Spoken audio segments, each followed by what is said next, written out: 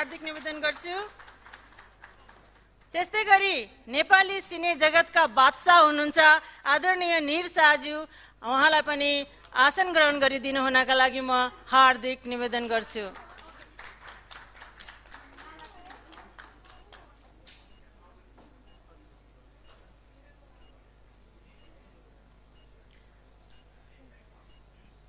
त्यसै गरी आफूलाई अब्बल साबित गर्नुहुने कलाकार हुनुहुन्छ आदरणीय खगेन्द्र लामिछानेज्यू, उहाँलाई पनि आसन ग्रहण गरिदिनु हुनका लागि म हार्दिक निवेदन गर्छु।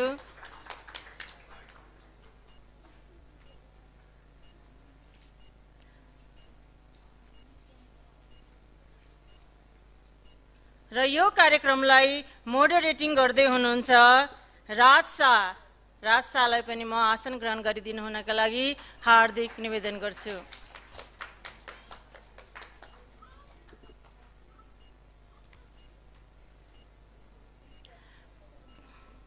हाम्रो प्यानलिस्ट भोला रिजाल निरसा, माफ गर्नुहोला, निरसा बाहिर हुनुहुन्छ, उहाँलाई आसन ग्रहण गरिदिनु हुनका लागि म हार्दिक निवेदन गर्छु।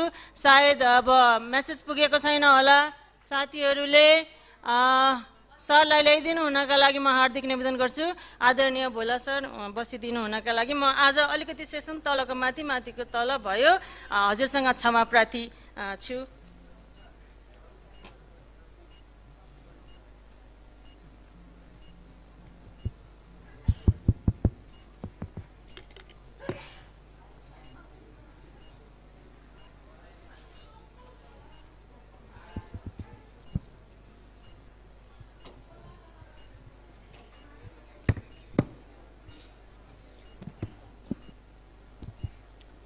नेपाली चलचित्रका बादशाह हुनुहुन्छ हामीले निर शाहलाई हामी सानै हुँदादेखि हेर्दै सिनेमाको पर्दामा देख्दै हुर्केको आदरणीय सरलाई यहाँ आसन ग्रहण गरिदिनु हुनका लागि हार्दिक निवेदन गर्छु। सबैजनाले जोरदार तालीले स्वागत गरिदिनु हुनका लागि पनि म हार्दिक निवेदन गर्छु। अब भने माइक्रोफोन आदरणीय मोडरेटर राज शाहलाई हस्तान्तरण गर्दै म यो पोडियमबाट बिदा हुन्छु। नमस्ते। धन्यवाद सुमन वर्षाज्यू। सबैजनालाई हार्दिक स्वागत यो नेपाली सिनेमा विगत र वर्तमानको यो सेसनमा पाल्नुभएका तपाईँहरू सम्पूर्णमा हार्दिक स्वागत गर्न चाहन्छु। म राज शाह। सर्वप्रथम मेरो प्यानलिस्टमा हुनुभएका अग्रज स्रष्टाहरूलाई म परिचय गराउन चाहन्छु। मसँग हुनुहुन्छ वरिष्ठ कलाकार, निर्माता, निर्देशक, गीतकार आदरणीय निर शाहज्यू। उहाँ एक नाम, उहाँको परिचय अनेक छन्। त्यस्तै मसँग हुनुहुन्छ नेपाली चेली जसले नेपाललाई सगरमाथाले चिनिन्छ, बुद्धले चिनिन्छ, त्यस्तै एउटा नाम छ मनिषा कोइराला जसले हामीलाई नेपाललाई विदेशमा पनि चिन्छौँ। मनिषा कोइरालाज्यू हुनुहुन्छ नेपाली चेली र बलिउड इन्डस्ट्रीकी नायिका। र त्यस्तै हुनुहुन्छ मसँग कलाकार, लेखक, निर्देशक, निर्माता पशुपति प्रसाद जस्तो चलचित्रका कलाकार, लेखक खगेन्द्र लामिछानेज्यू। उहाँ तिनैजनालाई मैले यो कार्यक्रममा हार्दिक स्वागत गर्न चाहन्छु। र म अलिकति नर्भस छु। मेरो दायाँ बायाँ ठुला ठुला तीनवटा पहाडहरू छन् र म यो सेसनलाई, यो पहाडलाई कहाँसम्म अगाडि लान सक्छु, मेरो लागि ठुलो चुनौती भरिएको छ।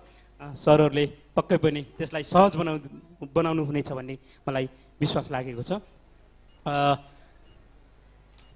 म निर सरसँगबाटै कुरा सुरु गर्छु। सर कलाकार, लेखक, निर्देशकको रूपमा, गीतकारको रूपमा धेरै लामो समय काम गर्नुभयो। वासुदेवदेखि लिएर, परिवर्तनदेखि लिएर अहिले पछिल्लो समय बगानमा कलाकारको रूपमा, वासुदेवदेखि लिएर अहिले पछिल्लो समय तपाईँको सेतो बाघसम्म आउँदाखेरि सरले नेपाली सिनेमामा देखेको फरक चाहिँ के हो, परिवर्तन चाहिँ के हो, के परिवर्तन देख्नुभएको छ होला सरले?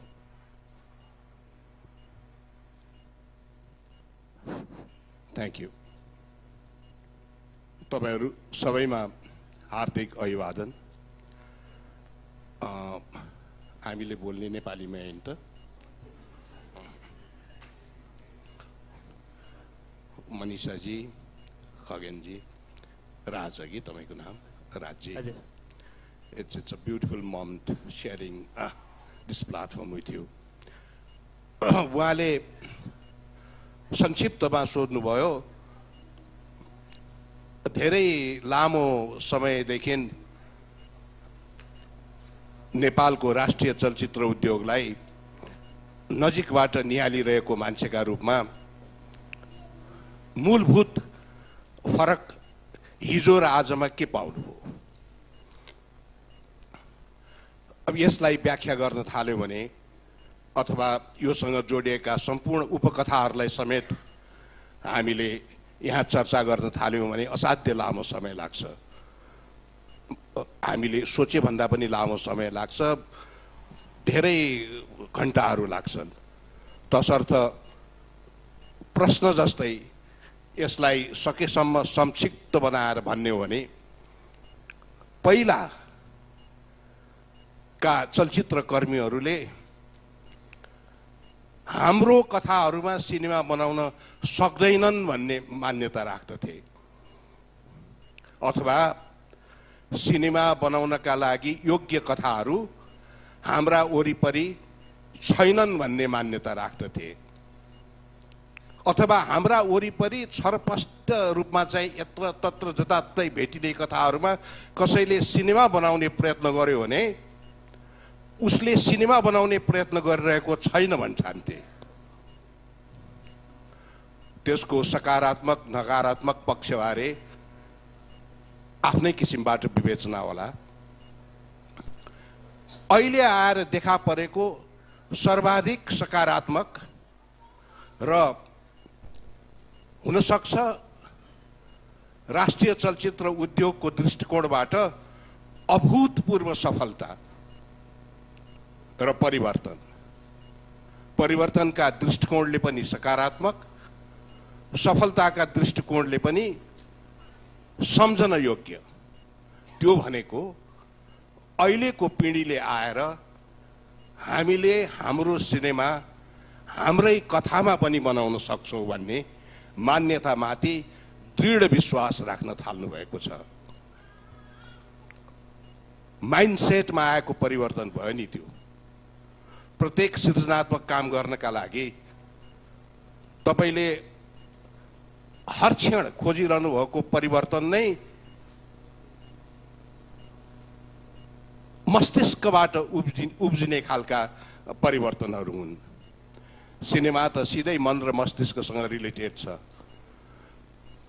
नेप्लिज फिल्म मेकर्सहरूको माइन्डसेटमा जुन यो अभूतपूर्व परिवर्तन देखिएको छ त्यही नै हिजोको सिनेमा र आजको सिनेमामा देखिएको सबैभन्दा महत्त्वपूर्ण भिन्नता हो। एकदमै गहन उत्तर सरबाट मैले पाएको छु। म यही प्रश्न मनीषाजीलाई सोध्न चाहन्छु। नेपाली चलचित्र मन फेरि भेटौलाबाट तपाईँ नेपाली चलचित्रमा आउनुभयो र नेपालबाट फेरि भेटौला भन्दै सौदागर गर्दै इन्डियामा गएर एउटा ठुलो नाम कमाउनुभयो। त्योदेखि अहिलेसम्म हिरामण्डीसम्म आउँदाखेरि तपाईले देखेको चलचित्रको विश्व बजारको चलचित्र भनौँ अझ बलिउड फिल्म इन्डस्ट्रीदेखि वर्ल्ड फिल्म इन्डस्ट्रीमा देखेको परिवर्तन अझ महसुस गरेको परिवर्तन चाहिँ के हो? यहाँहरू सबैलाई मेरो नमस्ते। र मैले चाहिँ नि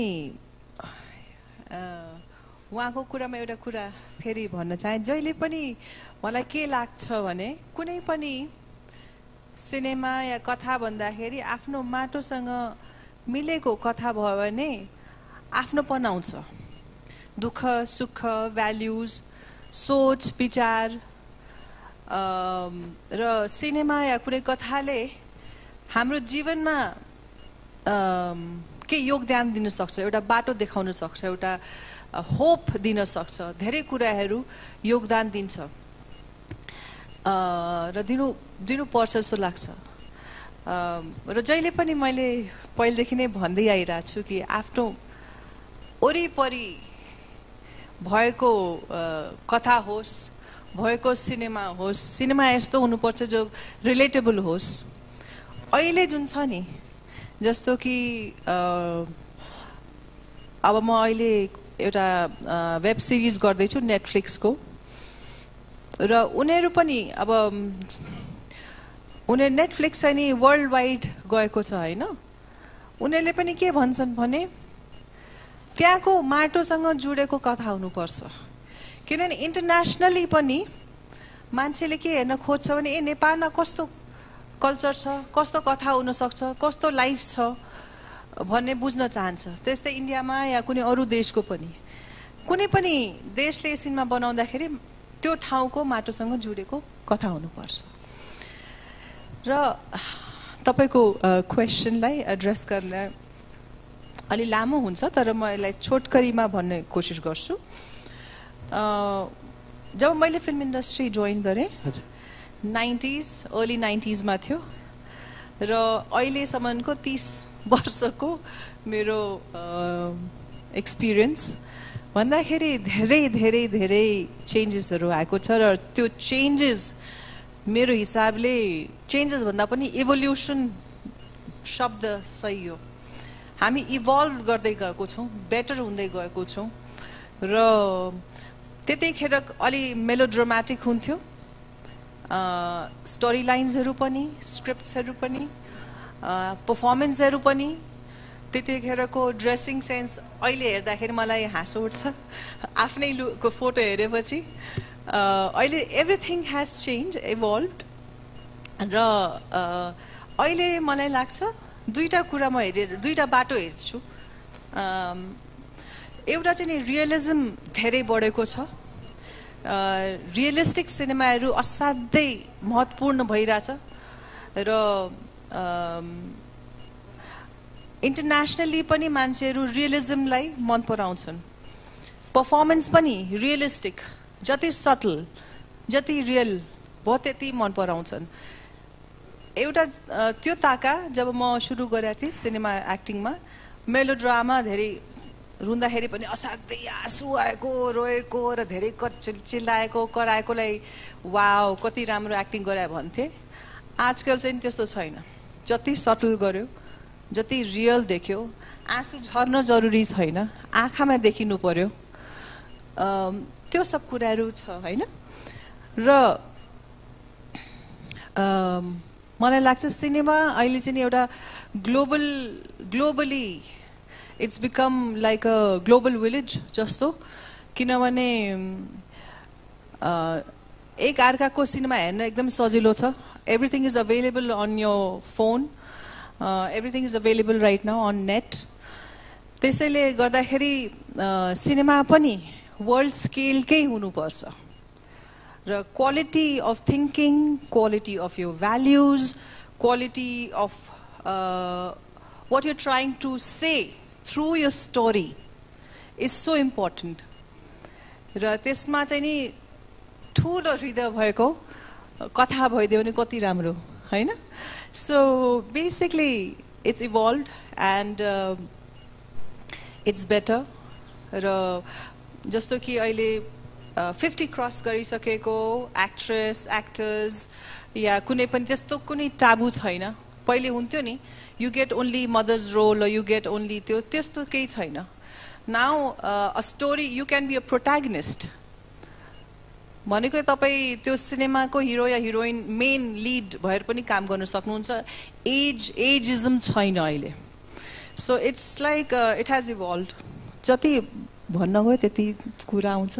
But I think यतिमा म रुक्छु. हजुर. धन्यवाद. Thank you. म यही प्रश्न लेखक निर्देशक कलाकार खगेन्द्र लामिछानेलाई प्रश्न गर्न चाहन्छु.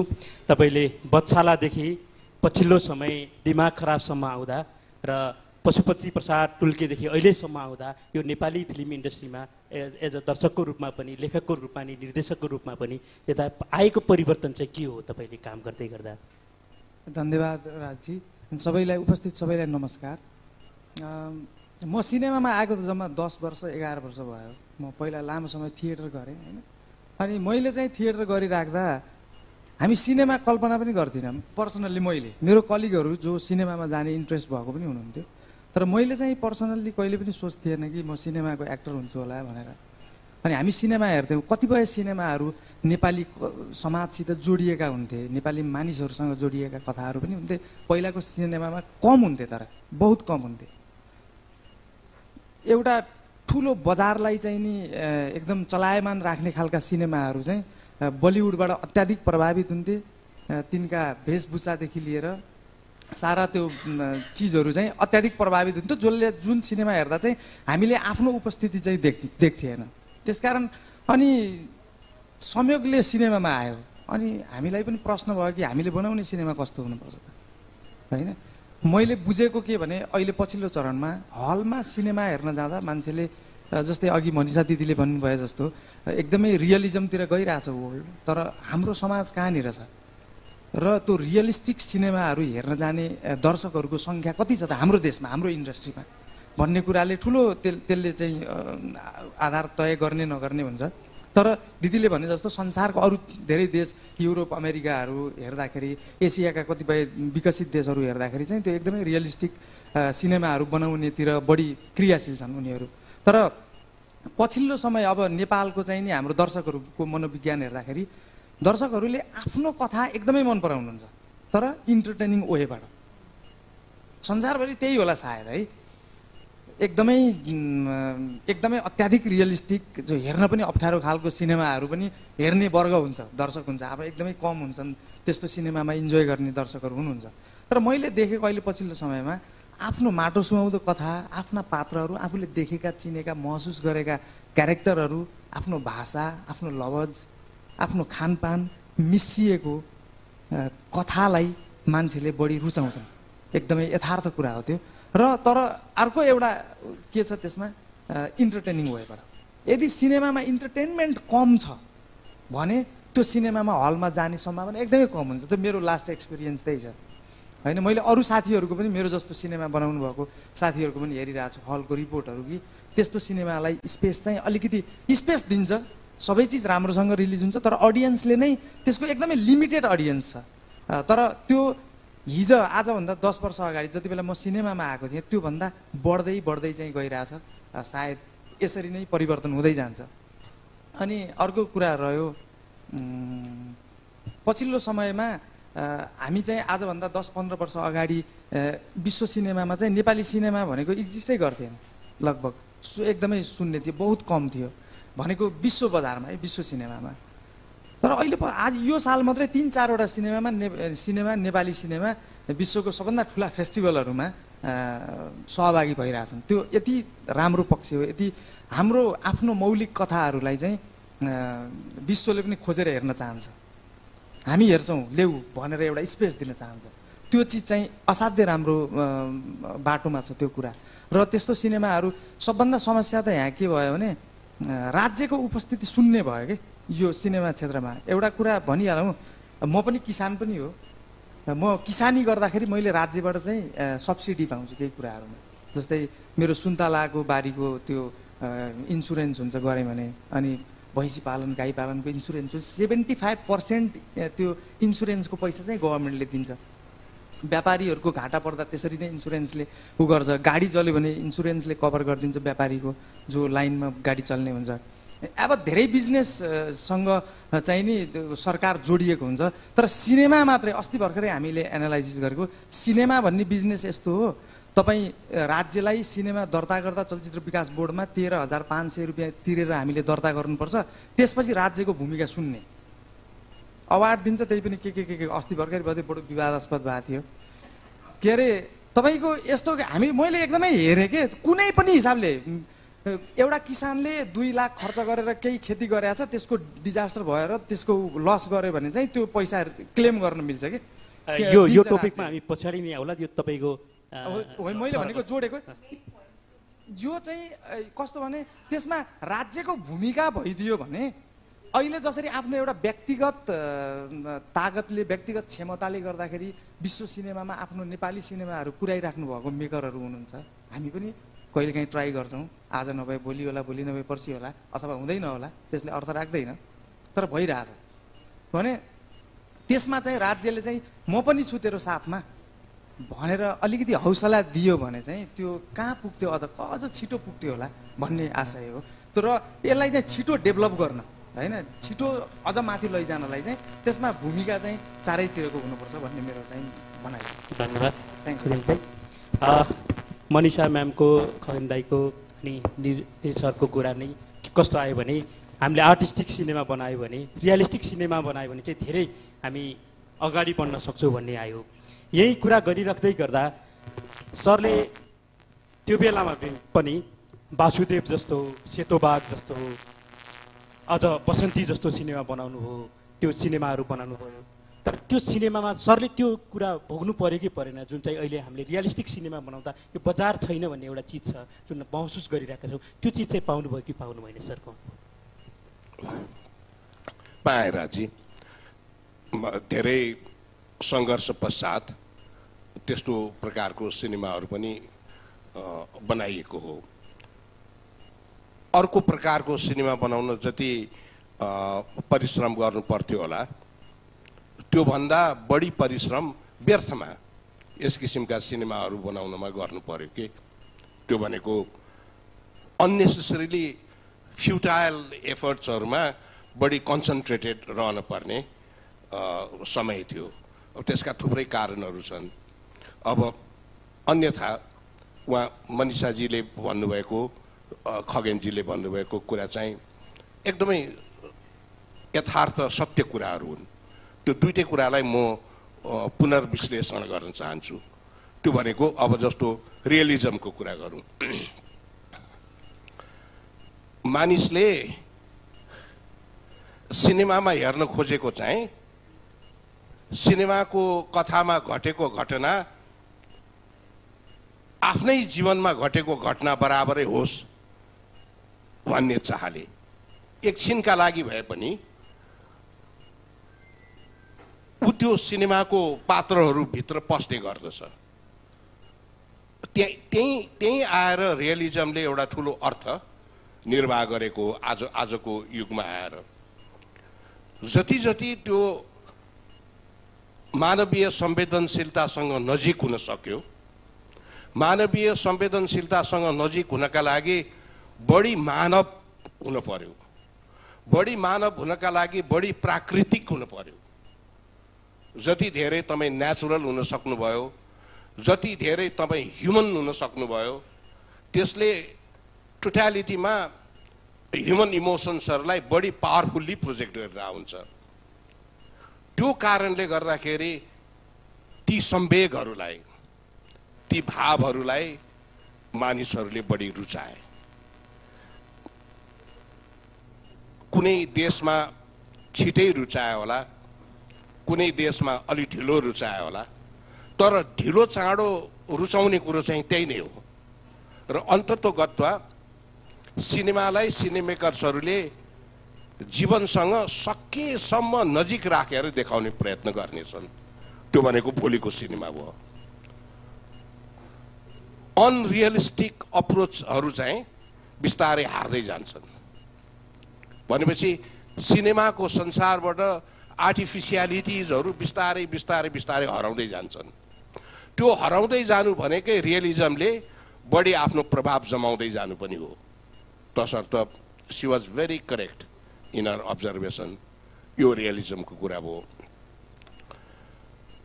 खगेनजीको कुरा त्यो रियलिजमलाई नै प्रेजेन्ट गर्ने किसिममा त्यसलाई मात्र आधार बनाएर प्रेजेन्ट गर्दाखेरि के कस्ता विडम्बनाहरूको पीडा भोग्न पर्छ त त्यसको मेकर्सहरूले, निर्माताले, निर्देशकले। अब भन्ने कुराको एउटा जानकार मान्छे त म पनि हुँ। मैले त्यसै पनि गर्न खोजेँ, त्यसो नगर्न पनि खोजेँ। त्यसो नगर्न खोज्दा पनि त्यसो गर्दा हुने जस्तो हुन सकेन, त्यसो गर्दा पनि त्यसो नगर्दा हुने जस्तो हुन सकेन के। त्यसै कारण त्यो के भयो के भयो, त्यो चाहिँ त्यो स्टेट अफ कन्फ्युजनको त्यो ऊ हो। तर यसलाई सामान्यतया दर्शकको साइकोलोजीलाई लिएर बुझ्नु पर्दा मेकर्सले चाहिँ कहाँनिर गएर बुझ्नुपर्छ होला भनेदेखि नि cinema is an art with highest amount of commercial potentiality. केही थरी मानिसहरूले त्यो हाइएस्ट अमाउन्ट अफ कमर्सियल पोटेन्सियालिटीलाई मात्र बुझेका हुन्छन्। केही मान्छेले यो वाक्यांशको सुरुमै भने जस्तो सिनेमा इज एन आर्ट मात्रै भनेर बुझेका हुन्छन्। तर परिभाषित गर्नेले त बडा सुन्दर ढङ्गले परिभाषित गरेको छ नि, cinema is an art with highest amount of commercial potentiality. त्यो highest amount of commercial potentiality भएका कारणले गर्दाखेरि नै यो एउटा विशाल इन्डस्ट्रीको रूपमा स्थापित हुन सकेको हो। यसको स्ट्रेङ्थ हो त्यो। साथसाथै आर्टका विविध फर्महरूमध्ये परापूर्व कालदेखि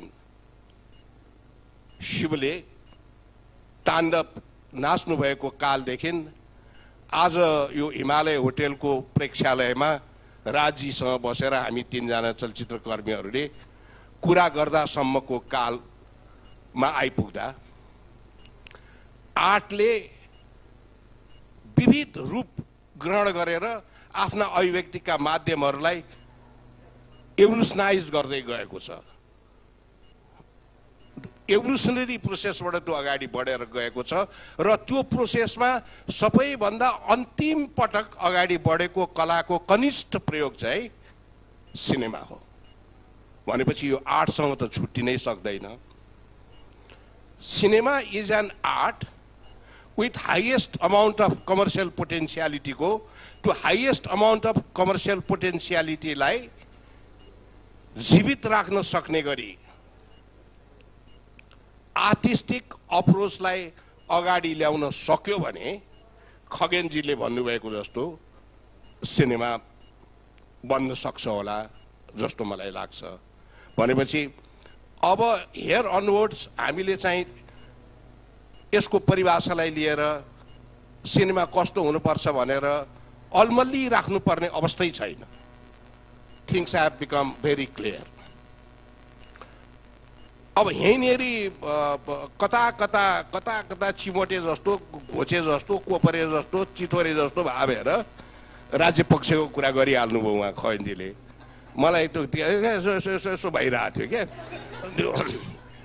त्यो कुरा पनि चाहिँ स्पष्ट गरिदिइहालौँ भनेर।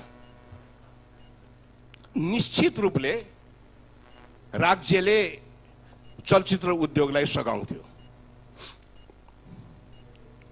2042 सालदेखि 2058 सालसम्म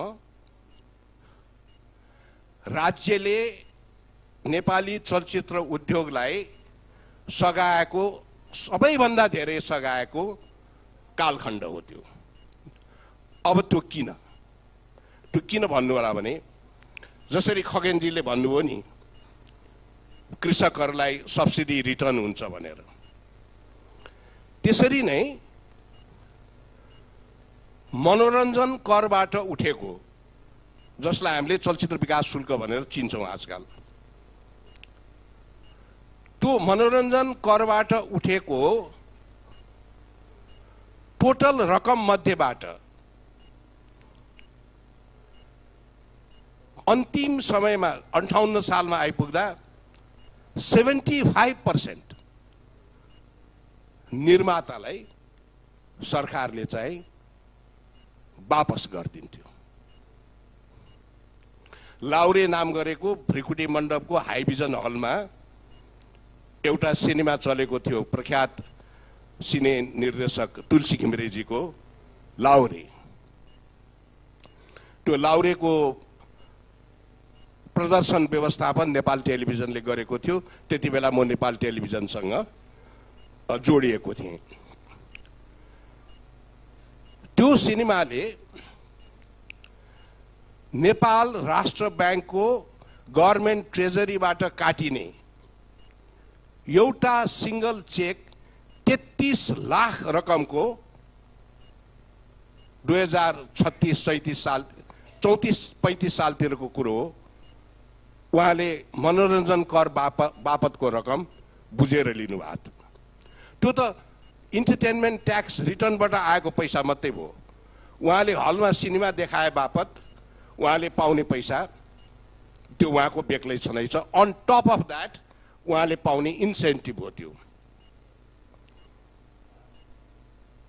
नेपालमा सिनेमा उद्योगको स्थापना भएकै त्यही इन्सेन्टिभको कारणले गर्दा हो। 2 वर्षमा एउटा सिनेमा बन्ने कालखण्डबाट 1 वर्षमा 70वटा सिनेमा बनाउन सक्ने स्थितिमा पुगेको त्यही इन्सेन्टिभको कारणले गर्दा हो। 70% विदेशी फिल्मले ओगटेको, विशेष गरेर हिन्दी फिल्मले ओगटेको नेपाली सिने बजार घटेर 20% मा पुग्नु र नेपाली सिने बजारको मार्केट शेयर 80% मा चाहिँ उक्लनुको पछाडिको मूल कारण पनि त्यही नै हो। तर त्यसलाई बन्द गर्नका लागि हाम्रा विद्वान चलचित्रकर्मी साथीहरूले एउटा सम्झौता गर्नुभयो 2058 सालमा। यो सबै सहायता, यो सबै सहयोग, यो सबै राज्य कोषबाट हामीले पाउने इन्सेन्टिभलाई बन्द गरिदिनुहोस्। त्यसको सट्टा एउटा कुरा दिनुहोस् के भनेर सरकारले सोध्यो। साथीहरूले भन्नुभयो चलचित्र विकास बोर्ड। चलचित्र विकास बोर्ड खोल्नका लागि यो इन्सेन्टिभ बन्द गरिएको र चलचित्र विकास बोर्ड खुलेको दिनदेखि नेपाली चलचित्र उद्योगको ओह्रालो यात्रा पनि प्रारम्भ भएको छ। भनेपछि majority of friends, nearly about almost everyone ले चाहिँ हामीलाई यो मनोरञ्जन कर फिर्ता आउने प्रचलन चाहिँदैन, नेपाली सिनेमामा ट्याक्सै लगाउनु पर्दैन, चलचित्र विकास बोर्ड खोलिदिनुहोस्। अब चलचित्र विकास बोर्ड चाहिँ कसरी खोल्ने भनेदेखि त्यसको बजेट चाहिँ नेपाल सरकारले नदिने, हिन्दी सिनेमा देखाएर चलचित्र विकास शुल्क बापत जति पैसा कलेक्ट हुन्छ त्यो कलेक्सन चाहिँ चलचित्र विकास बोर्डको आय स्रोत अथवा त्यसको बजेट। चलचित्र विकास बोर्डको कर्मचारीले तलब खानको लागि नेपालमा हिन्दी सिनेमा चल्नुपर्छ। त्यसको अध्यक्षजीले खाने 62,388 रुपियाँ त्यो हिन्दी चलचित्र सिनेमा देखाए बापत प्राप्त गरेको रकम हो। अब यो भन्दा धेरै म के भनौं? अब यो भन्दा धेरै भन्न त अलिकति असभ्य हुनुपर्छ, जुन हुनु राम्रो होइन जस्तो म अनुभव गर्दछु। तसर्थ यसलाई हाम्रा चलचित्रकर्मी साथीहरूले नै बिगार्नु भएको, बुझ्नुभयो? र पुनः यसलाई स्थापना गर्ने हो भनेदेखि नेपाली सिनेमा लयमा फर्कन्छ। अन्यथा नेपाली सिनेमा प्रोड्युस गर्ने कुनै न कुनै स्थान त हुन्छ, तर त्यो स्थान नेपाल चाहिँ हुँदैन। तसर्थ यो राष्ट्रिय चलचित्र उद्योगसँग गाँसिएको एउटा गहन र धेरैजनाले कम भन्न रुचाउने कथा भावेर मैले यहाँ सुनाउनु प्रासङ्गिक होला भन्ठानेर सुनाएको। अब यसलाई बाँकीलाई सुनाउने काम खगेनजीको हो। धन्यवाद सरलाई। हामीले खगेन्द्रजी र निरिसा सरबाट चाहिँ नेपाली चलचित्रको एक प्रकारको अहिलेको वर्तमान भनौँ न, विगतदेखि अहिलेको वर्तमान सुन्न पायौँ, बुझ्न पायौँ। र म मनिषाजीलाई सोध्न चाहन्छु, यो दुःख, यो पीडा यो हाम्रोमा मात्रै छ कि यो रियलिस्टिक चलचित्र वा कुनै आर्टमा चलचित्र बनाउँदै गर्दा विश्व बजारमा पनि त्यतिकै दुःख छ? के फरक छ? मलाई लाग्छ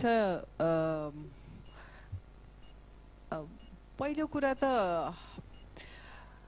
दुःख चारैतिर हुन्छ, आफ्नो आफ्नो हुन्छ र धेरै दुःख उठाउने प्रब्लम आएपछि त्यसको सल्युसनतिर पनि कलेक्टिभली मान्छेहरू जानुपर्छ र आर्ट हाउस सिनेमा जहिले पनि स्ट्रगल नै गरिरहेको हो र अहिले आएर चाहिँ नि मलाई लाग्छ ओटिटी प्लेटफर्महरू खोलेदेखि चाहिँ नि अलिकति आर्ट हाउस सिनेमाहरूलाई चाहिँ नि मोरल बुस्ट पाएको छ, because they get backing of finance होइन, त्यो कारणले पनि हो। र सँगसँगै चाहिँ नि यो हरेक ठाउँको जस्तो नेपालको या भारतको या कुनै अरू देशको चलचित्रहरूमा आफ्नै किसिमको एउटा स्ट्रगल विदिन द त्यो कन्ट्री भइरहेको हुन्छ, किनभने भारतमा पनि पहिले चाहिँ नि ब्याङ्कहरूले लोन दिँदैन थियो फिल्म चलचित्र निर्माताहरूलाई, पछि चाहिँ नि आइएनपी मिनिस्टर सुषमा स्वराज जी आउँदाखेरि त्यसपछि रेकग्नाइज गरेर लोनहरू दिन थाल्यो। त्यस्तै हरेक ठाउँको आफ्नै प्रब्लम्सहरू अनेक हुन्छन्, तर त्यो प्रब्लम्स भएर बुझेपछि चाहिँ नि केही गर्नु चाहिँ नि तपाईँहरूको कर्तव्य हुन्छ, यङ्गर जेनेरेसनको होइन। सो या यो समस्या त छँदैछ। म खगेन्द्र दाइसँगै जान्छु। यो समस्या हुँदाहुँदै पनि अहिले स्वयं खगेन्द्र लामिछानेज्यूले चाहिँ सिनेमा घर एप भनेर खोलिराख्नु भएको छ र त्यसमा चाहिँ नेपाली फिल्महरू प्रदर्शन वा त्यसबाट प्रड्युस गर्ने एउटा उ गर्नु छ। सायद तपाईँले यही समस्याबाट चाहिँ छुटकारा पाउनलाई त्यसको सुरुवात गर्नुभएको हो? त्यो पनि हो। सरको कुरालाई अलिकति जोडेर अनि म अगाडि बढ्छु। के अरे पहिला 58 साल पूर्वको अवस्था जस्तो थियो नेपाली सिनेमामा, जो गभर्मेन्टले त्यो लिएको ट्याक्स चाहिँ फिर्ता दिन्थ्यो। अहिले हाम्रो लडाइँ पनि त्यही हो। अहिले चाहिँ तपाईँ म चाहिँ एक्टर हो अनि लेख्ने मान्छे हो, तर म प्रोड्युसर एसोसिएसनको मेम्बर छु। किन त भन्दा यही कुरा विभेद भयो ठुलो। हामी चाहिँ त्यो एकदमै कलेक्टिभ फोर्स बनाएर त्यो कुरासित डिल नगरिकन यो हुँदैन भनेर चाहिँ मेरो जेनेरेसनको साथीहरू धेरै यङ फिल्म मेकर चाहिँ हामी गएको छौँ। हो हो है, त्यसकारण चाहिँ अब यो हाम्रो प्रयत्न छ, किनभने हामी माथि विभेद भयो, अन्याय भयो भन्ने भएर नै हामीले चाहिँ सरहरूले जसरी पहिला त्यो रिटर्न पाउनुहुन्थ्यो, हामी त्यो स्टेजमा जानुपर्छ, फर्किनुपर्छ। त्यो चाहिँ राज्यले चाहिँ हामीलाई दिनुपर्छ त्यो, किनभने हामीले त 5% त्यो स्थानीय मनोरञ्जन कर तिर्छौँ, 13% भ्याट लिन्छ, त्यसपछि कम्पनीमा सिनेमा बनाउँदा फाइदा भयो भने त्यसको 25% लिन्छ। त्यो गर्दाखेरि त हामी त सरकारलाई कमाइदिने रहेछ पैसा। थाहा छ हाम्रो जिन्दगी कसरी चल्छ भन्ने लाग्छ कहिलेकाहीँ मलाई फिल्म डुब्दाखेरि। अनि त हामीबाट लिने मात्रै, अनि सरकारको दायित्व केही पनि हुँदैन भनेपछि अनि त्यो नागरिक भएको अर्थ के भयो त त्यहाँ भन्ने प्रश्न पनि मनमा एकदम बलियो गरी गढ्यो र हामी चाहिँ त्यसको लागि फाइट गरिरहेछौँ। सरहरूले पनि के अरे सपोर्ट गर्नुहुन्छ, हाम्रो पूर्व अध्यक्ष नै हुनुहुन्छ सर होइन।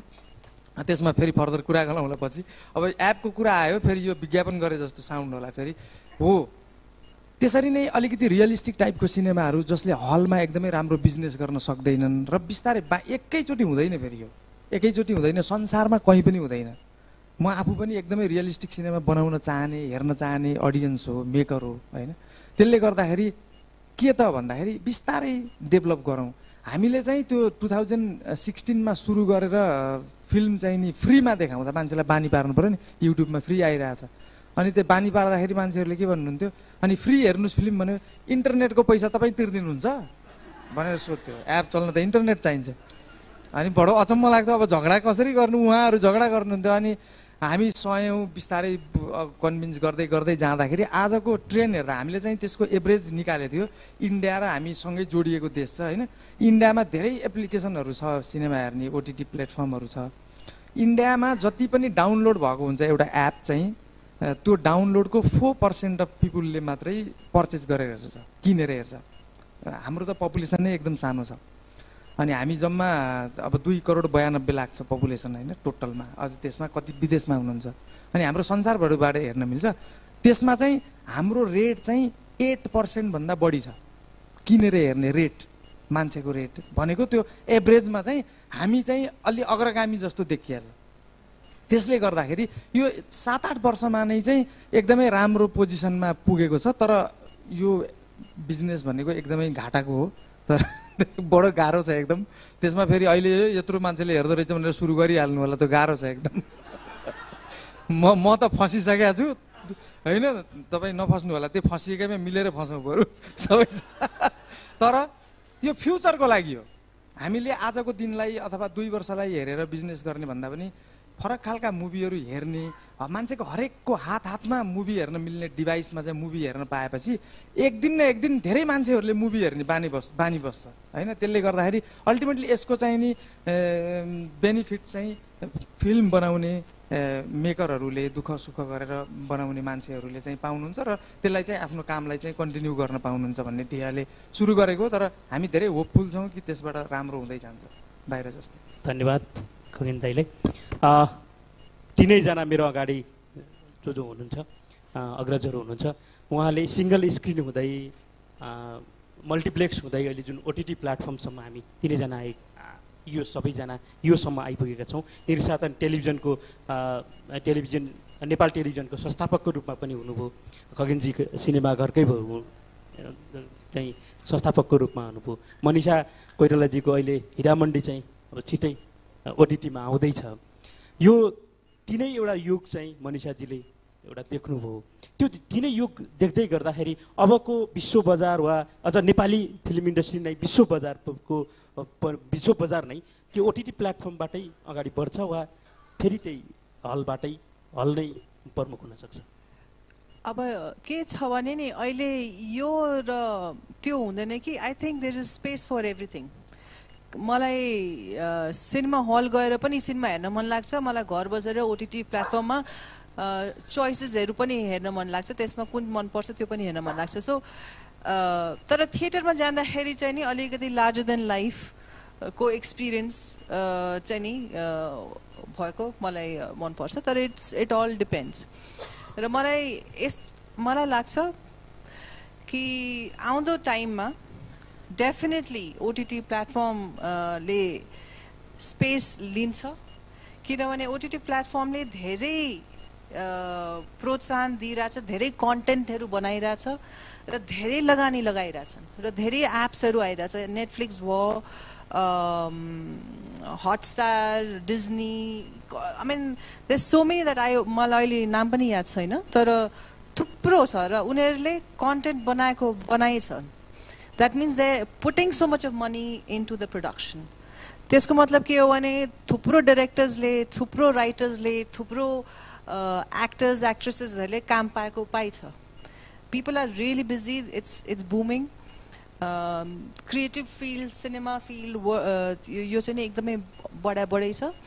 तर थिएटरमा बसेर सिनेमा हेर्नुको मजा नै अर्कै हो। सो मलाई चाहिँ दुइटै मनपर्छ। आई थिङ्क थिएटर जानु पनि र घरमा बसेर पनि हेर्नु, I think there is a space for all. Technology चाहिँ नि हामीले अपबिट गराएर वर्ल्डको लेभलमा गर्न सक्यो भने धेरै राम्रो। मलाई समय सकिएको जानकारी दिइसक्नु भएको छ। मैले यो सेसनको कुराको सुरुवात चाहिँ बल्ल सुरुवात भएको महसुस गरेको छु। जल्ल गाँठी कुरा आउँदै थियो, अब चाहिँ टाइम सक्यो भनिसक्नु भएको छ। तर म यत्तिकै उठेँ भने मलाई अडियन्सबाट पक्कै गाली गर्नुहुन्छ। म एउटा दुईवटा प्रश्न चाहिँ अडियन्सबाट लिन चाहन्छु। कोही प्रश्न गर्ने हुनुहुन्छ भने एकदम छोटकरीमा प्रश्न गरिदिनु होला। माइक।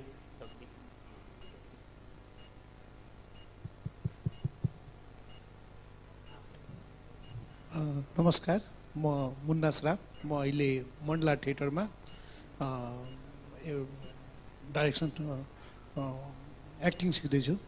र विशेष एउटा सानो कुरा थियो, जसरी निर सर हुनुहुन्छ हाम्रो एकदम, र अहिले फिल्म चाहिँ एकदम राम्रो भइरहेको छ, सुन्नमा पनि आउँछ, एकदम फिल्म चल्यो। तर कति त्यसमा आर्टिस्टहरू, क्यामेराम्यानहरूले पैसा पाउनु हुँदैन। त्यसमा 1 करोड लाग्यो, 2 करोड रुपियाँ लाग्यो, तर आर्टिस्टले पैसै पाएको छैन। त्यो पैसा सब कहाँ गयो सर? तपाईँको प्रश्न चाहिँ कसलाई? त्यो त तपाईँले नदिने प्रोड्युसरलाई सोध्नुपर्ने प्रश्न हो। धन्यवाद प्रश्नका लागि। अरू कोही हुनुहुन्छ भने त्यहाँनिर। धेरैचोटि मैले पनि पैसा पाएको हुँदिन तर प्रश्न। हेलो, हजुरलाई मेरो एउटा प्रश्न छ। जस्तो हामीले फिल्मको ट्रेलरहरू हुन्छ नि, एकदमै एक्सपेक्टेसन हुन्छ, त्यो ट्रेलर हेर्दा चाहिँ फिल्म हेर्न जम जस्तो लाग्छ। तर जब हामी हलमा गएर हेर्छौँ नि, जुन ट्रेलर चाहिँ ट्रेलर अनुसार फिल्म हुँदैन। यसलाई इम्प्रुभ गर्नलाई के गर्नुहुन्छ? यसको अलिकति कस्तो भने, ट्रेलर त्यसको लागि बनाइन्छ जुन चिज हेरेर मान्छेहरू सिनेमा हलसम्म आउन् भन्ने धारणाले बनाइन्छ। त्यसकारण डेफिनेटली सिनेमा भन्दा ट्रेलर राम्रो र क्याची हुन्छ नै।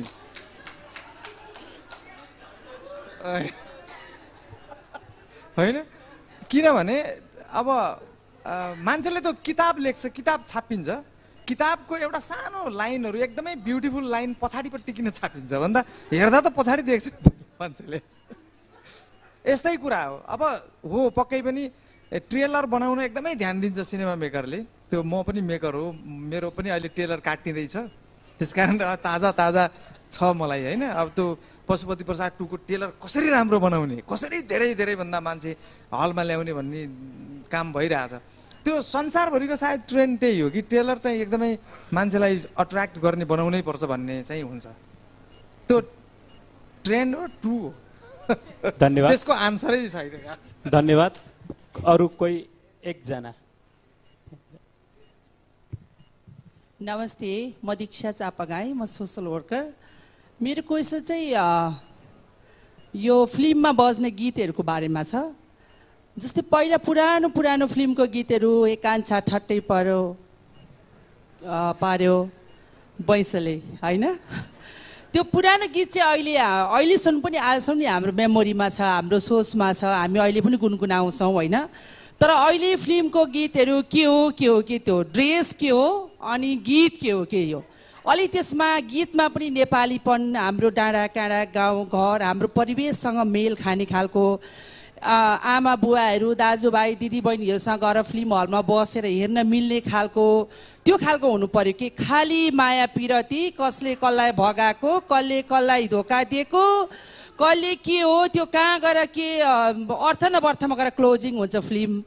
त्यही भएर एउटा मिनिङ होस् फिल्म हेर्न जाँदा पनि। ओहो, मेरो मनमा म अहिले 35 वर्षको भएँ, अरू 35 वर्ष पछाडि पनि ओहो मैले त्यो फिल्म हेरेको भए अहिले पनि मलाई कस्तो घत लाग्छ भन्ने खालको फिल्म हुनु पर्यो। Thank you very much. तपाईँको प्रश्न चाहिँ यसको मेरो प्रश्न चाहिँ निरसा सरले दिँदा राम्रो होला, किन आफै पनि राम्रो गीतकार हुनुहुन्छ।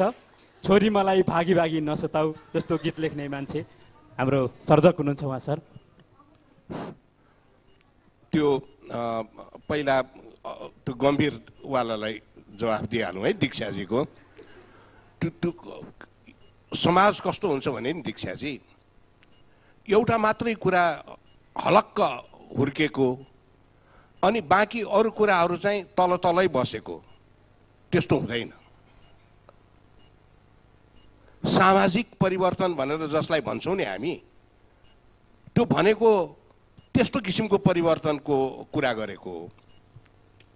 यो अगेन मान्छेको मानसिकतासँग गएर जोडिएको हुन्छ होइन। त्यसमा अब भ्युअर्स टेस्टको कुरा आयो, हामीले दिएको एडुकेसनको कुरा आयो, हामीले हुर्काउँदै गरेको समुदायको कुरा आयो, हाम्रा बालकहरू जस्तो हिसाबले हुर्किँदै गएका छन् तिनीहरूको हुर्काइसँग जोडिएका कुराहरू भयो। त यदि यस्तै किसिमको परिमार्जित प्रस्तुति जीवनसँग सार्थक सम्बन्ध राख्ने अरू ठाउँमा खोज्नु हुँदा तपाईँले पाउनुभयो, तर सिनेमामा खोज्दा र गीतमा खोज्दा पाउनु भएन भने तपाईँले सही प्रश्न उठाइरहनु भएको छ। तर अन्त कतै पनि त्यो परिमार्जित अवस्थामा छैन, तर सिनेमामा मात्रै तपाईँले त्यो परिमार्जन खोज्नु भएको हो भने त्यो प्राप्त हुन सक्दैन। किनभनेदेखि त्यो समाजका अन्तर कुन्तरबाट अभिप्रेरित भएर आउने थुप्रै उद्घोषहरूमध्येको एउटा माध्यम हो सिनेमा पनि। तसर्थ the society has to change first, the mindset of the society has to change first. त्यसपछि तपाईँले यस्तो प्रश्न उठाउनै पर्दैन, त्यो आफै हराएर जान्छ। Good money drives away the bad money भने जस्तो नि, जस्तो यही विश्वमा मानिसहरूले पोर्नो फिल्म इन्डस्ट्रीलाई पनि त अगाडि बढाउन खोजेका थिए नि, सकेनन्। प्रकारान्तरमा त्यो हराएर गयो। तसर्थ राम्रा कुराहरू हुन थालेपछि नराम्रा कुराहरू आफै बिलाएर जान्छन्। हाम्रो देशमा त्यस्तो राम्रो दिन आउनेछ भन्ने कुरामा तपाईँ पनि आशान्वित हुनुहोस्, म पनि हुन्छु है। धन्यवाद। अब उहाँको चाहिँ अब त्यो बडा मजाको कुरो छ क्या, यसलाई अब जति टाइम लागे पनि एउटा कथासँग जोडिदिउँ है। राजी एउटा प्रड्युसर थियो, हम्म परे गाला यत्रो यत्रो भए होइन। त्यो हाम्रो चाहिँ शम्भुजित बास्कोटाजी कहाँ सिटिङ गर्न आउँदाखेरि 6-7वटा चकटी पनि अब एउटैमा बसे भयो नि। हामी त एउटैमा बस्थेँ। म गीत लेख्थेँ, म गीत लेख्थेँ, शम्भुजितजी चाहिँ त्यसको ट्युनिङ गर्नुहुन्थ्यो। ऊ प्रड्युसर भएर ऊ पनि त्यो म्युजिक सिटिङमा आउँथ्यो। अब हामी त एक-एकवटा चकटीमा बस्थ्यौँ, ऊ चाहिँ 4वटा चकटी हालेर बस्थ्यो होइन, माथि गजक्क यसो गरेर। अनि मैले उहाँ शम्भुजितजीलाई के भने नि, हेर्नुहोस् जितबाउ, हामी त उहाँलाई जितबाउ भन्छौँ, अहिले यो प्रड्युसरको गाला अप्प परेको छ, हेर्दै जानु होला। यो सिनेमा सकिँदै गएपछि यो जोडेर परे अवस्थामा आउँछ है, त्यो नोटिस गर्नुहोस् भनेर भनेको थिएँ। अब त्यो सिनेमामा मैले खेलेँ पनि, बुझ्नु भएन, खेलेपछि उहाँले केही रकम डबिङ सकेपछि दिन्छु भनेर भन्नुभएको थियो। त्यति बेलासम्म उहाँको यो गालाको भित्रीसँग जोडिएला जस्तो अवस्था भइसक्या देखेर यो प्रमिस फुलफिल हुन्छ होला जस्तो मलाई लागेन। अनि मैले भने तपाईँले त त्यो मलाई पेमेन्ट गर्नुपर्छ, अनि मात्रै म डबिङ गर्छु भनेर भने होइन। अनि म त्यो डबिङ गर्न गएँ। डबिङ स्टुडियोमा बसेर म उहाँलाई हेर्दैछु, उहाँ परेर आउनुभयो। आएपछि एउटा खाम देखाउनु भयो त्यो। अब हामी त त्यो भित्र हुन्छौँ नि, बाहिरबाट गरेर देखाउनु भयो। मैले पनि यसो हेरेँ, सेतो रङको खाम, ल राम्रै छ भन्ठाने। मैले आफ्नो डबिङ गरेँ। डबिङ गरेपछि अब झटपट बाहिर आएर त्यो साउन्ड रेकर्डिस्टको टेबलमा राख्नुभएको रहेछ। खाम खोलेर भित्र भने यस्तै एउटा पर्चा थियो, सरी दाइ आज मिल्न सकेन भनेर ल्याएर रहेछ। अब गर्ने काम त सकिसक्यो।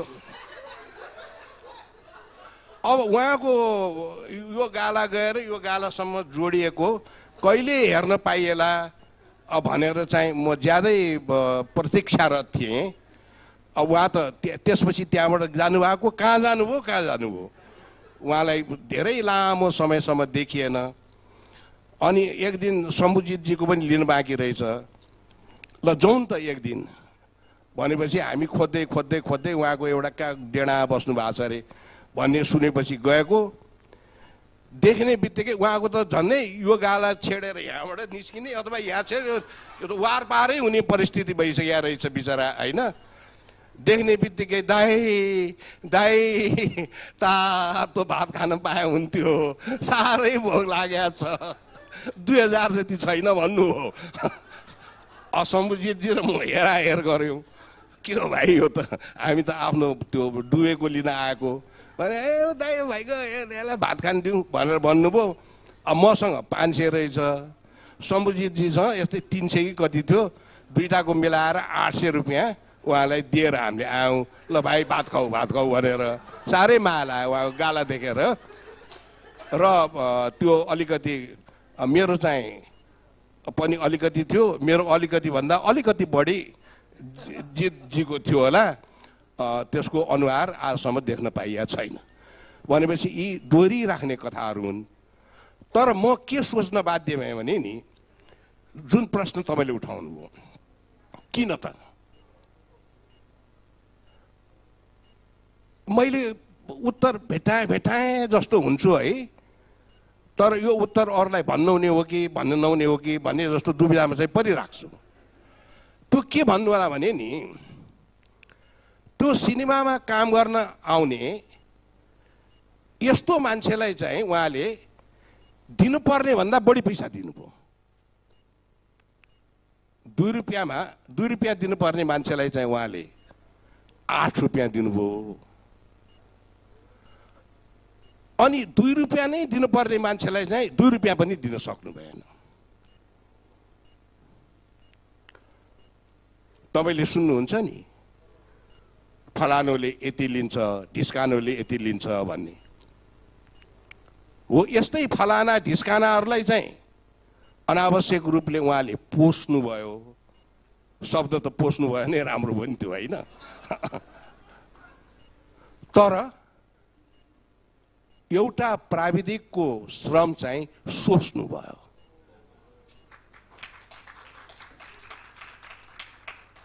यस्ता निर्माताहरू यो देशमा बिलाएर जाउन्, मेरो हार्दिक चाहिँ प्रार्थना छ। धन्यवाद सर। उताबाट प्रश्न सकियो। मैले एउटा प्रश्न अडियन्सबाट आउँछ कि जस्तो लागेको थियो, तर आएन। म यो प्रश्न चाहिँ म स्वयं नै सोध्छु। फेरि भेटौँला भनेर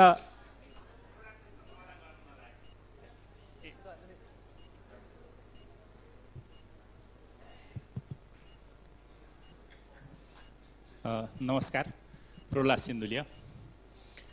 खगनजीलाई टार्गेट गर्छ है यो पैसा। हामीलाई एज अ अडियन्स एउटा यस्तो राम्रो कथा नेपाली फिल्मको चाहिएको हुन्छ। स्क्रिप्ट त्योभन्दा खतरा चाहिन्छ।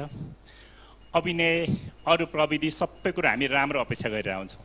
हिन्दी सिनेमासँग दाँजेर हेर्दाखेरि त्योभन्दा राम्रो होस् भन्ने हाम्रो अपेक्षा हुन्छ।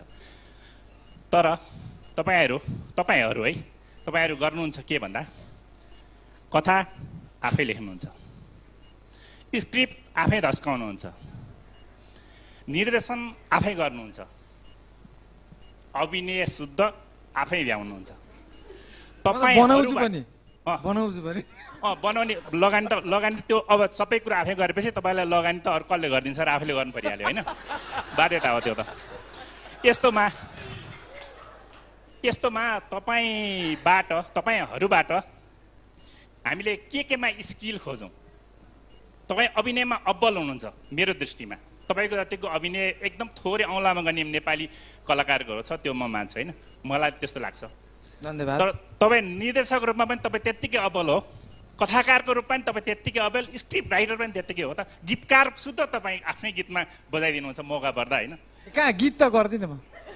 तपाईँहरू कुरा गरेँ मैले, होइन? मौका पऱ्यो भने त्यो निर्देशकले सङ्गीत शुद्ध आफैले हाल्छ, तपाईँ गीत लेख्ने कुरा नगर्नुहोस् न। हस्।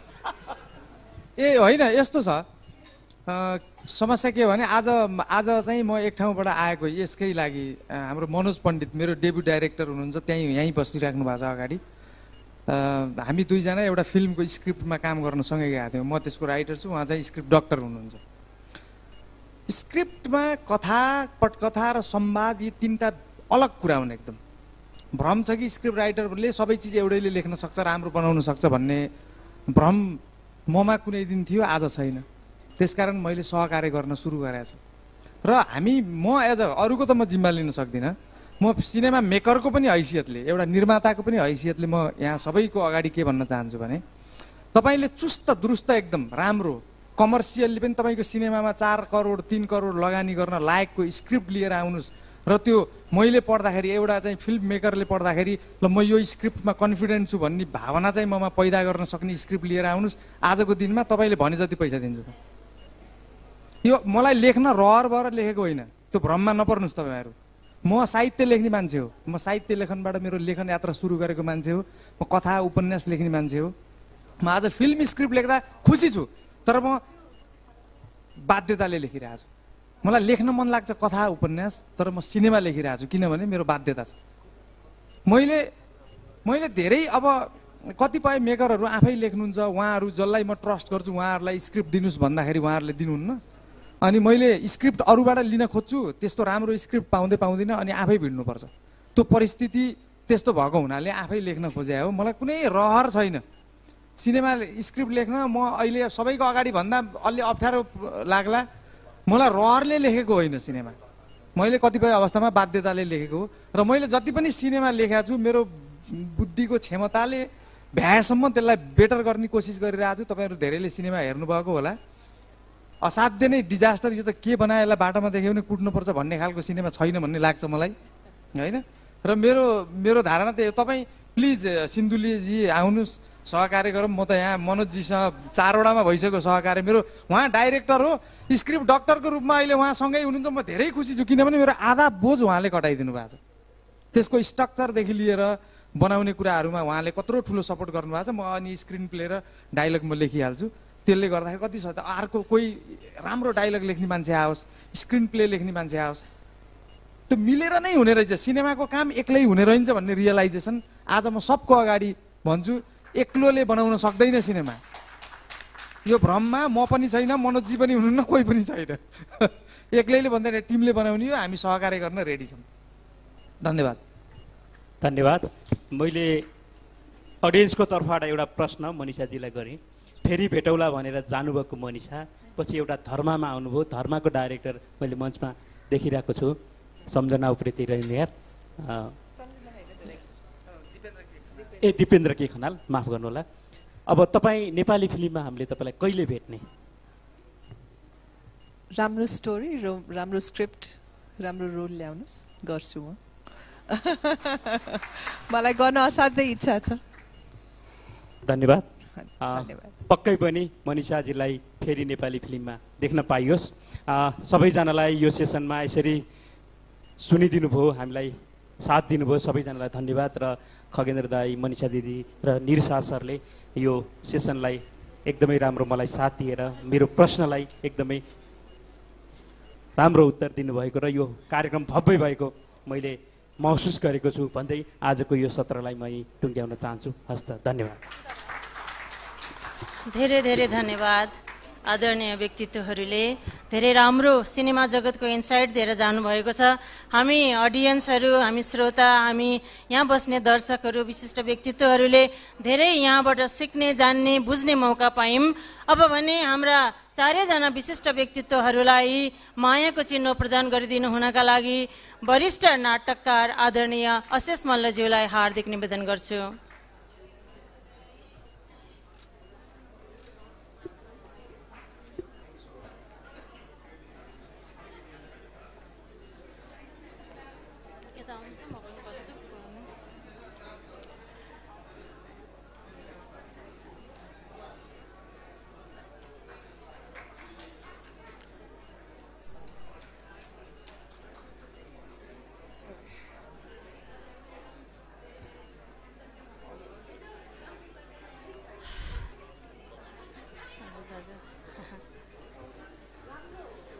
सबै वरिष्ठ व्यक्तित्वहरूलाई हलमै बसिदिनु हुनका लागि म हार्दिक निवेदन गर्छु। फेरि पनि हामीसँग ब्लास्टफुल सेसनहरू बाँकी नै छन्। अब भने अर्को सेसन 6 सुरु हुनेवाला छ। The theme of this session is literature without boundaries, South Asian literature and emerging trend. For this session सबैजना आदरणीय व्यक्तित्वहरूलाई बसिदिनु हुनका लागि म हार्दिक निवेदन गर्छु।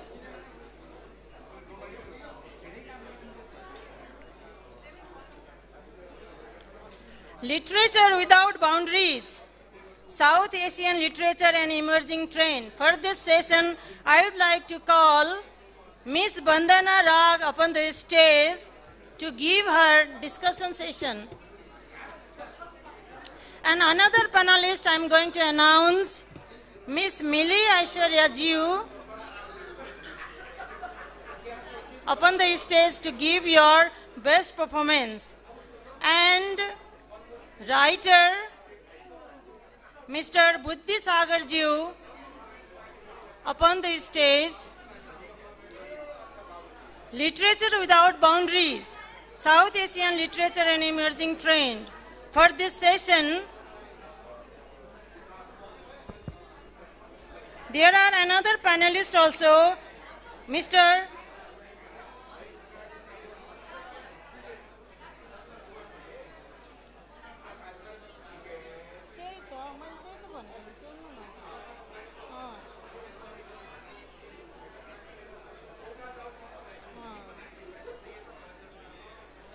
मैं तो वही तो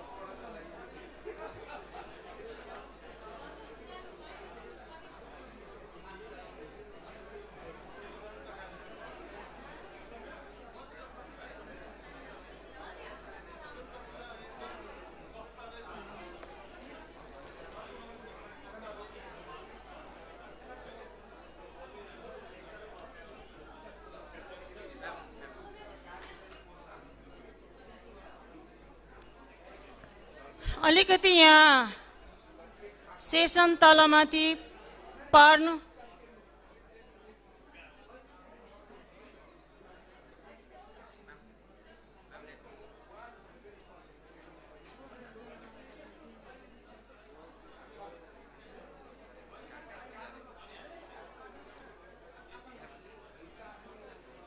दीजिए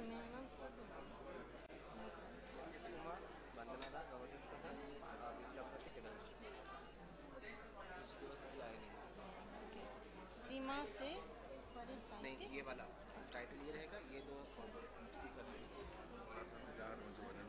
होटल में बस्ने हो अनि म कसको कुरा सुन्नु बोल्नु न होटलमा बस्ने हो अनि बाहिर जानु त्यसको डिस्कस गरिरहेछ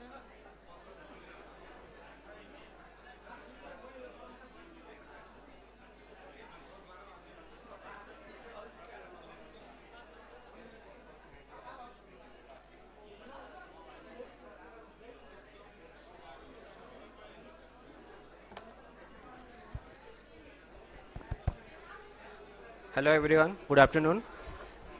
Can I please have everyone's attention please?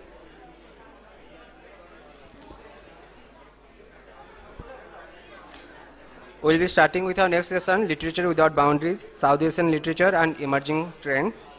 I would like to call upon Mr. Budhi Sagar ji, Ms. Bandana Rag ji, Ms. Mili Ashwarya ji, Mr. Yatish Kumar ji, Professor Avadesh Pradhan ji, or Mr. Biplab Pratik ji.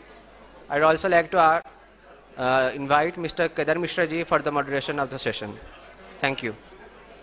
Please give a huge round of applause for the speakers.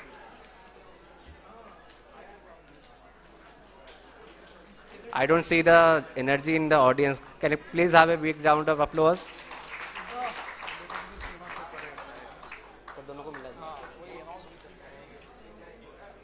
Literature Without Boundaries, सीमा से परे साहित्य. Thank you.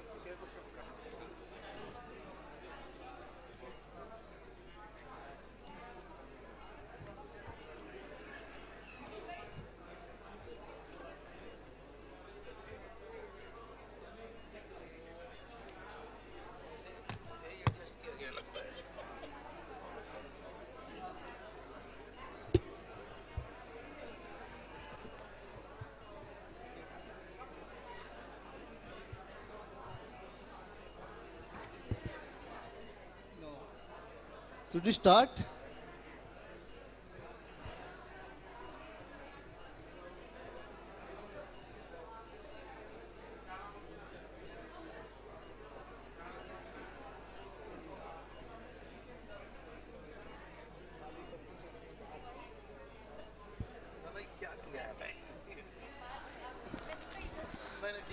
Can I please have everyone's attention please?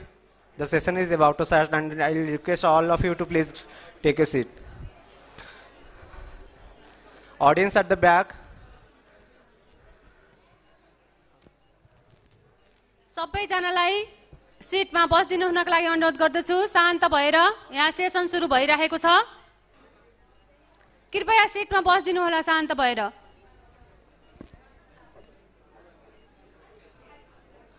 Okay. The hall looks more like a chaos. So we are combining two sessions together. we are talking about South Asian literature and at the same time, literature without boundaries. Sima se pare sahitya. So it's always very difficult to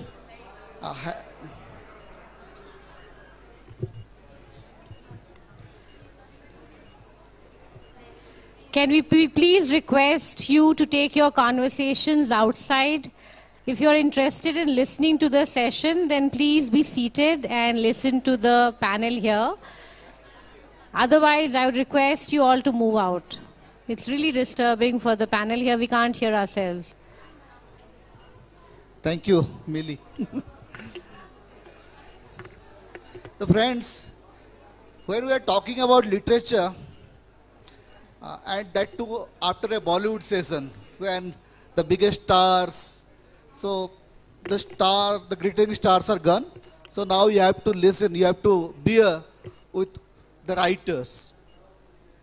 And when we talk about writing or literature, we always believe in a world without any border, without any frontier. No writer ever says that I write for a particular community. I write for a particular geographical boundary. So always literature is about human being, about the earth. Starting from the Vedic time up to this, every writer has a dream to reach every man of the world, every human being of the world. So in that context, when we discuss about Asian literature, the question arises, do we really know the Asian literature? Is there anything called Asian literature at all? Even when we talk about Indian literature or South Asian literature, do we really know each other very well? It's a very ironic situation on the dais. You can see all four are Hindi writers and I am an Odia writers. So one is a publisher, but Abdesh ji, Bandana ji, Yatish ji, तीनों हिंदी के लेखक हैं. I am a Odia writer. Millie is a publisher in English. So do we really have an interaction? Do we have any platform where we can have a dialogue with Nepali? Where do we have any platform where we can interact with each other? The Bengali and Tamil, the Tamil and Sinhalese, the Sinhalese and Nepalese, the Urdu and Punjabi. We are close to each other. But hardly we know very few Pakistani writers. We don't know who are writing in Afghanistan. What is happening in Indonesia? So all those questions and our esteemed panel, let me start with Bandana ji. Do you really believe there is an identity called Asian literature? Though we started with Gurudev Rabindranath Tagore, he talked about Asian identity, Asian literature, Asian sensibility. But still, the geopolitical enmity played a vital role to divide us. In that context, do you believe we writers can play a role to bring the literary traditions of the region together? Thank you. I do firmly believe that writers have a big role to play in this context. Politicians may do whatever they want to do, but the written word travels across boundaries. उसके लिए सचमुच कोई सीमा नहीं होती है.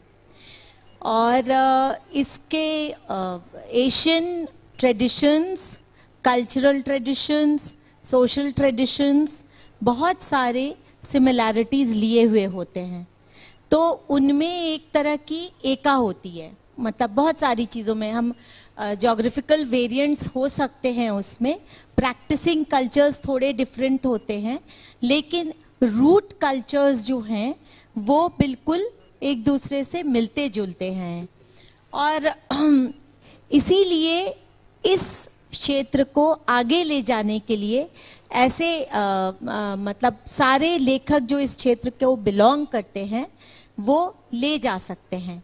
वो ले जा सकते हैं दो तरह से, इस तरह नहीं जैसे कॉलोनियलिस्ट पावर्स ने सोचा कि उसको डिवाइड, द ग्रेट डिवाइड बना दिया और उसको ओरिएंटल एक थिंकिंग थॉट प्रोसेस की तरह सोचा कि okay they are some exotic species who need to be discovered, trained, etc., etc. Not that way, but at par with good literature. We can go to the West as well as share literature amongst ourselves, because human responses, human emotions across boundaries continue to remain the same. But how, the way, there are many boundaries. The biggest boundary is the languages. We can say that the languages are our greatest strength. The diversity is strength, but at the same time, the diversities are also problematic. They can create borders, they can create hindrances. So, what I feel is, Abhi, in your opening statement, you said we need platforms. साझा platforms चाहिए हमें. सिर्फ जो Indian diversity है उसके trends को पकड़ने के लिए ही नहीं, बल्कि जो एशियन ट्रेडिशंस है उनको पकड़ने के लिए और उसको बाहर पहुंचाने के लिए भी इंटर डायलॉग्स जिसको बोल सकते हैं वो हमें क्रिएट करने होंगे ऐसे प्लेटफॉर्म्स। तो like I am very happy to come here today, जहां पर I can talk to you, I met you and then we discuss certain things not on this platform, but otherwise we get to meet each other and realize, okay, we have so many similarities and we need to express them, bring them forward and take it to the world. This is what I feel. Okay, thank you, Madanaji. Now I'm going to Avdeshji. Sir, two things actually. As a Odia writer, I always ask myself one question.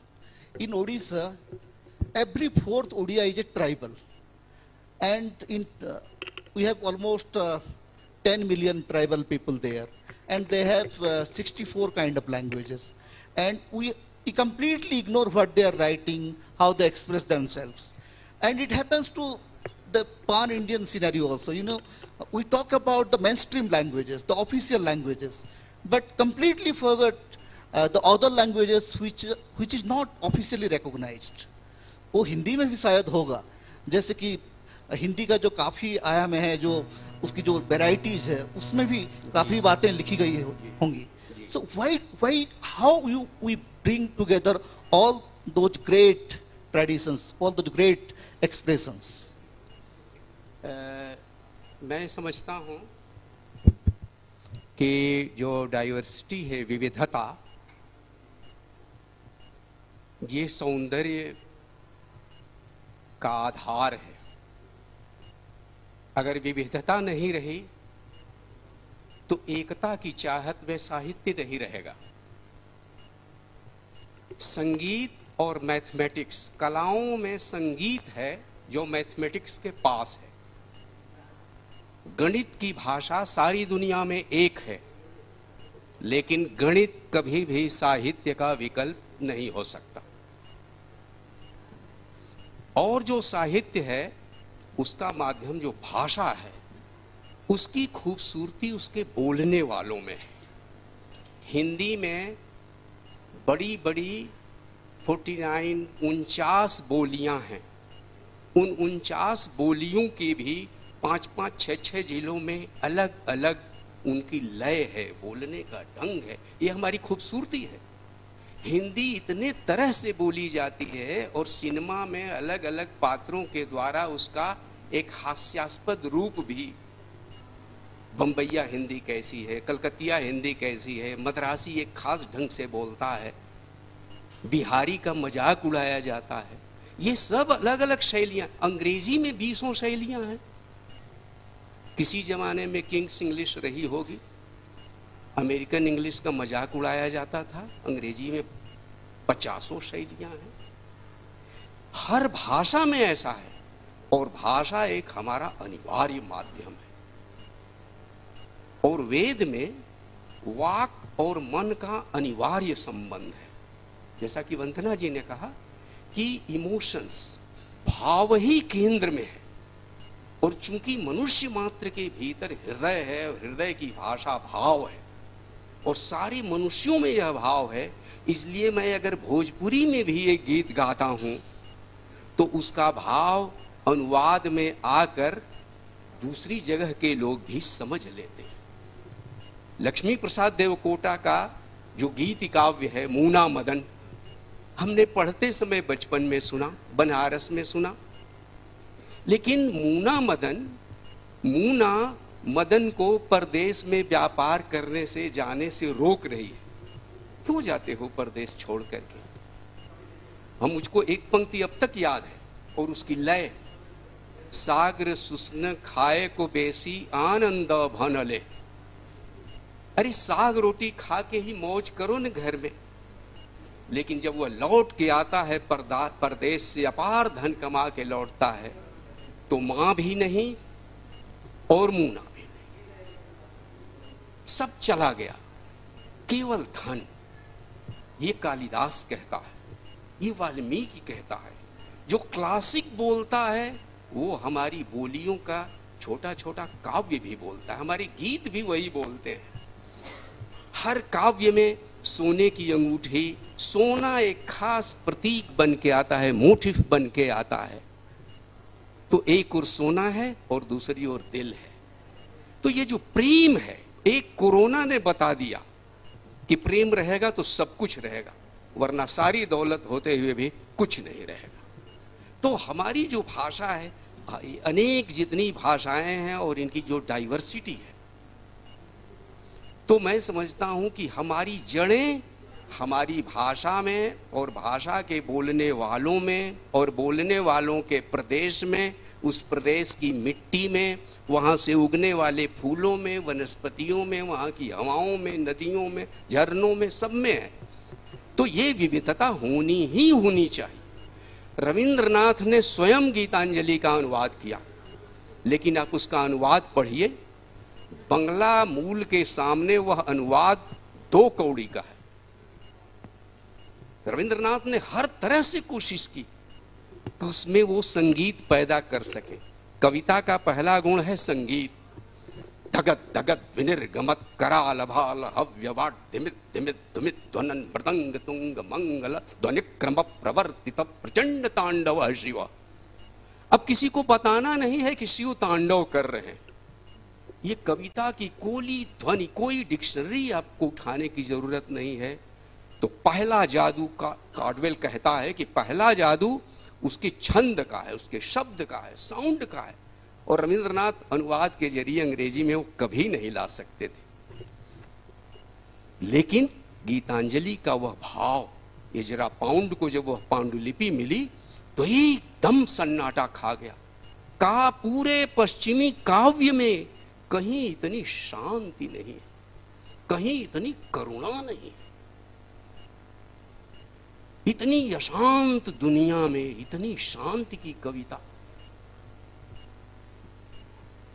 तो अब वो लंबी कहानी हो जाएगी कि फिर रविंद्रनाथ को बताया गया कि ये ईसाइयन कलकत्ता में जो ईसाई धर्म का प्रचार हो रहा है उसकी वजह से प्रभाव पड़ा होगा।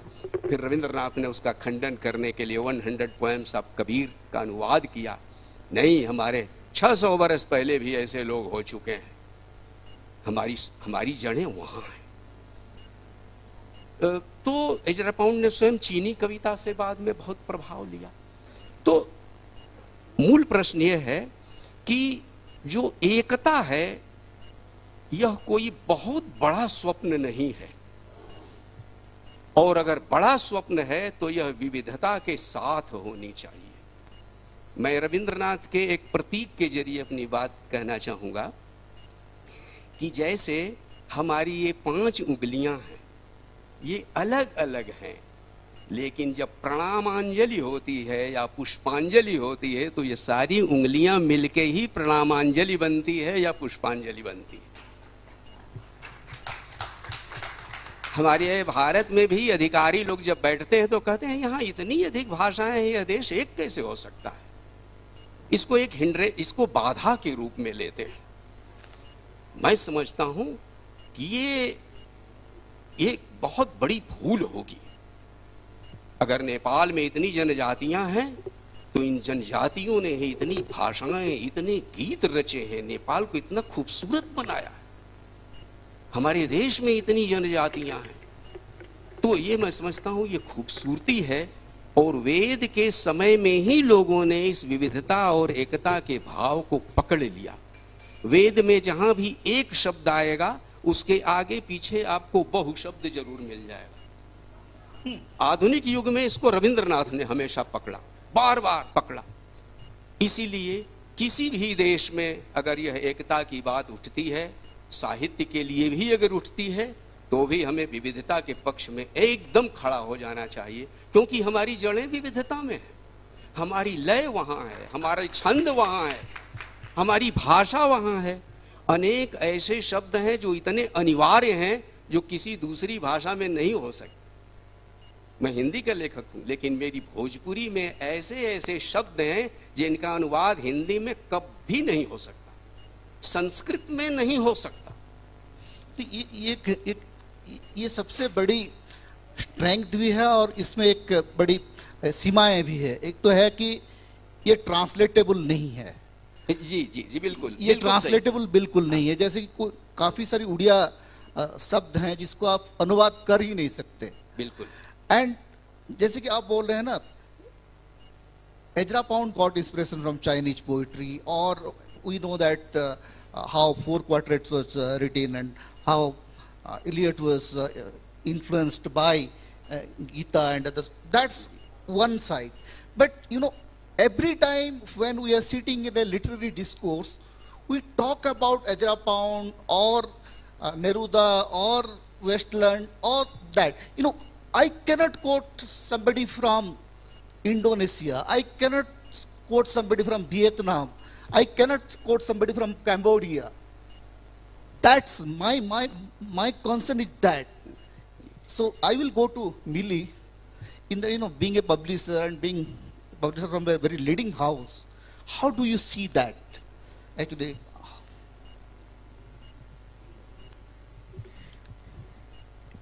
Well, you know, I think all my panelists have brought forward very interesting points.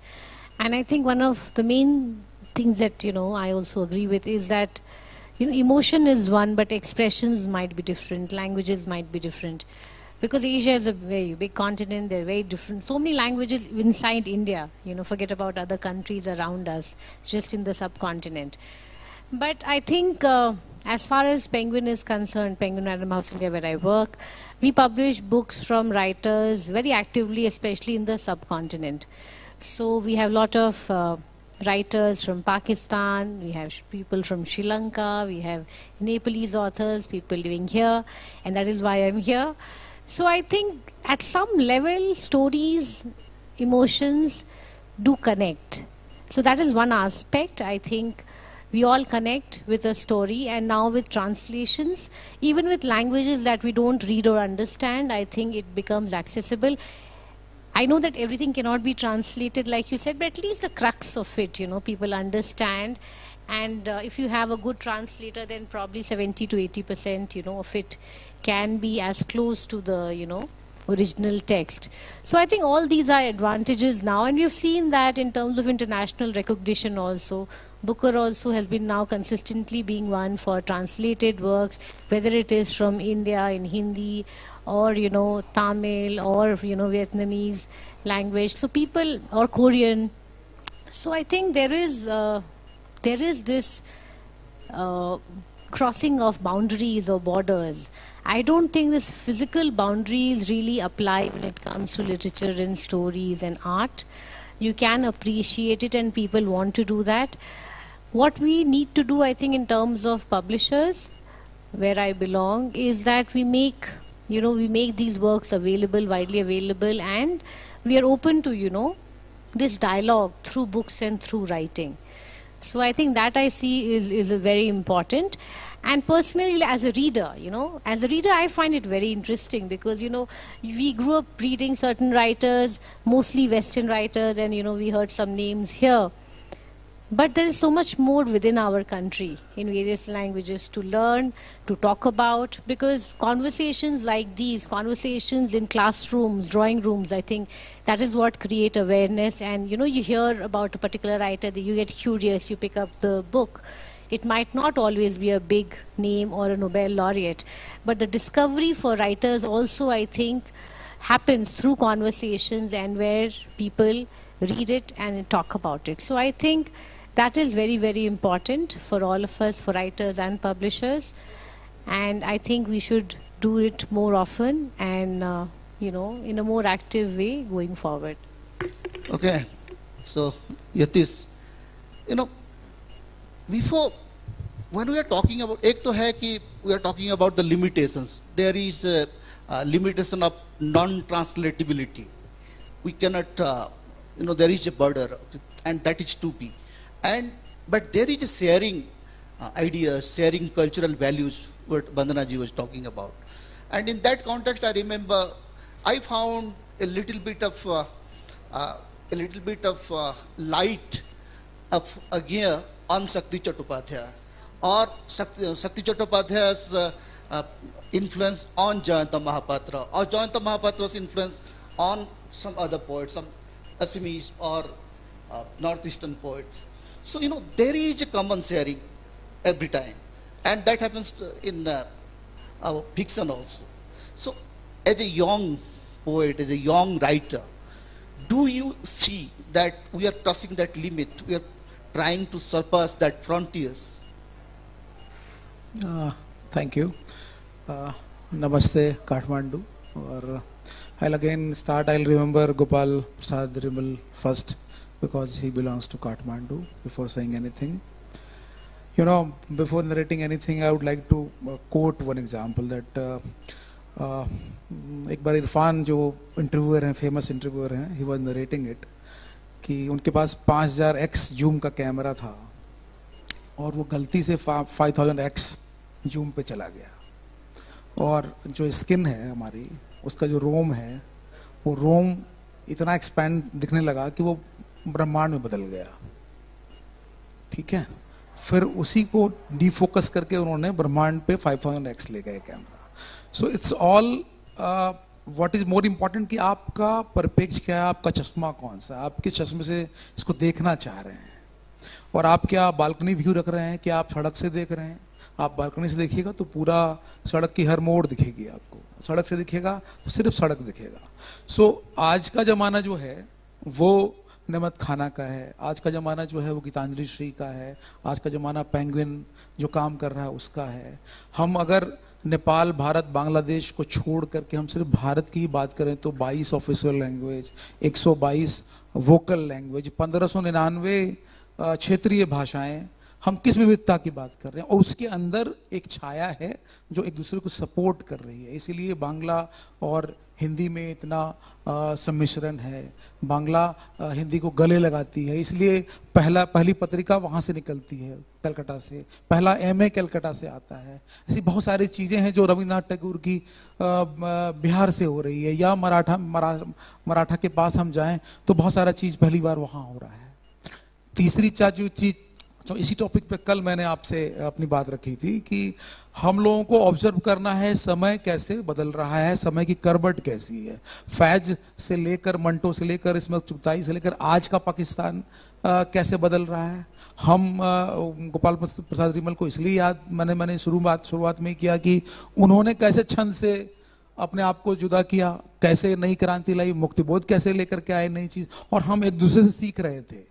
अगर आप टाइम फ्रेम में 100 साल को बांट दें तो उस 100 साल में पूरा का पूरा साहित्य जो है वो समान रूप से करवट ले रहा है, पूरे एशिया, साउथ एशिया, सब जगह कह लीजिए। हाँ, इसमें जो सबसे महत्वपूर्ण बात है जो अभी आपने ही कहा कि जरूरी है हमको एक दूसरे से सीखना, और इस सीखने के लिए सबसे ज़्यादा ज़रूरी है संवाद का होना, और उस संवाद के लिए सबसे ज़्यादा ज़रूरी है सबसे अच्छे ट्रांसलेटर्स का होना, क्योंकि विविधता में जितनी भी चीज़ें हों या जितना भी अवधेश प्रधान सर ने कहा कि हाँ हमारे पास ऐसे शब्द नहीं हैं, लेकिन मैं थोड़ा सा उनसे डिफर होकर इन्हीं की बात को दूसरे शब्द में कहना चाहूँगा कि हर एक संवेदना का एक ही शब्द होता है और हर लैंग्वेज में वो संवेदना वही संवेदना कहलाएगी, उसके शब्द बदल जाएंगे, माने वही रहेगा। तो ज़रूरी है उन सारे मानों को एक सिंक्रोनाइजेशन में लाना और उसके लिए ऐसे प्लेटफॉर्म्स का बार बार आना बहुत ज़रूरी है। और हम ज़रूरी है कि कल हम इंडोनेशिया में बैठ के ये बात करें, परसों हम श्रीलंका में बात करें, तो शायद ये बात और बेहतर तरीके से लोगों तक पहुंच सकेगी। हाँ, तो एक तो मेरे पास एक चिट्ठी आ गई है कि इसको वाइंड अप करें, तो we are going to wind it off. बहुत ज़्यादा बोलने का है भी नहीं। I believe, when you are talking about literature, it's not about talking, rather doing. And in that doing, how you approach your own people, how you approach your own periphery, your own neighbors. I remember long ago when I was a college student, I read a poem by a poet called Bimal Nibha. And that time I had no idea what Nepali is and what is written. I was awestruck with that poem actually. And that poem is still with me. I love that poem. I translated it and until now I don't know who Bimal Nibha is. Only I know that he is a Nepali poet. He writes in Nepalese and it was published in Indian literature. So ऐसे सैकड़ों कविताएं हैं, पुस्तकें हैं जो कि हमको कहीं ना कहीं इन्फ्लुएंस करती है. So only what we need to create a platform to have dialogue. तो एक जो जियोपॉलिटिकल डिवाइड है उसका शिकार हम कहीं ना कहीं बन जाते हैं.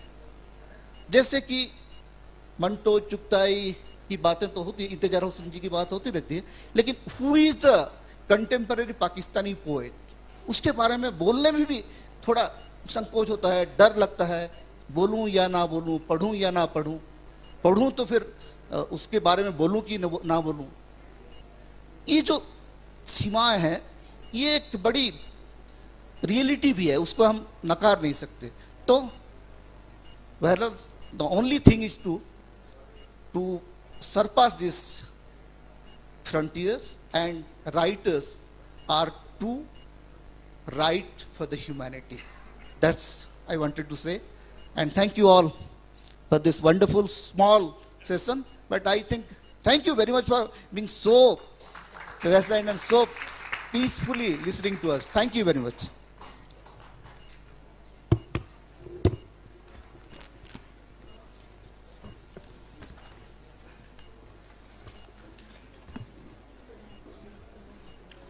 Thank you so much. We have got lots of insight on the theme of literature without boundaries, South Asian literature and emerging trend. And I would like to call upon the stage Dhirendra Premarsi Dai, literary figure Dhirendra Premarsi Jiu, for the facilitation and giving them token of love to all our distinguished guests. Volunteer, please. Okay.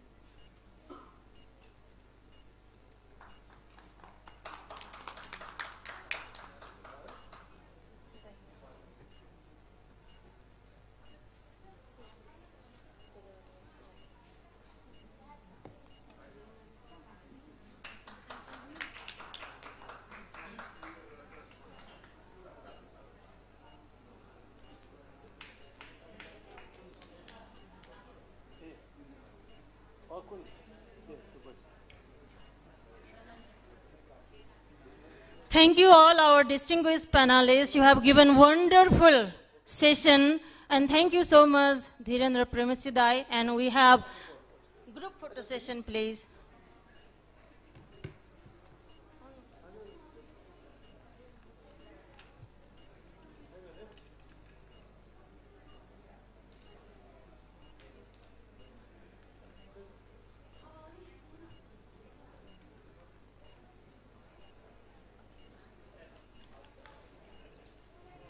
अब हामीले धेरै पर्खिएको session, अब मलाई झन्डै झन्डै डर पनि लागेको छ यो सेसन लाई बोलाउँदै गर्दाखेरि। अब हामीले धेरै पर्खायौँ। हाम्रा विदेशी पाहुनाहरूको अहिले टिकट भएकोले गर्दाखेरि हामीले यो सेसनलाई अलिकति पछि सार्नु पर्यो। यसको लागि आयोजकको तर्फबाट हामी क्षमा प्रार्थी छौँ। अब भने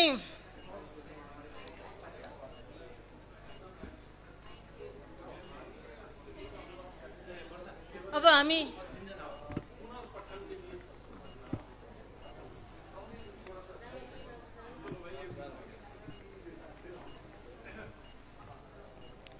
हामी सेसन 7 हामी आफ्नो सेसन भन्दा धेरै ढिलो भइसकेको छौँ। कृपया मोडरेटरज्यूले ध्यान दिनु होला अलिकति। अनि अब सेसन 7 मा रहेको छ medicine and the muse, the synergy of literature and healing, जसका लागि म प्यानलिस्टहरू, हाम्रा आदरणीय प्यानलिस्टहरूलाई म मञ्चमा बोलाउन गइरहेको छु। वरिष्ठ कन्सल्टेन्ट गाइनोकोलोजिस्ट, उहाँ लेखक पनि हुनुहुन्छ, गीतकार पनि हुनुहुन्छ, स्क्रिप्ट राइटर पनि हुनुहुन्छ, आदरणीय प्रोफेसर डाक्टर भोला रिजालज्यूलाई म मञ्चमा आएर आसन ग्रहण गरिदिनु हुनका लागि हार्दिक निवेदन गर्छु।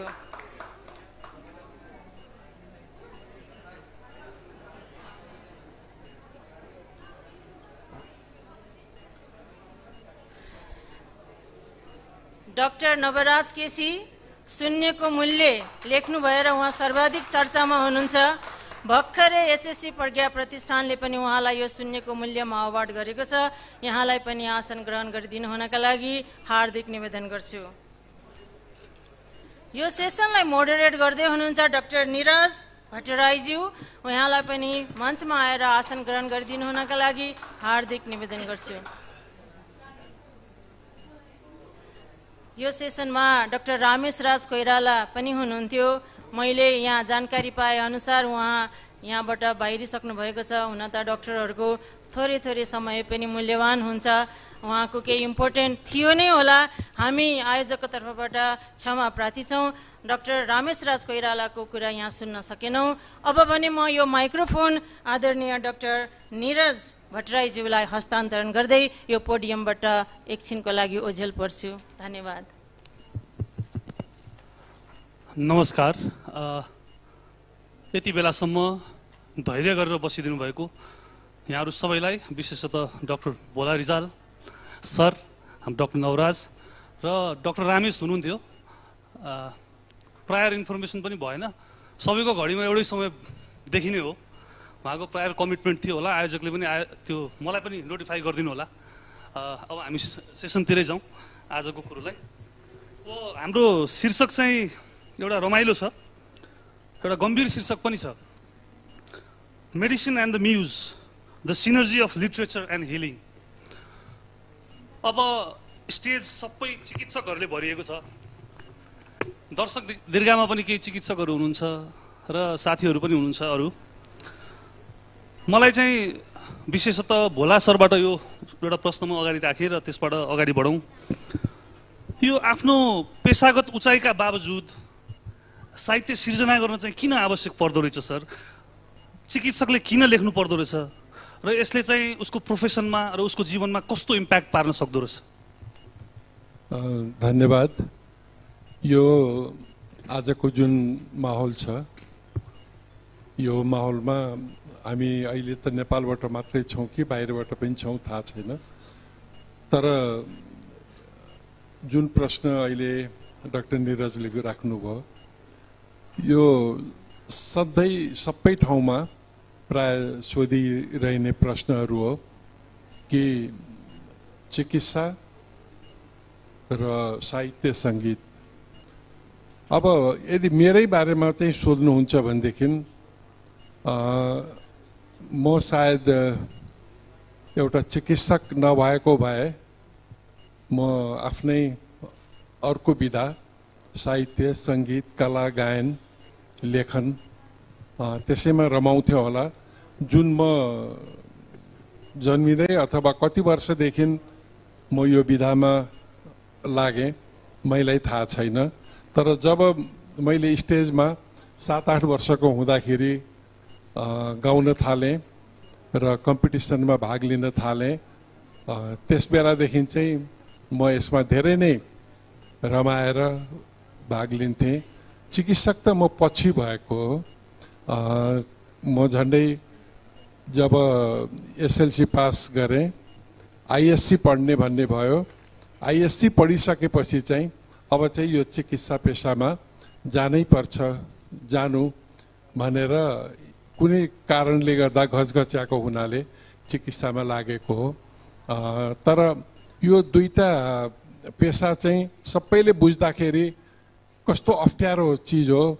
एकातिर आध्यात्मिक साहित्यिक साङ्गीतिक भयो, अर्कोतिर चाहिँ पुरा वैज्ञानिक अथवा विज्ञानका कुराहरू छन्। यो कसरी एउटा आउला भनेर सोचिन्छ होला र यसले चाहिँ एकअर्काका सौता जस्तो धेरैजनाको भानमा त्यो लाग्छ।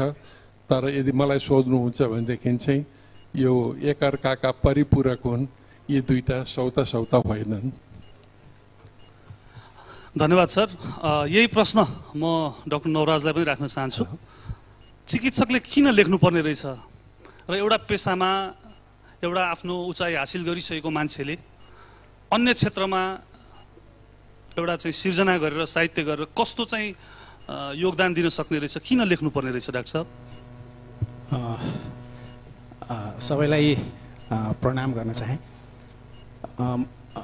हड्डी छाला रगत मात्रै पढ्ने अनि त्यही मात्रै सोचिराख्ने चिकित्सकहरूले साहित्य किन लेख्नुपर्छ, साहित्यसँग हामीहरूको के सम्बन्ध हुन्छ? म जाजरकोटको नलगाडमा एउटा शिविर गरिरहेको थिएँ, एउटा निःशुल्क स्वास्थ्य शिविर गरिरहेको थिएँ। एकजना आमा आउनुभयो कि लाइनमा, अनि उहाँले चाहिँ सायद उहाँसँग दुईटा मात्रै धोती थियो होला। एउटाले आफूलाई बेर्नु भएको थियो र एउटाले चाहिँ एउटा बच्चा बोक्नु भएको थियो कि आफू जत्रै बच्चा बोकेर ल्याउनु भएको थियो। यस्तो बच्चा जो कहिल्यै पनि सायद हिँडेको थिएन। तर उहाँले मसँग 2-3 चोटि अस्पतालमा पहिल्यै आएर भेटिसक्नु भएको रहेछ। र उहाँले मलाई के भन्नुभयो थाहा छ तपाईँहरूलाई? उहाँले के भन्नुभयो भने, तपाईँलाई देख्यो भने मलाई डाक्टर देखे जस्तो लाग्दैन, तपाईँलाई देख्यो भने माइती भेटे जस्तो लाग्छ भनेर भन्नुभयो कि उहाँले। जीवनको 2 प्रकारका यात्राहरू हुन्छन्। एउटा दृश्य यात्रा जो हामी अगाडि देख्छौँ, अर्को भनेको दृष्टि यात्रा हो जो हामी भित्र हुन्छ। र यो दृष्टि यात्रामा जब दृश्य देखिसकेपछि हाम्रो मनमा कस्तो खालको भूकम्प चल्यो त, कस्तो खालको त्यसले ज्ञान ऊर्जा दियो त, र त्यसपछि हामीले कस्तो त्यसमा चाहिँ कार्य गर्यौँ त, यो दृष्टि हो र यो दृष्टि यात्रा हो। हरेक डाक्टर अस्पतालमा हुँदा लामो समयपछि मलाई के थाहा भयो भने बिरामीहरूले त डाक्टर मात्रै खोज्न त्यहाँ नआउने रहेछन्। एउटा बुढो बाले आफ्नो हराइरहेको छोरा वा छोरी खोज्दै पनि यो डाक्टरको अनुहारमा हराएको छोरा र छोरी पनि खोज्दो रहेछ। एउटा सानो बिरामी बच्चाले एउटा राम्रोसँग उसलाई उपचार गर्ने डाक्टरमा आफूलाई मनपर्ने मामा पनि देख्दो रहेछ। यो दृष्टि हरेक चिकित्सक, यो दृष्टि हरेक अस्पतालभित्र काम गर्ने स्वास्थ्य कर्मीहरूमा उब्जाउन जरुरी छ, यो लिन जरुरी छ। हो, त्यसैले साहित्य हरेक अस्पतालको चिकित्सक र अरू सबैलाई पढाउन जरुरी छ। मलाई कसैले नेपालको चिकित्सा शास्त्रमा के परिवर्तन गर्छस् भनेर सोध्नुभयो भने म के भन्छु भने, पहिलो वर्ष त म किताबै छुन दिन्थेन विद्यार्थीहरूलाई। बिरामीहरूसित मात्रै घुलमुल लिएर, बिरामीहरूलाई मात्रै हेर, उनीहरूले यात्रा गरेको एउटा डाक्टरसँग आइपुग्न उनीहरूले गरेको यात्राको भूगोल, यात्राको नक्सा चिन्न पहिला जरुरी छ। र यो दृष्टि, साहित्यले जुन दृष्टि दिन सक्छ मान्छेलाई, जुन मानवीयता दिन सक्छ, त्यसले एउटा चिकित्सकले एउटा बिरामीको अनुहारमा हेरेर, त्यो बिरामीको अनुहारमा हेरेर के देख्न सक्छ भने ए रोग त यो रहेछ तर यो बिरामी ऋण पनि काटेर आएको रहेछ है भन्ने कुरा देख्न सक्छ। त्यसैले साहित्य र चिकित्साको यो रिलेसनसिप छ जस्तो मलाई लाग्छ। डाक्टर साहबलाई मैले यसमा थोरै जोड्न चाहेँ। सरसर्ती हेर्दाखेरि एउटा चाहिँ भनौँ न एउटा जर्रो खालको विषय देखिने, तर विभिन्न भावनाहरूसँग ठोकिराख्नुपर्ने अवस्था, पेसागत रूपमा चिकित्सक भएर धेरै इमोसन्स देखाउन नमिल्ने भएको कारणले आफ्नो इमोसन्सको एक्जिट डोरको रूपमा साहित्यलाई लिनुभएको हो, त्यसरी लिन मिल्छ? मलाई कस्तो लाग्छ भने संसारमा अस्पतालभित्र सुरुमा मलाई के लाग्थ्यो भने रोगको उपचार गर्ने हो, औषधि दिएर पठाउने हो भन्ने लाग्थ्यो।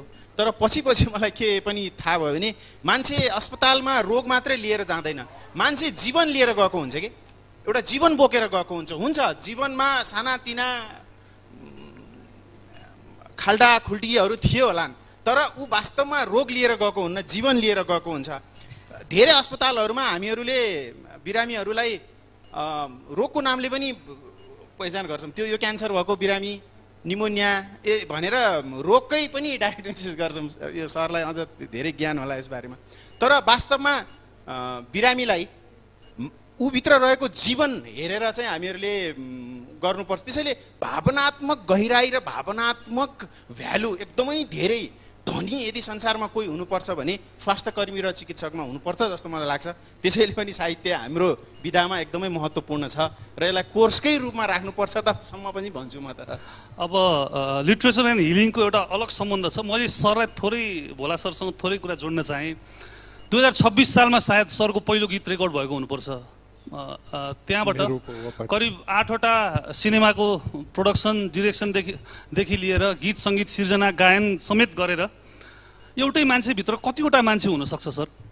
के एउटा मान्छे वास्तवमा देखिएको एउटा मात्रै मान्छे हो, वा त्यो भित्र चाहिँ त्यसका विभिन्न अंशहरू हुन्छन् जो जोडिएर एउटा मान्छे बनेको हुन्छ? र एउटै मान्छेले चिकित्सामा अथवा यी विभिन्न विधाहरूमा चाहिँ एउटा चाहिँ सोचेको जस्तो, एउटा प्रोजेक्ट गरिएको जस्तो, आशा गरिएको जस्तो रिजल्ट दिन सक्छ त? सक्छ कि सक्दैन भन्ने कुरो मलाई नि हेरेर भन्नुहोस्। अब थोरै फेरि म अहिलेको प्रश्नमा पहिले जाउँ। मैले 2054 सालमा एउटा अन्तर्वार्ता दिएको थिएँ, साहित्यिक फिलिङ नभएको मान्छे डक्टरहरू त टर्रो हुन्छ। मलाई धेरै यसको क्वेसनहरू आए र मैले प्रश्नहरूको उत्तर दिँदा झन्डै म थाकेको हो। कुरो के हो भनेदेखि मैले भन्न खोजेको कुरो चाहिँ बिरामी त एउटा रोग लिएर आउँछ, त्यो रोग पहिचान गर्ने मेरा विभिन्न साधनहरू हुन्छन् र त्यो पहिचान गरिसकेपछि मैले उसको उपचार गर्ने हो। उपचारका विभिन्न माध्यमहरू हुन्छन्। त्यसकारण मैले त्यो रोगको पहिचान गर्दाखेरि यदि तपाईँले मात्रै बोल्नुभयो, उसका कुरा सुन्नु भएन, तपाईँले आफ्ना कुराहरू उसलाई एकदम कन्फिडेन्समा लिएर केही भन्नु भएन र उसले बोलुन्जेल आफू अन्त कतै हेर्नुभयो अथवा त्यसमा ध्यान दिनु भएन भनेदेखि त्यो विचार गर्नुहोस्, त्यो रोगी कहिले पनि निको हुँदैन। यहाँ बिरामीसँग ब्ल्याकमेलिङ गर्ने अथवा बिरामीको मनोभावनासँग खेल्ने भन्ने कुरो कदापि पनि होइन। तर कुरो के हुन्छ भनेदेखि बिरामी धेरै कुराबाट सताइएको हुन्छ, चाहे उसको पारिवारिक होस्, चाहे त्यो सामाजिक होस् अथवा अरू कुनै पनि होस्, किन नहोस्। तर यति हामी सबैले बुझे हुन्छ कि एउटा बिरामीको कुरा बुझेर उपचार गर्ने चिकित्सकले जसरी त्यो बिरामीको रोग निको पार्छ, त्यो कुरा नसुनिकन औषधि लेखेर अथवा अपरेसन गरेर मात्रै जसले चेष्टा गर्छ त्यो बिरामीलाई निको पार्ने, त्यसले आधाभन्दा रोग उसको निको पार्न सक्दैन र ऊ फेरि कहिले पनि फर्केर पनि आउँदैन। अब बाँकी रह्यो किन एउटा चिकित्सकले चाहिँ यसरी विभिन्न विधाहरूमा कलम चाल्नु पर्यो, हात चाल्नु पर्यो, गला चाल्नु पर्यो अथवा किन अगाडि बढ्नु पर्यो भन्ने कुरो त्यो उसले चाहेर भएको होइन। अघि यहाँ डाक्टर साहबले भनिसक्नुभयो कि यदि मैले पनि मेरा विद्यार्थीहरू आज उनीहरू पनि रिटायर हुने भइसके धेरैजना, उनीहरूले पढाएका विद्यार्थी पनि फेरि रिटायर हुने बेला अवस्थामा पुगिसके। यदि अझै पनि मैले भन्ने हो भनेदेखि हाम्रो सबै कुरा त हामी सिकाउँछौँ, तर संस्कार हामीले सिकाउन अझै पनि सकेका छैनौँ। त्यो संस्कार मात्रै हामीहरूले सिकाइदियौँ र आएको 6 महिना मात्रै, वर्ष दिन अथवा 6 महिना चाहिँ उनीहरूलाई त्यो संस्कार हामीहरूले सिकाइदियौँ। के हो बाउको मतलब, आमाको मतलब, भगवानको मतलब, गुरुको मतलब, त्यो मात्रै हामीले उनीहरूलाई बताइदिन सक्यौँ भनेदेखि उनीहरूले ग्रहण गर्ने विद्या जुन छ त्यसमा झन् उनीहरू त्यो पारङ्गत हुन सक्छन् र चाँडोभन्दा चाँडो विद्या लिन सक्छन् र पछि गएर पनि उनीहरूले त्यो विद्याको उपयोग राम्रोसँग गर्न सक्छन्। अब यसको ज्वलन्त उदाहरण हाम्रै समाजमा पनि हाम्रा धेरै डाक्टर साहेबहरू हुनुहुन्छ जसले दुईटै पाटालाई अगाडि बढाएर आज नाम कमाउनु भएको छ। मलाई सोध्नुहुन्छ तपाईँलाई चाहिँ के भनेर बोलाउँ, एउटा गायक भनेर बोलाउँ, एउटा सङ्गीतकार भनेर बोलाउँ, एउटा लेखक भनेर बोलाउँ, अथवा चलचित्र निर्माता भनेर बोलाउँ, अथवा एउटा महिलाको लागि हक अधिकार माग्ने एउटा महिला कर्मी भनेर बोलाउँ, अथवा चिकित्सक भनेर बोलाउँ। म उहाँहरूलाई एकदम अप्सन दिन्छु, मलाई जुन भाषा प्रयोग गरे पनि, जे गरे पनि, जुन नामले बोलाए पनि मलाई फरक पर्दैन। तर आज तपाईँकै घरमा पनि कोही बिरामी छ भनेदेखि उनीहरूलाई चाहिँ एउटा सभ्य भाषा प्रयोग गर्नुहोस्, एउटा करुणामय भाषा जुन छ। मैले भर्खरै मेरो सेतो कोट मैले रिलिज गरेको छु, त्यसमा मैले धेरै कुराहरू बिरामीलाई मात्र होइन, चिकित्सकलाई मात्र होइन, परिवारलाई मात्र होइन, राष्ट्रलाई नै पुरा कसरी एउटा बिरामीसँग अथवा एक आपसमा हामीहरूले कुरा गर्दा कसरी गर्न सकिन्छ भन्ने कुरा मैले थोरै दिन एउटा आफ्ना जानेका कुरा मैले धेरै वर्षसम्म लेख्दै आएका कुराहरू मैले त्यो सेतो कोटमा दिएको छु। त्यसको सारांश केही पनि छैन। सारांश यति हो कि सेतो कोट मैले लगाएको छु, म एउटा स्वास्थ्य कर्मी हो भनेदेखि मेरो कर्तव्य हुन्छ कसैले पनि त्यो सेतो कोटलाई दाग लगाउने चेष्टा नगरून् र त्यसमा कसैले पनि दाग लगाएर तपाईँ चाहिँ एकदम माथि चढ्नुहुन्छ भन्ने तपाईँ त्यो नसोच्नुहोस्। त्यसकारण सबैको कर्तव्य हो कि हामीले बिरामीको उपचार सँगसँगै अरू जुन उनीहरूका कुराहरू छन् त्यसलाई पनि हामीले समेट्यौँ भनेदेखि चाहिँ बिरामी निको हुन्छन्। त्यसमा कुनै कसैले पनि शङ्का नगरे हुन्छ। मेरो त फेरि विषय नै यस्तो पर्यो कि वर्षौँ 18-20 वर्षदेखि निसन्तान दम्पतिहरू मेरो क्लिनिकमा आउनुहुन्छ। उहाँहरूलाई त झन् अब विचार गर्नुहोस् कि एउटा निसन्तान हुनु चाहिँ भगवानको श्राप हो भन्ने बेलामा हामीहरूले उनीहरूलाई कन्भिन्स गरेर हो यो श्राप होइन, यो रोग हो, यो निको हुन सक्छ भनेर आजदेखि 40 वर्षदेखि हामीहरूले ल्याउँदाखेरि बल्ल बल्ल बल्ल बल्ल दार्चुला, कालीकोट, रुकुम, रोल्पा, डोल्पा, हुम्लाबाट अहिले बिरामीहरू आउनुहुन्छ। उहाँहरू खुसी भएर खाली काख लिएर आउनुहुन्छ। गाउँका ती कटु शब्दहरू कानमा बोकेर आउनुहुन्छ। कसैले बोक्सी भनेको, कसैले डङ्किनी भनेको, कसैले एकदम त्यो मुख हेर्न नहुने कलङ्किनी भनेका शब्दहरू लिएर आउनुहुन्छ। अनि जब उनीहरूको कोख भरिन्छ त्यति बेलाको खुसी। अनि त्यसकारण म भन्छु कि एउटा मान्छेले गर्न सक्ने कामको कुनै सीमा हुँदैन। 18 घण्टा काम गर्नुहोस् र 6 घण्टा आराम गर्नुहोस्, त्यतिले पुग्छ तपाईँलाई। त्यो 18 घण्टामा तपाईँले सबै विधा समेट्न सक्नुहुन्छ। सरलाई धन्यवाद। यस सँगसँगै मैले एउटा प्रसङ्ग जोड्न चाहेँ। मैले मेरो पोस्ट ग्रेजुएट स्टडी चाहिँ बङ्गलादेशमा गरेको। त्यहाँ मैले एउटा रेडियो कार्यक्रम सञ्चालन गर्थेँ। पछि थाहा लाग्यो भोला सर त्यहाँ पढ्दाखेरि धेरै वर्ष अगाडि उहाँले चाहिँ त्यहाँबाट चाहिँ समाचार भनेर रेडियोमा कार्यक्रम गरिसक्नु भएको रहेछ। सरले गर्न बाँकी थोरै चिजहरू मात्रै छ। अब मलाई चाहिँ एउटा प्रश्न सोध्न मन लागेको चाहिँ यत्रो उमेरसम्म सरले सुरुवातदेखि भन्नुभयो, सरले साहित्यिक सृजना गर्नुभयो, धेरै उच्च पदस्थ कर्मचारीहरू, प्रशासकहरू, चिकित्सकहरू चाहिँ आफ्नो विधामा स्थापित भइसकेपछि साहित्यमा आएको उदाहरण छ र थोरै मात्रै त्यस्ता मान्छे छन् जो चाहिँ पहिला साहित्यमा लागेका थिए र पछि चिकित्सा पेसा वा अन्य पेसाहरू उनीहरूले अँगाले र त्यसमा पनि एउटा उचाइमा पुगे। यी दुईटा क्याटेगोरीका मान्छेहरूको सिर्जनाको तात्विक भिन्नता र उनीहरूले गर्ने अनुभूतिमा कस्तो फरक हुन्छ होला सर? सर त सुरुदेखि नै लेखिरहेको मान्छे। अब डाक्टर नवराज अहिले चाहिँ पछिल्लो समयमा किताब निकाल्नु भएको छ। उहाँ डाक्टर भइसकेपछि उहाँले लेख्नुभएको किताब हो। सरले अनुभूति आफ्नो अगाडिदेखिको गर्नुभएको छ, यसमा के फरक रहेछ सर? कुन्ती मोक्तानले गाएको एउटा गीत अझै मलाई याद छ, मैले जति मारुनी कसले नाचेको छ भने जस्तो।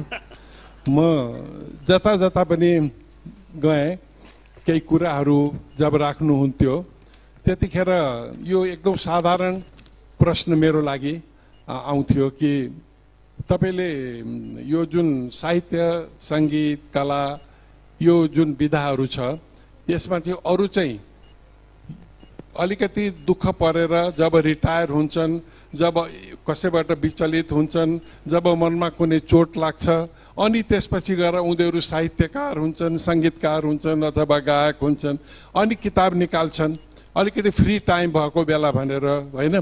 तर धेरैजनाको चाहिँ के देखिन्छ भनेदेखि यहाँ म त धेरैजना यस्ता कवियत्रीहरू देख्छु कि सानैदेखि उनीहरूको जुन कलम चलेको छ, बिचरा झमक कुमारी हातले कलम चलाउन नपाउँदाखेरि पनि खुट्टाले चलाएर आज अन्तर्राष्ट्रिय जगतमा उनले नाम कमाइसकेकी छिन्। त्यसकारण यो जुन लेखन विधा हो अथवा गायन विधा हो, एकजना म आज एउटा सानो कुरा पनि जोडौँ, हाम्रा एकजना सरु गुरागाई भन्नेलाई कतिले चिन्नुहुन्छ मलाई थाहा छैन। उहाँको यो जति थियो भक्तराज आचार्यको गला जस्तै उहाँको पनि गलामा धेरै कुरा लुकेको थियो, सरस्वतीको बास थियो, तर हिजो मात्रै मैले थाहा पाएँ उहाँलाई गलाको क्यान्सर भएको रहेछ। म चाहन्छु हामी सबैको आशीर्वाद, हामी सबैको दुआ उहाँलाई लागोस् र हामीले सक्ने जति जे सहयोग हो सरु गुरागाईलाई हामीले गर्न सकौँ। यसको माने मैले यो कुरो किन कोट्याएको भनेदेखि हुनसक्छ जसको जे चिजमा जे प्रतिभा छ त्यसमा अरूको आँखा लागोस् अथवा अरूले सरापुन् अथवा केही होस् र केही चिज भएको होस्, त्यस्तो कसैलाई पनि नहोस्। भक्तराजजीको जस्तो स्वर भनौँ न, उहाँलाई जुन स्वरकै फेरि क्यान्सर भएर एउटा जिब्रै काट्नु पर्यो कि त्यस्तो ब्याड डेजहरू कसैलाई पनि नआओस्। म त यो चाहन्छु कि हरेक मान्छे चाहे त्यो साहित्यकार होस्, सङ्गीतकार होस्, चिकित्सक होस्, इन्जिनियर होस्, लयर होस्, जुनसुकै विधाको मान्छे किन नहोस्, उसमा चाहिँ त्यो मृदु भाष, त्यो मिठास जुन ल्याउनको लागि चाहिँ अलिकति साहित्यिक रसस्वादनहरू केही भएको छ अथवा उहाँले अध्ययनहरू केही गर्नुभएको छ भनेदेखि उहाँसँग कुरा गर्दाखेरि आनन्दै एकदम बेग्लै आउँछ। अघि म यहाँ भारतबाट आउनुभएका हाम्रा विभिन्न साहित्यकारहरूको बोली सुन्दै थिएँ, मलाई यस्तो रमाइलो लाग्यो, म त त्यसै सुने भएको थिएँ। समय घर गइसकेको जानकारी भएको छ, थोरै समय बाँकी छ। म दुई तिनवटा छोटो प्रश्न मैले राखेँ डाक्टर साहबलाई, अहिले डाक्टर नवराजलाई। एउटा कुरा छ, जस्तै सरस्वती हेर्दाखेरि सर विज्ञानको आधार चाहिँ अविश्वास जस्तो देखिन्छ। कुनै विज्ञानको विद्यार्थीले यो बत्ती करेन्टबाट बल्या छ भन्दाखेरि करेन्टबाट बल्ने रहेछ भनेर पत्यायो भने त्यो विज्ञानको विद्यार्थी होइन। कसरी करेन्टबाट बल्या छ, कहाँबाट बल्या छ भनेर उसले खोजी नीति गर्नुपर्ने हुन्छ। हजुर त भजन पनि लेखा मान्छे, साहित्य गीत सङ्गीतमा यत्रो लाग्नु भएको मान्छे, त्यसमा त तपाईँको आधारै विश्वासबाट सुरु हुन्छ। देउतालाई नमानिकन धर्मको कुरो सुरु गर्न सकिँदैन। देउतै छैन भन्ने मान्छेसँग त धर्मको बहस हुँदैन।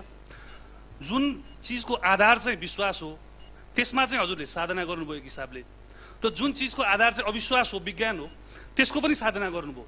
यो दुईटाको तादात्म्य कसरी मिलाउन सम्भव हुँदो रहेछ र यसको तात्विक एउटा मान्छेले त्यसबाट गेन गर्न सक्ने कुरा यो दुईटै अनुभव गर्दाखेरि कस्तो हुने रहेछ छोटकरीमा मलाई भनिदिनु होला सर दुईजना होइन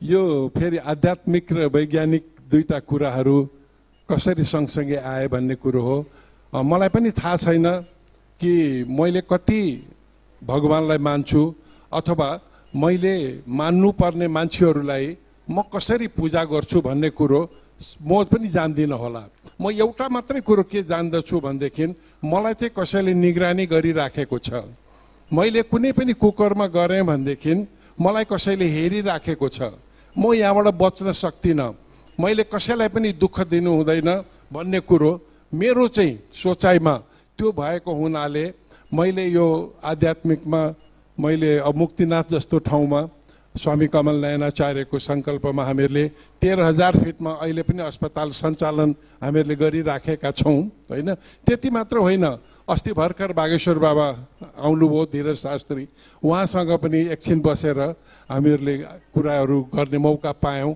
मेरो भनाइ के हो भनेदेखि जो पनि ज्ञानी अथवा सन्त महन्तहरू जो हुनुहुन्छ मभन्दा धेरै जान्ने हुनुहुन्छ उहाँका कुरा सुनेर यदि आफूले केही कुरा लिन सक्यो भने त्यो चाहिँ राम्रो हो त्यसकारण मैले के भनेको भनेदेखि हामीलाई कन्ट्रोल गर्ने हामीलाई ज्ञान दिने हामीलाई अझ राम्रो बनाउने अथवा हामीले गरेका कुकर्म वास गरेर बस्ने कोही माथि हुनुहुन्छ जसलाई हामीहरूले जे संज्ञा दिए पनि हुन्छ उहाँलाई भगवान भने पनि हुन्छ अथवा उहाँलाई अरू कुनै नाम दिए पनि हुन्छ उहाँकै गाइडेन्स अथवा उहाँको आशीर्वादले गर्दाखेरि हामीहरू यसरी अगाडि बढेका छौँ र त्यसैबाट उत्पत्ति हुन्छ सायद भजनको होस् चाहे कुनै कुराहरू मैले चलचित्रहरू 8वटा चलचित्र बनाए त्यसमा धेरै जसो सबै महिलाकै कुराहरू लिएर चाहे साथी चाहे छोरी बुहारी जुन तारा एक नम्बर पाखे गौँथली जस्तो चलचित्र हामीले त्यसरी बनाउनुको कारण पनि मैले बोलेर लेखेर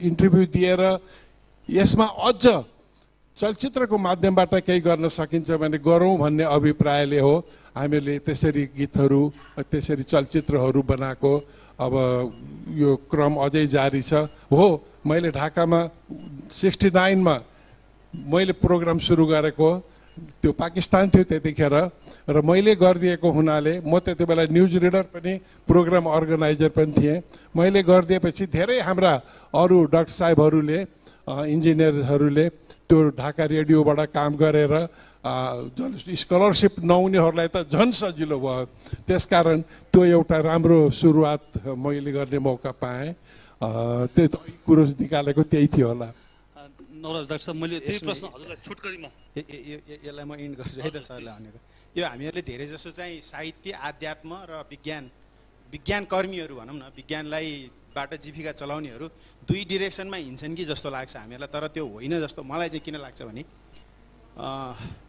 यो सृजनात्मक म बच्चाको पनि डाक्टर भएको हुनाले बाल विज्ञानमा अलिकति बढी अध्ययन गरेको हुनाले म के भन्छु भने मैले सिकेको एउटा कुरा तपाईँहरूलाई एकदम युजफुल हुन्छ म हजुरहरूलाई भन्छु है एउटा हाम्रो दिमागमा हाम्रो मन मस्तिष्कमा सिर्जना गर्न सक्ने क्षमता बनाउने जुन गिदीको जुन भाग हो त्यसको पूर्ण विकास लगभग 5 वर्षमा कम्प्लिट भइसक्छ 5 वर्षमा हामीले लाइफमा जति सृजनात्मक हामीले पाउनुपर्ने शक्ति हो त्यो 5 वर्षमा लगभग पाइसकेका हुन्छौँ पछि अपर्च्युनिटीले तलमाथि गर्ला तर 5 वर्षमा के एक्सर्साइजले चाहिँ एउटा बच्चाले यस्तो क्रिएटिभिटी डेभलप गर्न सक्छ त भन्दा त्यसको कारण हो कथा तर हामीले भनेको कथा होइन साना साना बच्चा बच्चीले हामीलाई सुनाउने कथा याद गर्नु होला 3 वर्षको 4 वर्षको बच्चाले पनि आफ्नै के हुन् हामीले बुझ्दै नबुझ्ने कथाहरू भनिरहेको हुन्छ अनि हामीहरूले सुन्दिनौँ त्यो कथाहरू सुनिदिनुपर्छ त्यही कथाले नै उनीहरूको क्रिएटिभिटीको एकदम धेरै विकास गरिरहेको हुन्छ हामीहरू मैले भन्न खोजेको कुरा चाहिँ के सूक्ष्म रूपमा हामीहरू कवि पनि हुन्छौँ सूक्ष्म रूपमा हामी उपन्यासकार पनि हुन्छौँ सूक्ष्म रूपमा हामीहरू सङ्गीतकार पनि हुन्छौँ तर त्यो कुन उमेरमा गएर त्यसले चाहिँ बाहिर आकार लिने हो भन्ने कुरा हो र साहित्य र कला यदि मलाई कसैले सोध्यो पहिला के हुनुपर्छ भन्यो भने मैले चाहिँ हरेक विद्यार्थीलाई स्कुलमा सबभन्दा पहिला आर्टिस्ट बनाऊ he has to become an artist first त्यसपछि बल्ल डाक्टर इन्जिनियर हुने सपनाहरू देखाऊ भन्छु र यो कुरा यहाँ पेसागत कुरा गर्दाखेरि हामी चिकित्सकको मात्रै कुरा होइन हामी यो बाटोमा हिँड्छौँ, हाम्रा इन्जिनियर साहबहरूले बनाएको धेरै बाटोहरू यसो हेऱ्यौँ भने खाल्टै खुल्टी भएको बिग्रेको जस्तो बाटोहरू हुन्छ। एउटा इन्जिनियरले बाटो बनाउने बेलामा निर्जीव माटोमाथि निर्जीव बालुवा हालेर निर्जीव ढुङ्गाहरू हालेर त एउटा निर्जीव चिज त बनाइरहेको छु भनेर यदि उसले सोच्यो भने एक प्रकारको बाटो बन्छ। तर उसले सोच्यो यही बाटोमाथि कुनै दिन जीवित मान्छेहरू पनि हिँड्नेछन्, यही बाटोमाथि जीवित मान्छे मात्रै होइन जीवन दिइरहेको एउटा सुत्केरीको एम्बुलेन्स पनि गुड्नेछ भनेर सोचेर बाटो बनायो भने त्यो कस्तो बाटो बन्छ होला। त्यसैले साहित्य र कलाको हाम्रो जीवनमा कुनै पनि ठाउँमा यसको चाहिँ मानवीय श्रेष्ठताको एकदम ठुलो प्रयोग छ। त्यसैले हरेक पेसामा पहिलो 6 महिना एकदम कला सिकाउनु पर्छ र अझ त्यो त विद्यालयहरूमा हरेक विद्यार्थीहरूलाई के बन्छस् भनेर उसले डाक्टर भनिहाल्यो भने पनि पख पहिला आर्टिस्ट बन अनि डाक्टर बनाउला भन्नुपर्छ। धन्यवाद। डाक्टर साहब, अब हामी तिनैजना चिकित्सा पेसासँग आबद्ध भएको कारणले म एउटा प्रश्न चाहिँ यो राख्न चाहेँ। दुईजनालाई एकदम छोटोमा भनिदिनु होला, मसँग 2टा मात्रै प्रश्न छ, सकिहाल्यो। त्यसपछि यहाँ उपस्थित धेरै श्रोताहरू हुनुहुन्छ। हामीले चाहिँ मेडिसिन एन्ड हिलिङको कुरा गऱ्यौँ, हामीले सुत्केरी आमाको कुरा गऱ्यौँ, एउटा चाहिँ गर्भवती महिला ट्राभल गरेको कुरा गऱ्यौँ, एउटा निसन्तान दम्पतिको कुरा गऱ्यौँ, बच्चाको बोलीको कुरा गऱ्यौँ, धेरै कुरा गऱ्यौँ। यति कुरा गरिरहँदाखेरि चिकित्सकको संवेदना कस्तो हुन्छ भन्ने कुरा पनि सम्प्रेषण हुनु जरुरी देख्छु म। कस्तो हुन्छ भने चिकित्सकलाई जसरी अहिलेको समाजमा चित्रण गरिएको छ, चिकित्सकहरू त्यस्ता वास्तवमा छन् कि छैनन्, त्यस्ता हुन् कि होइनन् भन्ने कुरा जान्नु जरुरी छ हजुरहरूले जस्तो लाग्छ। यही भएर मैले एउटा सानो प्रश्न मैले तपाईँहरूलाई राख्न चाहेँ। एउटा बिरामीको सफल उपचारपछि चिकित्सकको मनोभाव कस्तो हुन्छ र पूर्ण कोसिस गर्दा गर्दै पनि केही भवितव्य परिहालेमा चिकित्सकको मनोभाव मनोदशा कस्तो हुन जान्छ र त्यसबाट चिकित्सक आफै कसरी हिल हुन्छ भन्ने कुरा पनि यसमा थोरै प्रकाश पारिदिनु भयो भने चिकित्सकको सेन्स अफ सेक्युरिटी, एउटा चाहिँ भावनात्मक पक्षको र संवेदनात्मक पक्षको प्रसङ्ग पनि यहीसँग जोडिएर आउँछ जस्तो लाग्छ। यसमा थोरै प्रकाश पारिदिनु न छोटो समयमा। अघि चलचित्र सम्बन्धी यहाँ कुराहरू भइरहेको थियो। यहाँ बस्ने हाम्रो दिपेन्द्रजीले अत्यन्तै मार्मिक कुरा निकाल्नु भएको थियो कि हामीहरूले बनाउँछौँ तर त्यसको कुनै ग्यारेन्टी हुँदैन। हामी चिकित्सकले एउटा कुरो सबैले बुझ्छौँ कि कसैले पनि जानिकन कुनै हेलचेक्राइ गरेको अथवा लापरवाही गरेको कुनै कुरा हुँदैन, त्यसमा कुनै शङ्का छैन। तर त्यो अस्पताल अथवा त्यो चिकित्सकलाई त्यो ठाउँमा आगो लगाउने काम चाहिँ हाम्रो जुन वातावरण छ त्यसले गरिराखेको हुन्छ हैन। अब त्यसको माने के हो भनेदेखि हामीहरूले जतिसुकै प्रयास गरेर पनि त्यो बिरामीलाई बचाउने कोसिस गर्दाखेरि पनि रातभरि नसुतेर उसको लागि सेवा गरे पनि यदि त्यो बिरामी बाँच्न सक्दैन भनेदेखि त्यो हाम्रो हातभन्दा अथवा हाम्रो माइन्डभन्दा हामीले जानेको चिजभन्दा त्यो धेरै परको कुरो हो र त्यो बिरामी चाहिँ मृत्यु हुन गयो भनेदेखि अनि हामीहरूमाथि आरोप आइलाग्छ। त्यो हाम्रो कुनै पनि किसिमबाट हाम्रो त्यो बसको कुरा नभएको हुनाले हामीले उसलाई राम राम भन्नुभन्दा बाहेक अब हाम्रो अगाडि कुनै कुरा रहँदैन। त्यस्तो भयो भनेदेखि हाम्रो लागि यसलाई फेरि अर्कोतिरबाट ल्याउँ, एकदम बिरामी परेर एकदम नबाच्ने भनेर कतैबाट रेफर्ड भएर आएको बिरामीलाई तपाईँले धेरै प्रयास गरेर जब बचाउनुहुन्छ, जब त्यो बिरामी चाहिँ बाँचेर तपाईँलाई धन्यवाद भनेर घर फर्किन्छ, यी दुईटालाई जब हामीहरू कम्पेयर गरेर हेर्छौँ हामीलाई बडा दुःख लाग्छ कि हामीले पहिलोलाई चाहिँ किन बचाउन सकेनौँ त। त्यसमा अरू पनि केही कारणहरू छ कि अरू पनि केही उपायहरू थियो कि हो, यहाँ हामीले भन्नै पर्छ कि हुनसक्छ हामीसँग केही उपकरणको कमी होला अथवा जाँच गर्ने जुन इक्विपमेन्टहरू त्यो नभएको कारणले त्यो चिज पत्ता नलागेको होला। तर सबै कन्ट्रीको आफ्नो आफ्नो बाध्यता हुन्छ र सबैसँग सबै चिज हुँदा पनि हुँदैन। तर त्यति हुँदै पनि हामीले चाहिँ के हेर्छौँ भनेदेखि त्यो विषम परिस्थिति भन्दा बाहेक अरू परिस्थितिको चाहिँ हामीहरूले जतिसुकै उपाय गर्दाखेरि पनि जब बचाउन सक्दैनौँ आफै मरे जस्तै एउटा चिकित्सकले त्यो अनुभव गर्छ र यदि कसैलाई बचाएर घर पठाउँछ भनेदेखि त्यो जति रमाइलो क्षण त्यो चिकित्सकले कहिले फिल गर्दैन। र त्यति मात्र होइन, अघि मैले भनिसकेँ कि जब वर्षौँ वर्षदेखि बच्चा नभएर आएका बिरामीहरू हुन्छन्, उनीहरूको कोख भरियो अथवा एकदम हार्ट एट्याक भएर ल्याएको बिरामीहरू हुन्छ, उहाँको बालकहरूलाई बच्चाहरूलाई जब ल्याएर गरेको हुन्छ, तिनीहरूलाई बचाएर पठाउन सकियो भनेदेखि त्योभन्दा खुसीको क्षण आफै बाँचे जत्तिकै हामीहरूलाई लाग्नु स्वाभाविकै हो। त्यो चाहिँ हाम्रो एकदम सबैको अभिप्राय पनि हो। तर कहिलेकाहीँ विषम परिस्थिति हुन्छ, धेरै कारणहरू हुन्छन् होइन, जसले गर्दाखेरि हाम्रो बाध्यात्मक परिस्थितिमा हामीहरू झेल्नुपर्छ। अब यो प्लेटफर्म पाएको बेलामा यो कुरा हजुरहरूसम्म सम्प्रेषण होस् भन्ने पनि हाम्रो उद्देश्य थियो। अब एउटा सङ्गीतकारले सङ्गीत गर्दाखेरि नराम्रो सङ्गीत होस् भनेर कहिले पनि चाहँदैन। एउटा कविले कविता लेख्दाखेरि म नराम्रो कविता लेखौँ भनेर ऊ कहिले पनि बस्दैन। एउटा चित्रकारले क्यानभास लिएर बस्दाखेरि यो चित्र मेरो जीवनको राम्रो चित्र होइन भनेर पहिले सोच्यो भने उसले उत्कृष्ट चित्र कहिले पनि सिर्जना गर्न सक्दैन। त्यस्तै गरेर कुनै पनि चिकित्सकले आफ्नो ठाउँबाट कोसिस गरेको हुन्छ र त्यो गर्दा गर्दै हुन नसकेका कुराहरूको मनोदशा, त्यसको त्यसको इम्प्याक्ट चाहिँ उसको साइकोलोजीमा पनि परेको हुन्छ। त्यो हामीले बुझ्नु जरुरी छ जस्तो लाग्छ। यो कुरा चाहिँ मैले यहाँ राखेँ। र अब म करिब अन्तिममा आइसकेको छु। डाक्टर नवराजलाई मेरो एउटा प्रश्न, एउटा शायर लुधियानवीको गीत छ, मैंने जो गीत तेरे प्यार की खातिर लिखे आज उन गीतों को मैं बाजार में ले आया हूँ भनेछ। मैले जुन गीत तिम्रो प्रेमको लागि लेखेँ, प्रेम भनेर लेखेँ, त्यसलाई लिएर बजारमा आएको छु भन्नुभएको छ। डाक्टर साहबहरू दुवैजनाले चाहिँ किताब लेख्नु भएको छ, आफूले उपचार गरेका बिरामीका संवेदनाहरू त्यसमा उतार्नु भएको छ। एउटा चिकित्सकको हकले हामी सबैले, म पनि लेख्छु किताब, मैले पनि लेखेको छु, मैले पनि त्यही गरेको हुँ। एउटा यसो भनिराख्दाखेरि चाहिँ मान्छेले आफूले अनुभूत गरेका कुराहरू लेख्ने हो, त्यसको कन्टेन्ट र कन्टेक्स्ट मिलाएर लेख्ने कुरा हो। यो आफूले उपचार गरेका, आफू सफल भएका, आफू असफल भएका कुराहरू, घटनाहरू लेखेर बाहिर ल्याउँदाखेरि फेरि त्यही अनुभूति पटक पटक गर्नुपर्ने, त्यही पुरानै घाउ कोट्याइरहेको जस्तो महसुस हुँदैन सर? त्यो हुँदाखेरि कस्तो हुन्छ? नवराज डाक्टर साहबलाई मैले पहिला सुन्न चाहेँ, कस्तो अनुभूति हुँदो रहेछ त्यसमा? मेरो पुस्तक सुन्नेको मूल्यमा एउटा अनुभव छ। त्यहाँ म चाहिँ एकचोटि कोल्टी विमानस्थल, बाजुराको कोल्टी विमानस्थल एकदमै अब नेपालको सबभन्दा दुर्गम भन्ने पनि हुन्छ होइन, त्यहाँ चाहिँ एकजना महिला र एकजना बच्चालाई रेस्क्यु गर्न गएको थिएँ हेलिकप्टरमा होइन। अनि त्यहाँबाट रेस्क्यु गरेर आउने बेलामा हेलिकप्टर यति सानो थियो कि त्यो मैले पुस्तकमा भँगेरो जत्रो हेलिकप्टर भनेर लेखेको छु। अगाडिपट्टि पाइलट र को पाइलट बस्नु भएको थियो, पछाडि 2 जना बस्ने सिट थियो। त्यो सिटमा 3 जना भिजिटरहरू हुनुहुन्थ्यो, म थिएँ। मैले त्यो बच्चालाई कसरी यसरी राखिरहेको थिएँ, बच्चाले सास फेर्न छोडिसकेको थियो, उसको श्वास प्रश्वास नलीमा ट्युब हालेर ब्यागिङ गरिरहेको थिएँ। अब तपाईँहरू मलाई भन्नुहोस्, त्यो आमालाई हामीले कहाँ राख्यौँ होला?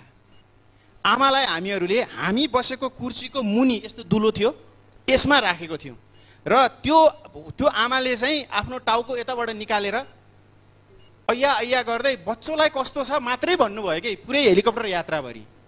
र पछि मैले उहाँसँग यस्तो लामो कन्भर्सेसन गरेँ त्यहाँ, उहाँलाई रिलिफ गर्न करिब 1 घन्टामा। र उहाँलाई अस्पताल छोडेर, बच्चालाई अस्पताल छोडेर अर्को अस्पतालमा, कोलपुरको अस्पतालमा छोडेर म सुर्खेत फर्किएको थिएँ। र मैले त्यहाँ जसलाई मैले ह्यान्डओभर दिएको थिएँ उहाँलाई भनेको थिएँ युनियरको बारेमा मलाई अपडेट गर्नु है भनेको थिएँ। 1 हप्तासम्म मलाई कुनै फोन आएन। 1 हप्तासम्म मलाई खानै मन लाग्थेन कि, खाना खानै मन लाग्दैन, राम्रोसित निन्द्रा पनि लाग्थेन। त्यो आमाको त्यो अनुहार, उसले व्यक्त गरेको त्यो जुन भावनाहरू थियो त्यहाँ। र 1 हप्तापछि मलाई फेरि फोन आयो होइन, आमा पनि ठिक हुनुभयो, बच्चा पनि ठिक हुनुभयो, आज डिस्चार्ज हो, त्यही भएर तपाईँलाई फोन गरेको भन्नुभयो। अर्को 1 हप्तासम्म फेरि मलाई खाना खान मन लागेन कि खुसीले गर्दा। त्यसै बेला डाक्टरहरू र यो आफूले उपचार गरेको जो व्यक्तिहरू हुनुहुन्छ उहाँहरूसितको हाम्रो सम्बन्ध यही हुन्छ। तर त्यसको लागि अघि मैले दृष्टि यात्रा भने, डाक्टरहरू र स्वास्थ्य कर्मीहरूमा दृष्टि यात्रा गराइदिन चाहिँ जरुरी छ। उनीहरूलाई त्यो भावहरूको एउटा चाहिँ मुहान मूल फुटाइदिन चाहिँ एकदम जरुरी छ जस्तो लाग्छ। र त्यो काम चाहिँ गर्न अझै बाँकी छ। धन्यवाद डाक्टर साहब। अब हामी करिब अन्तिममा आएका छौँ। वास्तवमै कहिले परेला नझुम्क्याउने भनौँ न, अपलक आँखाहरूलाई चाहिँ बन्द आँखा पछाडि कस्तो उज्यालो हुन्छ भन्ने कुराको ज्ञान नहुन पनि सक्छ। थोरै डाक्टर साहबहरूले यहाँ खोलिदिनु भयो त्यो आँखा। Anton Chekhov, John Keats, Taslima Nasrin, Sir Arthur Conan Doyle, Khaled Hosseini, हुँदै नेपालमा डाक्टर राममान त्रिसितदेखि आज डाक्टर भोला रिजाल र डाक्टर रामेश कोइराला जो यहाँ हुनु पर्थ्यो, विभिन्न परिस्थितिवश यहाँ हुनु भएन समयको पाबन्दीको कारणले, र डाक्टर नवराज केसीसम्म आइराख्दाखेरि म डाक्टर निरज भट्टराई यहाँ स्टेजबाट यति धैर्य गरेर यहाँहरूले चाहिँ सुनिदिनु भएकोमा चाहिँ सबैलाई धन्यवाद व्यक्त गर्दै चिकित्सकहरूको तर्फबाट एउटा अनुभूतिको संवेदनाको एउटा चाहिँ फुहार हामी सबैभित्र रहोस् आओस् भन्दै यहाँबाट बिदा हुन चाहन्छौँ। धन्यवाद। धेरै धेरै धन्यवाद। वास्तवमै यो सेसन एकदमै भावनात्मक रह्यो, एकदमै इमोसनल भयौँ हामी सबैजनाले, धेरै कुराहरू जानकारी पायौँ। हुन पनि हामीलाई उपचारभन्दा पहिला चाहिँ काउन्सिलिङ, डाक्टरले गर्नुभएको काउन्सिलिङले आधा रोग निको हुन्छ, त्यसपछि मात्रै हामीलाई उपचारले छुन्छ पक्कै पनि। धेरै धेरै धन्यवाद आदरणीय प्राध्यापक डाक्टर भोला रिजालज्यू, डाक्टर नवराज केसीज्यू र मोडरेटर डाक्टर निरज भट्टराईज्यूलाई र उहाँहरूलाई मायाको चिन्ह प्रदान गरिदिनु हुनका लागि नेपाल प्रज्ञा प्रतिष्ठानका आख्यान विभागका प्राज्ञ अमर नेपालीज्यूलाई हार्दिक निवेदन गर्छु। भोलन्टियर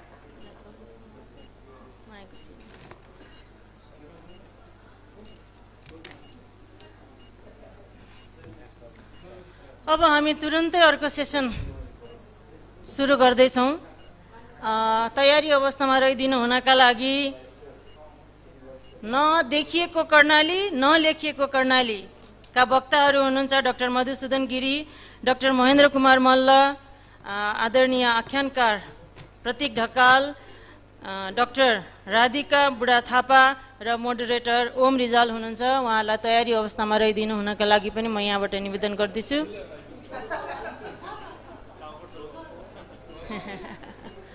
अलिक सानो टोपी सानो भए पनि हामी कलिङ काठमाडौँ लिटरेचर फेस्टिभलको मन ठुलो छ होइन, मायाले ग्रहण गरिदिनु हुनका लागि पनि म निवेदन गर्छु।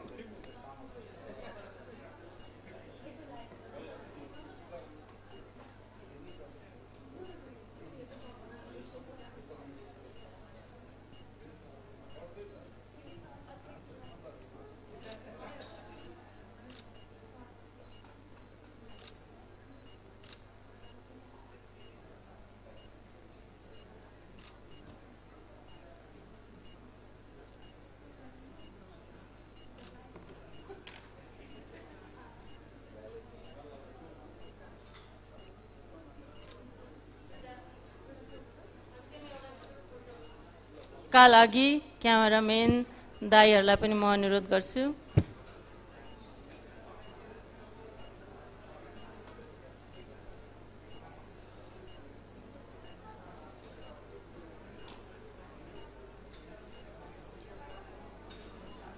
हार्दिक धन्यवाद।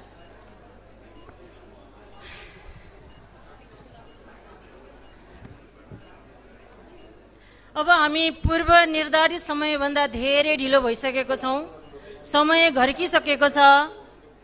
आदरणीय वक्ताहरूलाई धेरै धेरै धन्यवाद।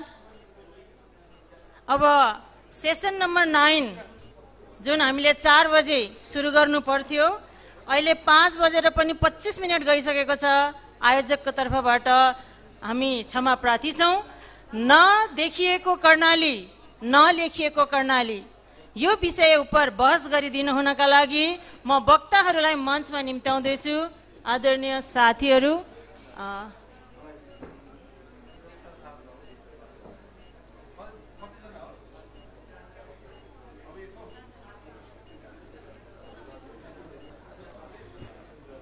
वक्ताहरू हुनुहुन्छ डाक्टर मधुसूदन गिरी, मञ्चमा आएर आसन ग्रहण गरिदिनु हुनका लागि हार्दिक निवेदन गर्छु। त्यस्तै गरी अर्का वक्ता हुनुहुन्छ डाक्टर महेन्द्र कुमार मल्ल, उहाँलाई पनि मञ्चमा आएर आसन ग्रहण गरिदिनु हुनका लागि म हार्दिक अनुरोध गर्दैछु। त्यस्तै गरी वरिष्ठ नियात्राकार आदरणीय प्रतीक ढकालज्यू, यहाँलाई पनि मञ्चमा आएर आसन ग्रहण गरिदिनु हुनका लागि म हार्दिक निवेदन गर्छु। अर्का वक्ता हुनुहुन्छ आदरणीय डाक्टर राधिका बुढा थापाज्यू, यहाँलाई पनि मञ्चमा आएर आसन ग्रहण गरिदिनु हुनका लागि म हार्दिक निवेदन गर्छु। अनि यो कार्यक्रमलाई मोडरेटर गर्दै हुनुहुन्छ नेपाल सरकारका उपसचिव आदरणीय ओम रिजालज्यू यहाँलाई पनि मञ्चमा आएर आसन ग्रहण गरिदिनु हुनका लागि म हार्दिक निवेदन गर्छु। उहाँ लेखक पनि हुनुहुन्छ, हट्टारू उपन्यास चर्चित उपन्यासका लेखक हुनुहुन्छ। अब भने म यो माइक्रोफोन ओम रिजालज्यूलाई हस्तान्तरण गर्दै केही छिनको लागि माइकबाट ओझल पर्छु। नमस्कार, धन्यवाद।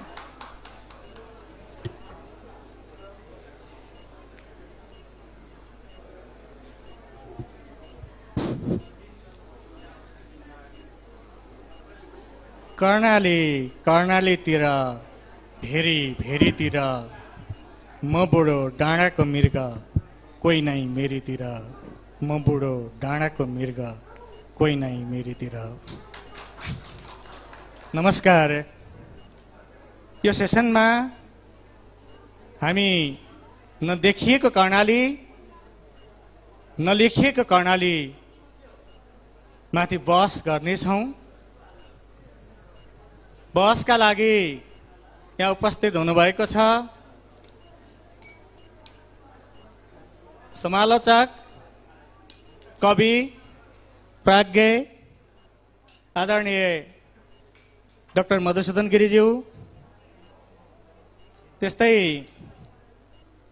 मध्यपश्चिमाञ्चल विश्वविद्यालयका पूर्व रजिस्ट्रार, कवि, लेखक डाक्टर महेन्द्र कुमार मल्लज्यू, त्यो उज्यालो कर्णाली का लेखक, नियत्रकार समाज नेपालका अध्यक्ष आदरणीय प्रतीक ढकालज्यू, यस्तै सामाजिक अभियन्ता कर्णालीकी चेली आदरणीय राधिका बुढथापा खत्रीज्यू। हामीसँग समय छैन, भूमिका नबाधिकनै सिधै बहसमा प्रवेश गर्न चाहन्छु। कर्णाली लेखिएन भनौँ भने जोसेफ टुची लगायत विदेशीहरूले पनि लेखे। योगी नरहरिनाथ, सत्यमोहन जोशी, प्रदीप रिमाल, चूडामणि बन्धु, पूर्णप्रकाश नेपाल यात्री, रत्नाकर देवकोटा थुप्रैले कर्णाली लेख्नुभयो। हामी पनि कर्णाली लेखिरहेका छौँ, तर कर्णाली कहिले ऐसेलुका बोटमा पिङ खेल्दै जुम्लामा आफ खान्छ, कहिले कर्णालीका देउडा गीतका नाममा 5 कक्षाका विद्यार्थीले लेखे जस्तो कविता बन्छ कर्णालीको देउडा गीत, कहिले धानको पुतली अर्थात् भुरुली कोट बनिदिन्छ। हुँदा हुँदा मस्तो परम्परा, मस्तो धर्म हो भन्नेहरू पनि भेटिन्छन्। नेपाली भाषाको पहिलो अभिलेख दामुपालको अभिलेख साके 903 को अभिलेख जो दुल्लुमा अवस्थित छ, त्यो अभिलेखमा अंकित साके 903 लाई केही सुनाम धन्नेहरूको आँखामा भाइतिन भइदिन्छ। यस पृष्ठभूमिमा मधुसूदन सर, तपाईले कर्णाली कतिको लेखिएको भेटाउनु भयो र कर्णाली देखिएको कर्णाली लेखियो अथवा नदेखिएकै कर्णाली लेखियो?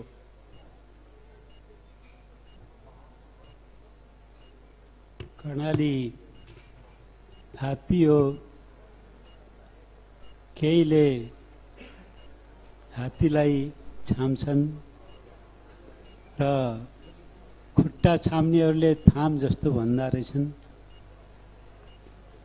कर्णाली हात्ती हो, केहीले हात्तीको कान छाम्छन् र कर्णाली त सुपो जस्तो रहेछ, नाङ्लो जस्तो रहेछ भन्छन्। त्यस्तै हो जस्तो लाग्छ। तर कर्णाली एउटा सिङ्गो सभ्यता हो। अहिले सिजा सभ्यता पनि भन्न थालिएको छ। हुनसक्छ त्यसलाई कैलाश सभ्यता पनि भन्न सकियोस्, कर्णाली सभ्यता पनि भन्न सकियोस्। विश्वका सभ्यताहरू नदीका किनारमा विकसित भएका छन्। कतै कतै हिमाल पहाडहरूका नामबाट त्यहाँ पनि विकसित भएका छन्। हाम्रो सभ्यता दुईटैको सङ्गम हो, त्यो कर्णाली सभ्यता दुईटैको सङ्गम हो।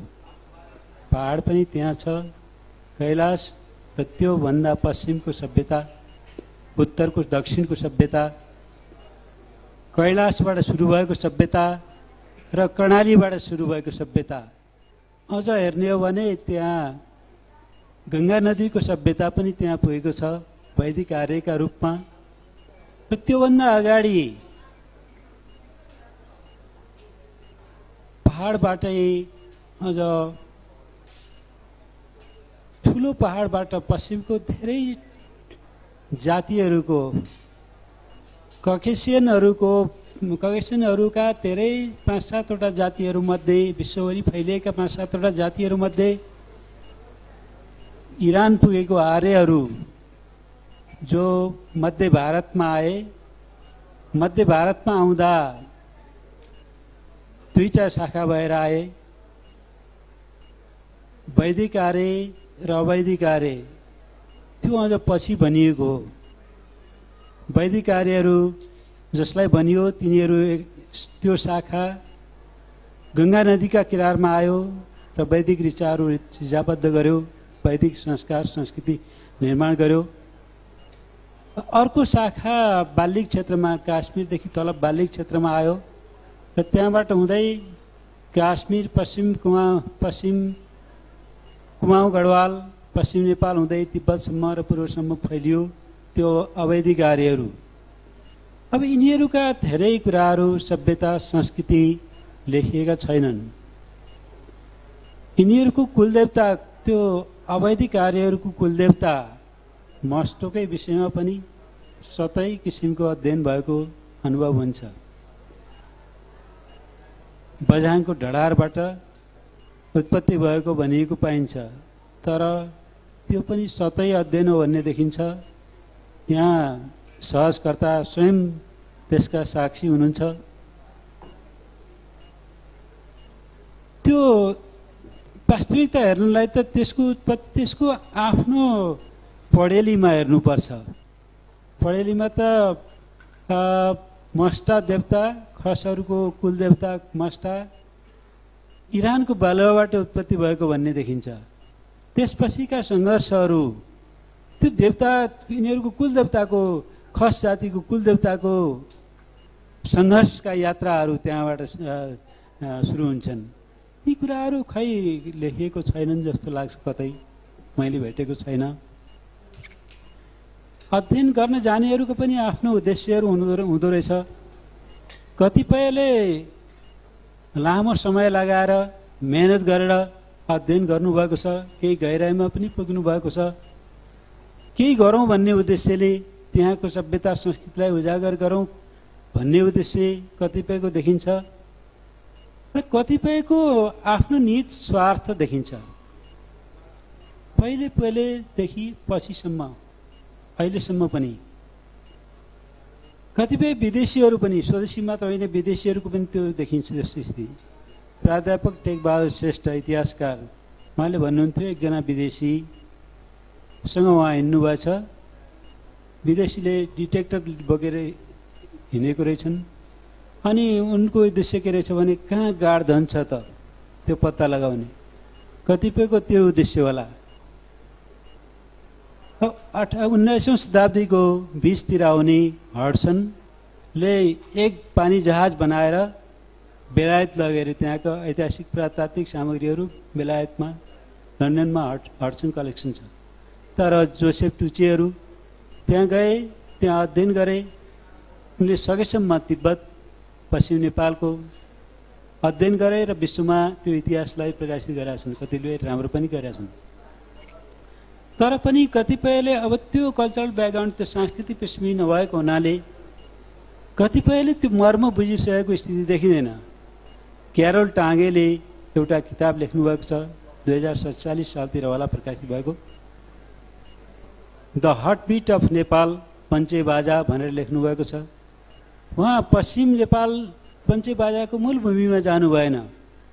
गोर्खादेखि स्याङ्जा, लमजुङ त्यतैतिर घुम्नुभयो र उहाँले अरू त ठिकै लेख्नुभयो, के लेखिदिनु भएको छ भने पञ्चे बाजाको ध्वनिलाई बडा कर्कश भनेर लेख्नु भएको छ। पछि त्यसको अनुवाद भएको छ, अनुवाद गर्नेले पनि कर्कश ध्वनि भनेको छ।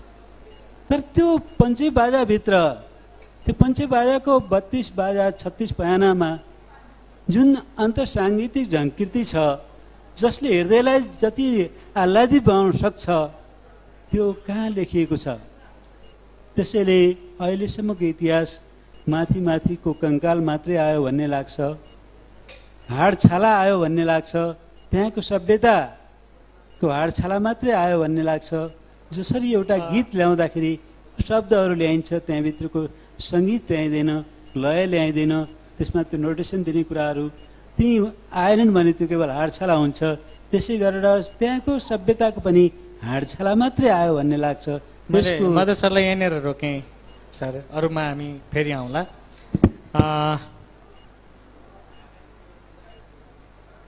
आदिमानवको इतिहास बोकेर मात्र होइन, वर्तमानमा पनि थुप्रै जात जाति र बसोबासको इतिहास रचेको कर्णाली कहिले छाउपडी भएर दुख्छ, कहिले दलितहरूलाई गरिने छोइ छिटोमा पोखिन्छ। समाजशास्त्रीय र मानवशास्त्रीय दृष्टिकोणबाट हेर्दा छाउपडी र दलितहरूमा गरिने विभेद मात्र देखिन्छ वा अरू पनि केही देखिने र लेख्न लायक संस्कृतिहरू देखिन्छन् कर्णालीमा? एउटा सामाजिक अभियन्ता, समाजशास्त्रको विद्यार्थीको हैसियतले राधिका म्याडम तपाईँलाई के लाग्छ?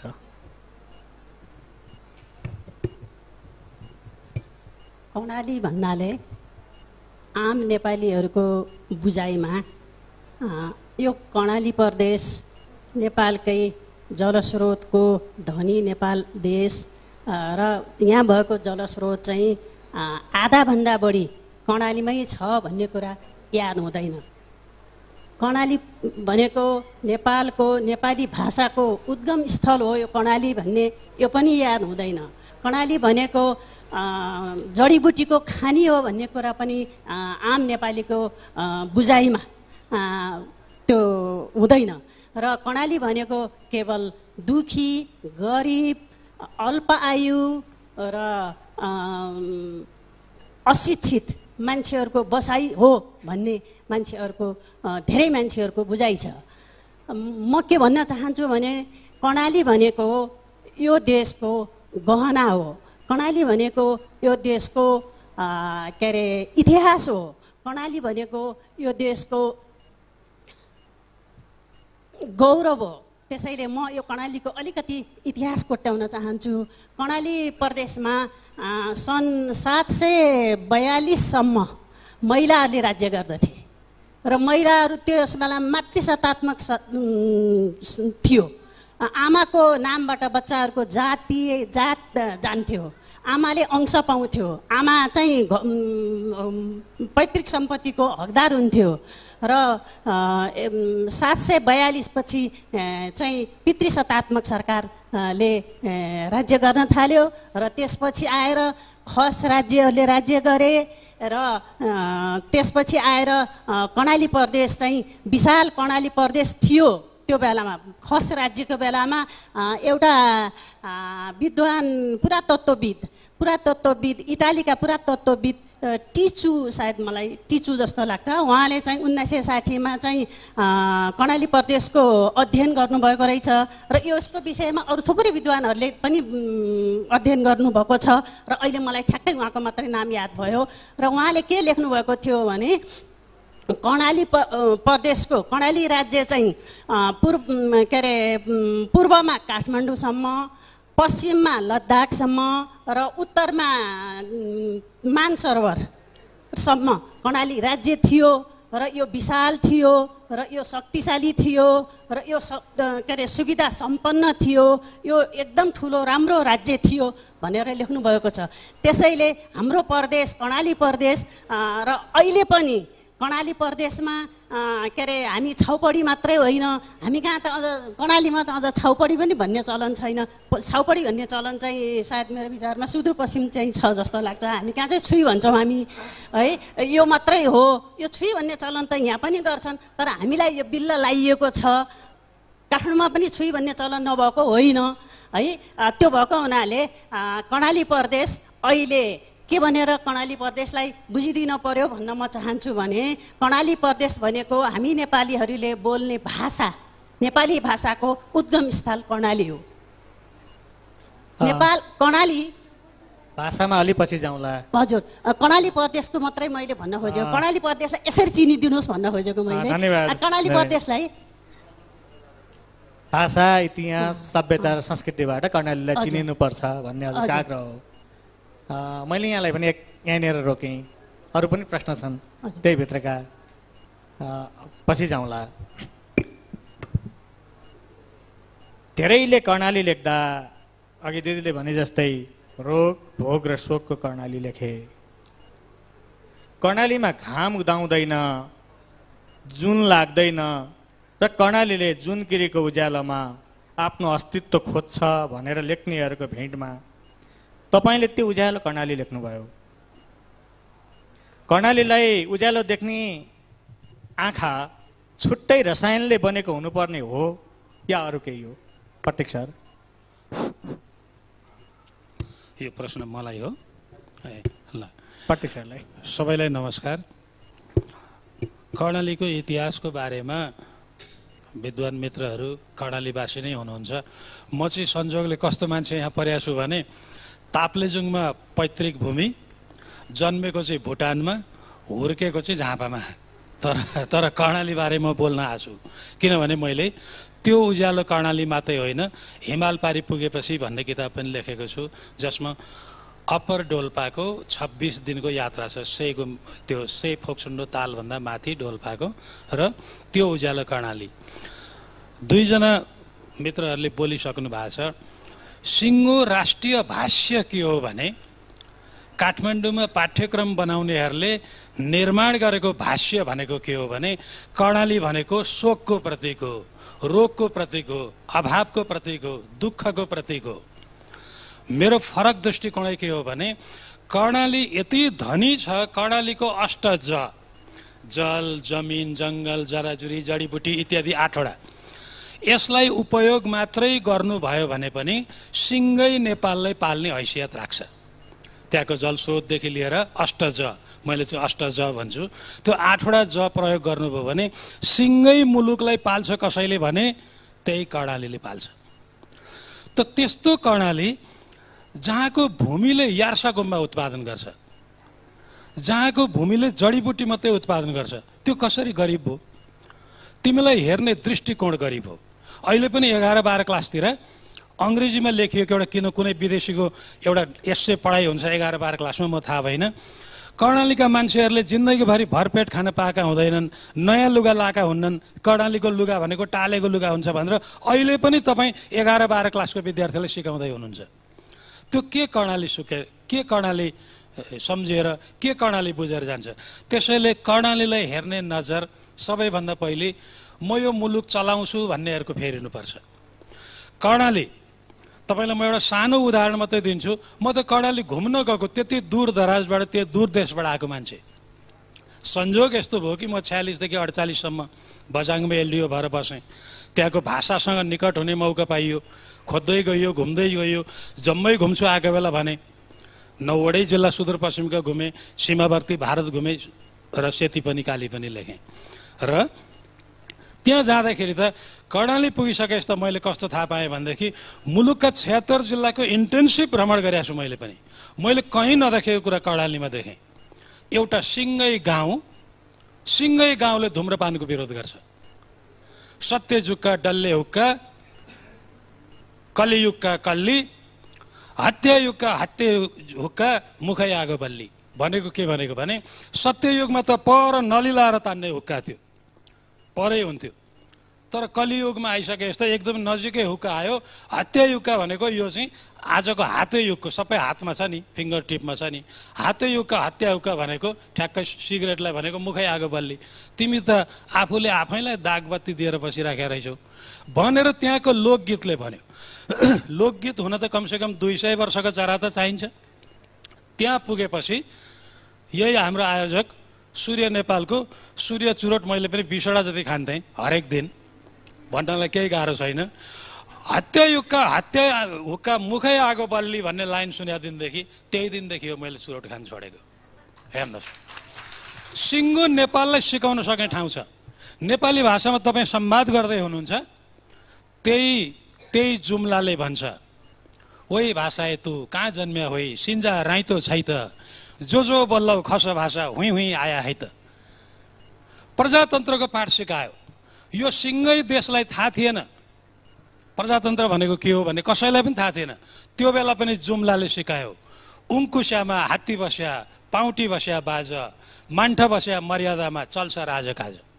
तपाईँ मर्यादामा बस्नुहोस् न, जसरी हात्ती अङ्कुशमा बस्छ, जसरी बाज पाउटीमा बस्छ, त्यो थाप्ने ठाउँ पाउटीमा बस्छ। यसरी मुलुकलाई प्रजातन्त्रको परिभाषा सिकाउने, मुलुकलाई औषधि उत्पादन गर्ने, मुलुकलाई जलस्रोत दिने, मुलुकलाई भाषा दिने, मुलुकलाई संस्कृति दिने ठाउँलाई अपमान गरेर यस्तो यस्तो कुरो पढाएर मुलुक कहाँ जाँदैछ मलाई थाहा छैन। त्यही भएर मैले देखिएको कर्णाली लेखिनँ। देखिएको कर्णाली भनेको तिम्रो व्यवस्थापनको अक्षमताले गर्दाखेरि देखिएको रिजल्ट हो त्यो। मैले अघि डाक्टर साहबले भने जस्तो दृष्टिको कर्णाली, नलेखिएको कर्णाली, नदेखिएको कर्णाली देखेँ। त्यही भएर मैले कर्णाली उज्यालो देखेँ। त्यही भएर मेरो किताबको नामै त्यो उज्यालो कर्णाली। टाढाबाट हेरे मान्छे हौ, त्यसैले त्यो भने। धन्यवाद प्रत्यक्ष सर, तपाईँको कलमले अझै कर्णालीलाई उज्यालो लेख्दै जाओस्।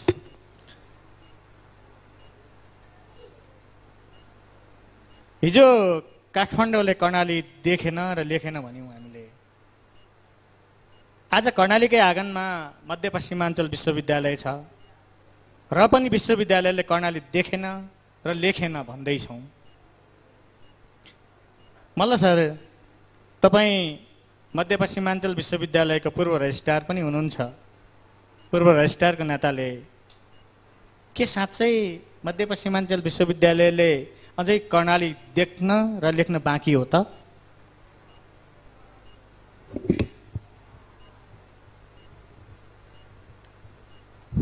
धन्यवाद ओम सर।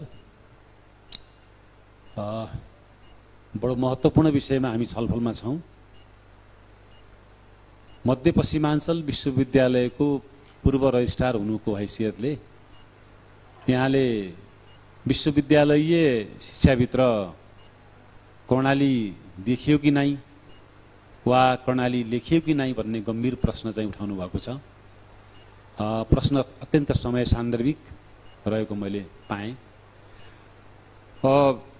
हामीले मध्यपश्चिमाञ्चल विश्वविद्यालय वास्तवमा त्यसैका लागि स्थापना गरेका हौँ।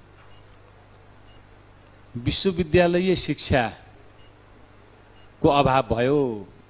अघि विद्वान मित्रहरूले भन्नुभयो, प्रणालीको महिमा, इतिहास, संस्कृति, पुरातत्व, त्यसको मूल्यवत्ता विशिष्ट छ। त्यसले हामीले देख्न सकेका छैनौँ, लेख्न सकेका छैनौँ। राज्य सत्ताको आँखाबाट त्यो धेरै दूरमा छ, टाढा छ भनेर भन्नुभयो। वास्तवमा त्यसलाई देखाउनको लागि र त्यसको इतिहास लेखाउनको लागि, त्यसलाई राम्रोसँग लेख्नको लागि मध्यपश्चिमाञ्चल विश्वविद्यालयको स्थापना गरिएको हो। त्यसको आग्रह कर्णालीवासी अझ साबिक मध्यपश्चिमाञ्चल विकास क्षेत्र थियो।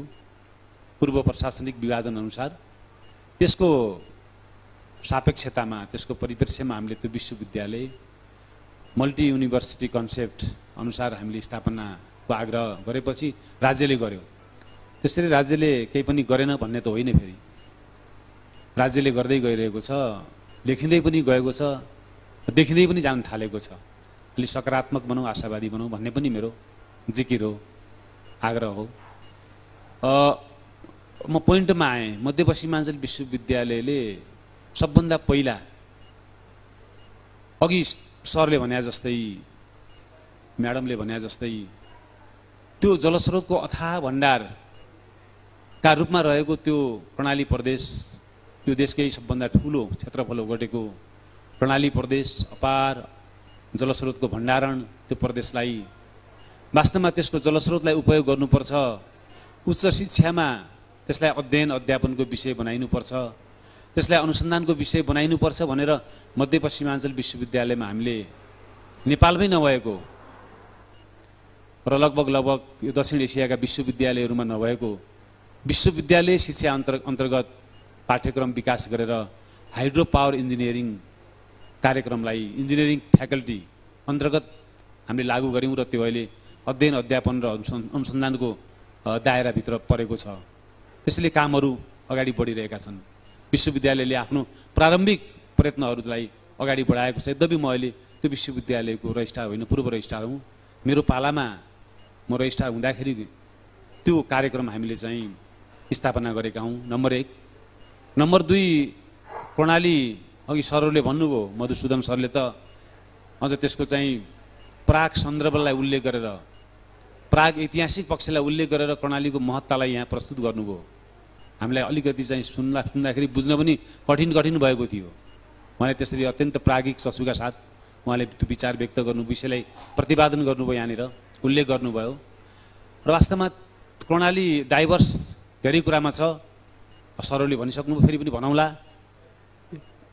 एउटा विषयमा मात्रै डाइभर्स होइन, एउटा सेक्टरमा मात्रै डाइभर्स होइन, डाइभर्सिटीका दृष्टिकोणले, अझ विशेष गरी लोकवार्ताका दृष्टिकोणले अत्यन्त समृद्ध प्रदेश हो।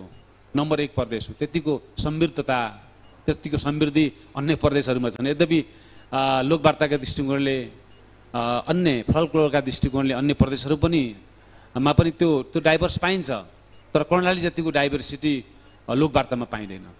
त्यसैले त्यहाँको लोकजीवनको अभिव्यक्तिलाई, परापूर्वकालदेखि अहिलेसम्मको लोकजीवनको अभिव्यक्तिलाई लोकले कसरी आफ्नो समग्र जीवनशैली र दृष्टिकोण बनाएर अगाडि बढाएको छ भन्ने कुरालाई हामीले विश्वविद्यालय शिक्षाभित्र ल्याउनुपर्छ, यसको पाठ्यक्रमभित्र ल्याउनुपर्छ, त्यसलाई पढाइनुपर्छ, अध्ययन अध्यापन अनुसन्धानको दायराभित्र ल्याउनुपर्छ भनेर हामीले मध्यपश्चिमाञ्चल विश्वविद्यालयको मानविकी तथा सामाजिक शास्त्र संकाय अन्तर्गतको नेपाली विभाग अन्तर्गत हामीले लोकवार्ता विज्ञान भन्ने विषयलाई इन्ट्रोड्युस गऱ्यौँ र अहिले त्यसको अध्ययन अध्यापन अनुसन्धान अगाडि बढिरहेको छ। पछिल्लो समयको चाहिँ स्ट्याटस के छ, त्यसको पोजिसन के छ, त्यसको चाहिँ एकाडेमिया के छ, अहिले मैले त्यसलाई चाहिँ डिटेल्स बताउन त सक्दिनँ, तर पनि स्थापना गरेर त्यो लोकवार्ता विज्ञान अगाडि बढिसकेको छ। आशा गरौँ त्यसले समग्र विश्वको लोकवार्ता विज्ञान सम्बन्धी, त्यो विषय क्षेत्र सम्बन्धी अध्ययन अध्यापन अनुसन्धान गराउने हो। विश्वविद्यालय आफैमा विश्वव्यापी हुन्छ, यसको मूल्य र मान्यता एउटा निश्चित दायराभित्र सीमित भएको विश्वविद्यालय हुँदैन होइन। त्यसले हामीले विश्वविद्यालय भन्यौँ, तैपनि त्यसले त्यहाँको विशिष्टतालाई उजागर गर्न सकिन्छ, उत्खनन गर्न सकिन्छ, अगाडि ल्याउन सक्नेछ, समग्रमा कर्णाली प्रदेशलाई परिचित गराउन, त्यसको चाहिँ समृद्धतालाई देखाउन सक्नेछ भन्ने उद्देश्यले त्यो विषयहरूलाई हामीले चाहिँ मास्टर्स डिग्रीमा पहिचान गरेका छौँ। यसरी हामी अगाडि बढिरहेका छौँ। धन्यवाद। मलाई सर लोकवार्ता विभाग त बन्यो, विभाग बन्दैमा विभागले आफै काम गर्ने होइन। काम गर्नको लागि सकारात्मक सोच चाहिन्छ अथवा विभागको नाम अनुसारको कर्म पनि विभागले गर्नुपर्ने होला। लोकवार्ता विभाग हुँदैमा त्यसले काम गर्छ त? अब त्यसले काम गर्ला भनेर नै स्थापना गरेको हो। लोकवार्ता विज्ञान भन्ने बित्तिकै हाम्रो लोकजीवनको समग्र विषयवस्तुहरू त्यसमा समेटेर आउँछ। त्यसको अध्यापन सैद्धान्तिक दृष्टिकोणले पनि गर्नु पर्यो, त्यसको अध्ययन व्यवहारिक दृष्टिकोणले पनि गराउनु पर्यो, त्यसको अध्ययन विधागत दृष्टिकोणले पनि गराउनु पर्यो, त्यसको अनुसन्धान यी यावत पक्षहरूबाट गराउनु पर्यो। मलाई लाग्छ विश्वविद्यालयले यो प्रक्रियालाई पाठ्यक्रम बनाएर अगाडि बढाएको छ। अब त्यसको इफेक्टिभनेस, प्रभावकारिता अहिलेको स्थितिमा कति छ, आशा गरौँ फेरि छलफल गरौँ। हामीसँग समय एकदमै छोटो छ। रञ्जना म्याडमले 10 मिनट भन्नुभएको छ, म 5 मिनट अलि बढी लिन चाहन्छु, किनभने यो अलिकति महत्त्वपूर्ण सेसन नै हो जस्तो लाग्छ। कर्णाली जसले कुनै कालखण्डमा राजनीतिक चेतना दियो, आज आफै अचेत बनेर थलिएको छ। जसले नेपाली भाषा जन्मायो, आज उसैले पाखेको पगरी गुथिरहेको छ। जसले सभ्यता जन्मायो, आज आफै गुमनाम छ। असङ्ख्य कला र गला जन्माएको कर्णाली आज आफै अस्तित्वको खोजीमा छ। नेपाली लोक साहित्य र संस्कृतिको मूल घडेरी हुँ भन्ने गर्व गर्ने कर्णाली प्रदेश वर्तमानमा उपेक्षित र उत्पीडित हुनुमा कुन पक्ष जिम्मेवार ठान्नुहुन्छ? मधुसूदन सर, एकदमै छोटोमा। यो प्रश्न लामो सोध्नुभयो, उत्तर छोटो खोज्नुभयो। कसरी भनौँ धेरै कुराहरू छन्। अगाडि कर्णालीको भाष्यका सन्दर्भमा आयो, पत्रकार सरले भन्नुभयो, म्याडमले जल सम्पदाको कुराहरू गर्नुभयो। त्यति बेलाको कुराहरू त्यो केवल अहिले हो। गरिबी त्यहाँको बिग्छ, लेखनका निमित्त अशिक्षा, गरिबी, अन्धविश्वास, पछौटेपन बिग्छ, त्यो लेख्यो भने त्यो बिग्छ, अहिलेको स्थिति हो, त्यति बेलाको स्थिति होइन। त्यो प्राचीनकाल पूर्व मध्यकालको स्थिति त्यो सम्भ्रान्त थियो। त्यति बेला त्यसका साक्ष्यहरू त्यहाँ त्यो क्षेत्रभरि फैलिएका प्रस्तरकला, उन्नत प्रस्तरकला छन्। म सबैको नाम यहाँ लिने समय छैन। त्यो उन्नत प्रस्तरकला जो अहिले हामीलाई सानो घर बनाउन गाह्रो छ, त्यति बेला त्यत्रो किसिमको विकास भएको थियो। त्यसका आधारहरू के थिए त? त्यहाँको सुन, नुन र उन, माथि बोकी सुन, नुन, खारी प्रदेशको नुन र उन, अनि बाँस थियो, जडीबुटीहरू थिए। त्यो अझ त्योभन्दा ठुलो सिल्क रोड थियो व्यापारका निमित्त मध्य भारतबाट, चीनबाट यता अफगानिस्तान हुँदै मध्य भारत हुँदै जाने सिल्क रोड थियो। यी थिए। अब यतातिर नजाउँ, तपाईँले सोध्नु भएको प्रश्नतिर जाउँ, भाषातिर, संस्कृतितिर। नेपाली भाषाको उत्पत्ति स्थल मात्र होइन त्यो, नेपाली संस्कृतिको उद्गम स्थल पनि हो।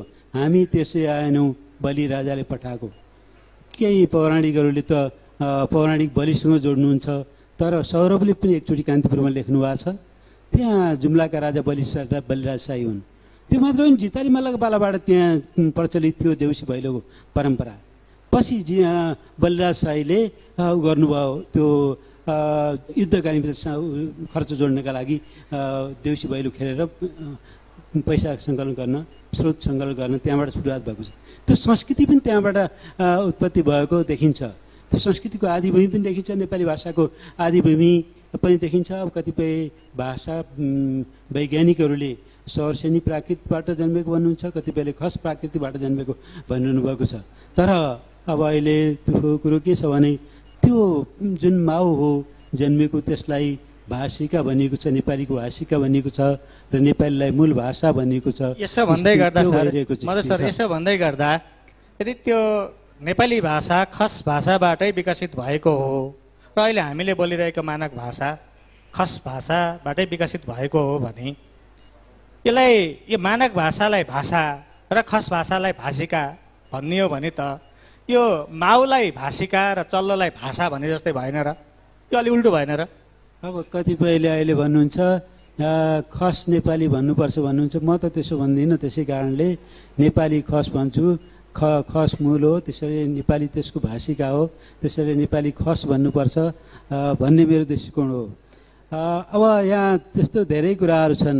हाम्रै यहाँ पनि के छ भनेदेखि अब उता अङ्ग्रेजीको एउटा छातामुनि British English, American English, French English भनेर गरिन्छ। तर हामी कहाँ नेपाली नै भन्ने हो भने पनि डुटेल नेपाली, बतेल नेपाली, दैलेखी नेपाली, जुम्ली नेपाली भन्दा हुन्थ्यो।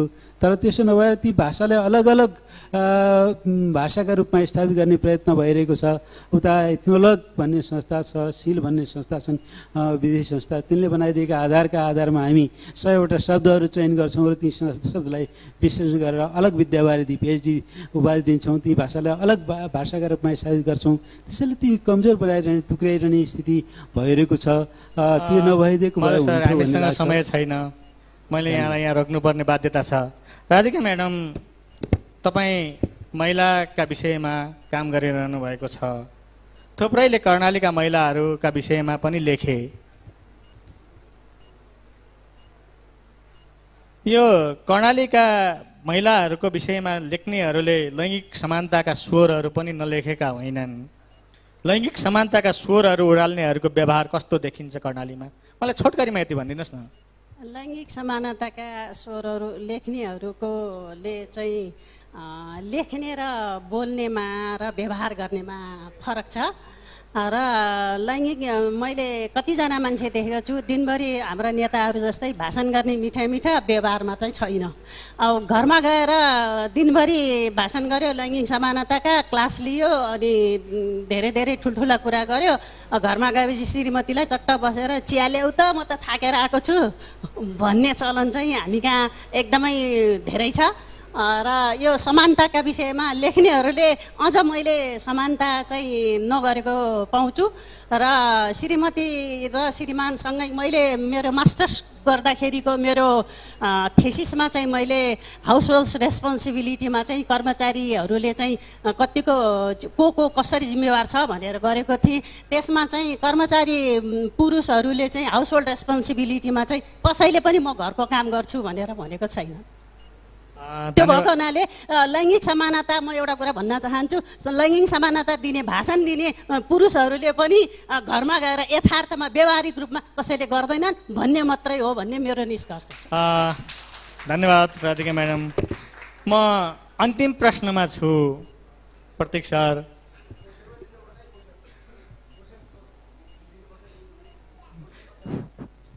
म प्रतीक सरलाई अन्तिम क्वेसन सोध्छु, त्यसपछि हाम्रो निर्देशकज्यूले हलमा दिने अनुमति दिनुभयो भने म हलमा एउटा क्वेसन, एक दुईवटा क्वेसन लिन्छु, नभए म टुङ्ग्याउँछु। तपाईँ सुदूर पूर्वबाट सुदूर पश्चिम गएर कर्णाली लेख्नुहुन्छ, कहिले हिमाल लेख्नुहुन्छ। म आज हिमालका कुरा गरिरहेको छैन, कर्णालीका कुरा गरिरहेको छु। एउटा पर्यवेक्षकको आँखाबाट हेर्दा, तपाईँ त पर्यवेक्षक न हो, पर्यवेक्षकको आँखाबाट हेर्दा के भयो भने कर्णालीको भाषा, साहित्य, सभ्यता, संस्कृति लगायतको उन्नयन हुन सक्ला सर? धन्यवाद। हामीसँग प्रश्न असाध्यै छोड्यो। यो त सिङ्गो संसदले गर्नुपर्ने कामको प्रश्न छ, हामीसँग समय छैन। म यसको सठिक बुँदागत रूपमा जवाब दिन्छु। कर्णाली असाध्य सम्पन्न धनी छ, तर कर्णालीलाई नै म कति धनी छु थाहा छैन। जसरी नेपाल संसारभरिका हिमालमा, जस्तो तपाईँको भन्नुहोस् न 8000 मिटर माथिका 20वटा चुली छन् संसारमा, 14वटा यो देशमा छन्। 14वटा हिमाल छन् 8000 मिटर माथिका, चुली होइन हिमाल 8वटा छन्।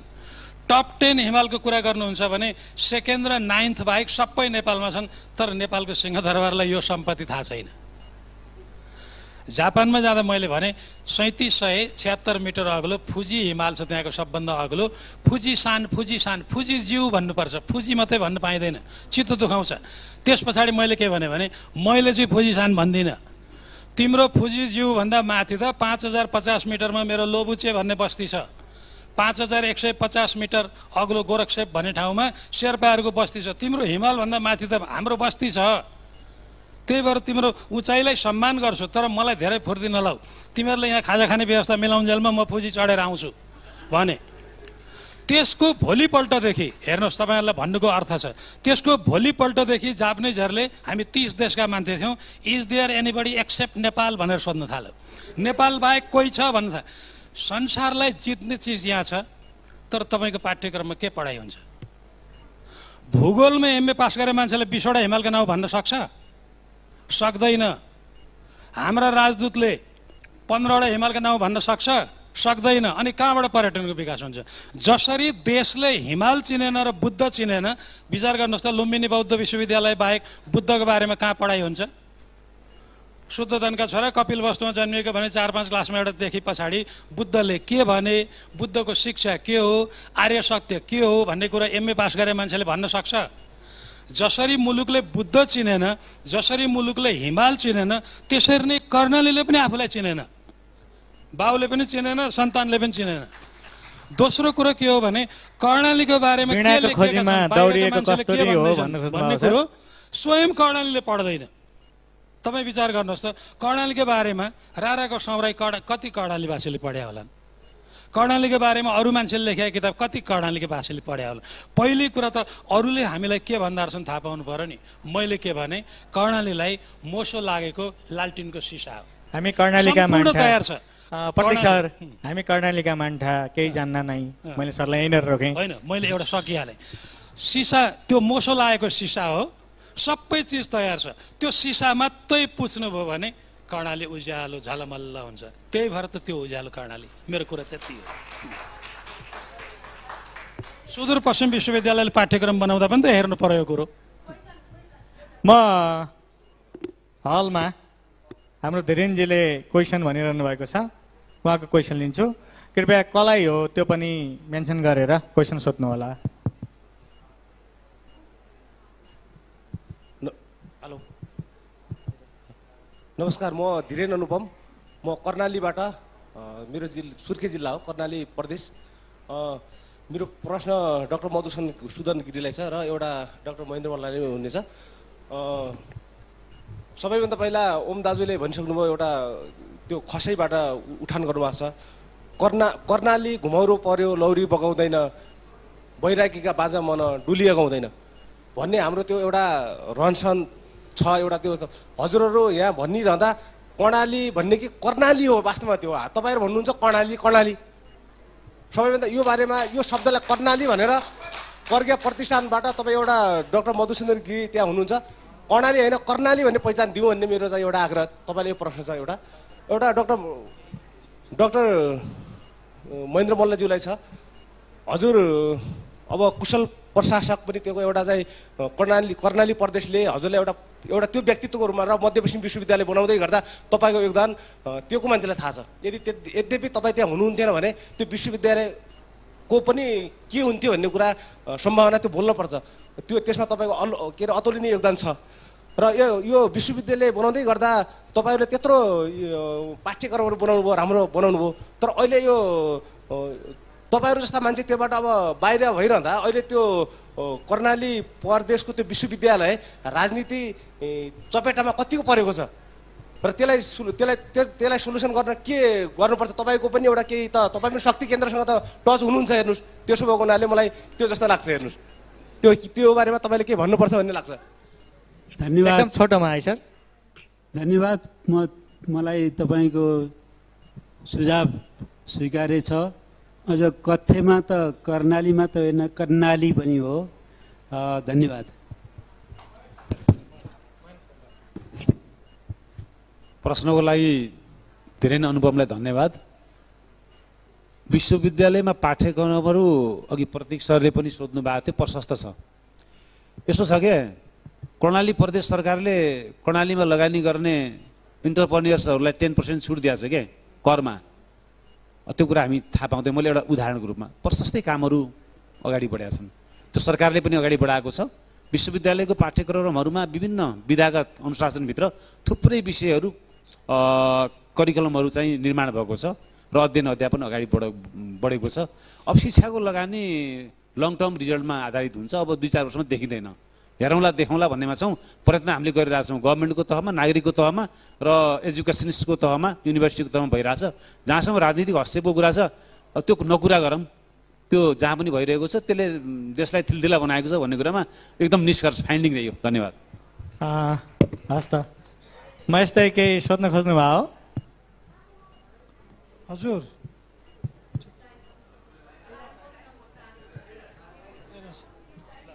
यो आजको यो सेसनको चाहिँ विषय के रहेछ भने नदेखेको कर्णाली।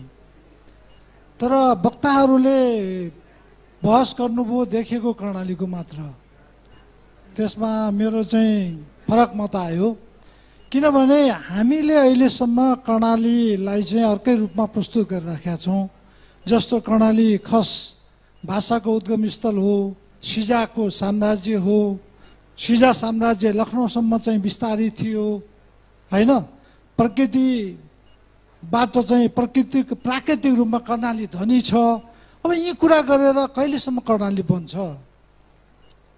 कर्णालीको चाहिँ कुरूप अनुहार प्रस्तुत गर्नु पर्यो क्या हामीले। यथार्थ कुरा के हो त कर्णालीको? कर्णाली कालीकोटमा जाँदाखेरि कम्बल वितरण गर्न जाँदाखेरि, आग लागि हुँदा कम्बल वितरण गर्न जाँदाखेरि हामीलाई माग्ने ठान्यौ तिमीहरूले हामीलाई कम्बल चाहिन्छ भनेर त्यहाँका गरिब जनता जसको घरबास उठीबास भएको छ, कपडा छैन, तिनीहरूले कम्बल वितरण गर्ने मान्छेलाई ढुङ्गा प्रहार गरेर खेदेको छ भन्नाले त्यहाँको मानसिकता सोचको अवस्था यो छ। त्यही कालीकोट हो जहाँ चाहिँ छोरीलाई एउटा रोटी दिइन्छ, छोरालाई 3टा रोटी दिइन्छ खानको लागि। त्यही कर्णाली हो जहाँ चाहिँ कर्णाली बगिरहेको छ, त कर्णालीको पानी कर्णालीको लागि प्रयोग हुँदैन। मैले भन्न खोजेको के हो भने म पनि कर्णालीका सबै जिल्लामा पुगेको छु, सबै जिल्ला घुमेको छु। त्यही सिजा हो जहाँ चाहिँ जहाँका मान्छेहरू अहिले पनि हामी त सिजाकालीनका चाहिँ हाम्रा पुर्खाहरू राजा सिजाका चाहिँ हामी चाहिँ के अरे सन्तान हो भनेर गर्व गर्छन्, तर उनलाई अहिलेको अवस्था थाहा छैन। त्यसैले मेरो भन्नुको मतलब के हो भने हामीले नाङ्गो बादशाह एउटा कथा छ नि, बादशाह चाहिँ नाङ्गो छ तर मान्छेले के भनिरहेछन्, हो बादशाहले कति राम्रो पोसाक पहिरनु भएको छ, आभूषण कति राम्रो छ। त्यसरी ठग्नु भएन कर्णालीलाई के। अब कर्णालीको जुन यथार्थ रूप हो त्यो प्रस्तुत गर्नु पर्यो हामीले। हस् दाजु, त्यो भन्न खोजेको मैले। हस् हस्, धन्यवाद।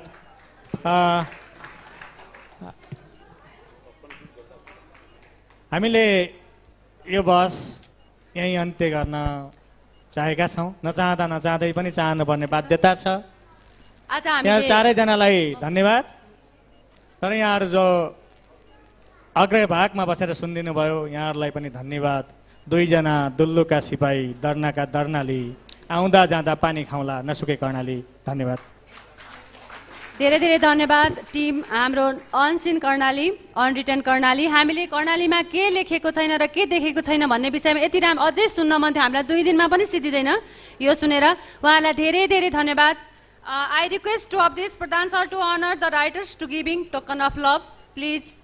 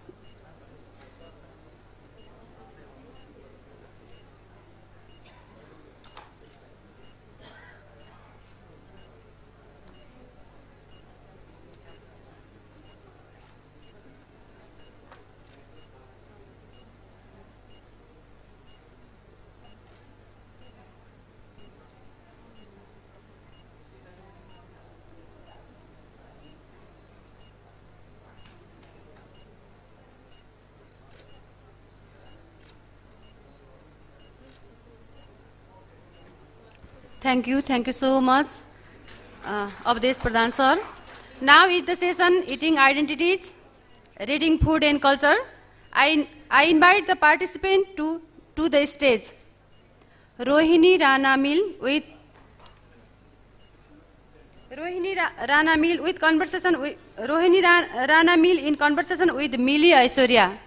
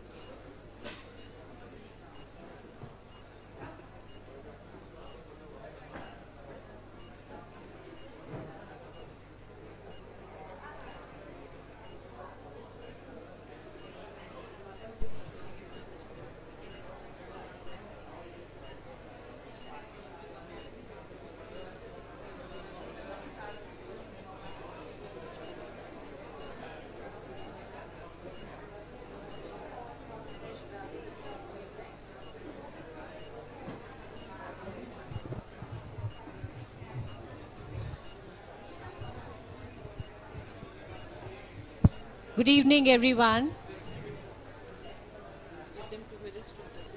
We'll begin in a minute once you all settle down, because we're going to talk about food, Nepali food, and I hope at this time and in this weather it makes you very hungry. I'm honored and delighted to have my author Rohini Rana here with all of you to talk about her 2 books, actually, one which is already published called the Rana Cookbook, and one which we're going to talk about a little bit through our discussion, and it'll hit the stores in January next year. So let's begin by looking at your journey into food and your first brushes with it. How did your journey in cooking and food begin, and what are some of your fondest memories around it? Thank you so much, Millie. It's such an honor to be here, taking part in this fantastic Kalinga Literary Festival. Let me just say that Kalinga is very close to my heart because my younger daughter is married in Orissa, and I have been to the state a couple of times, so it's so beautiful to bring that culture here to Kathmandu. And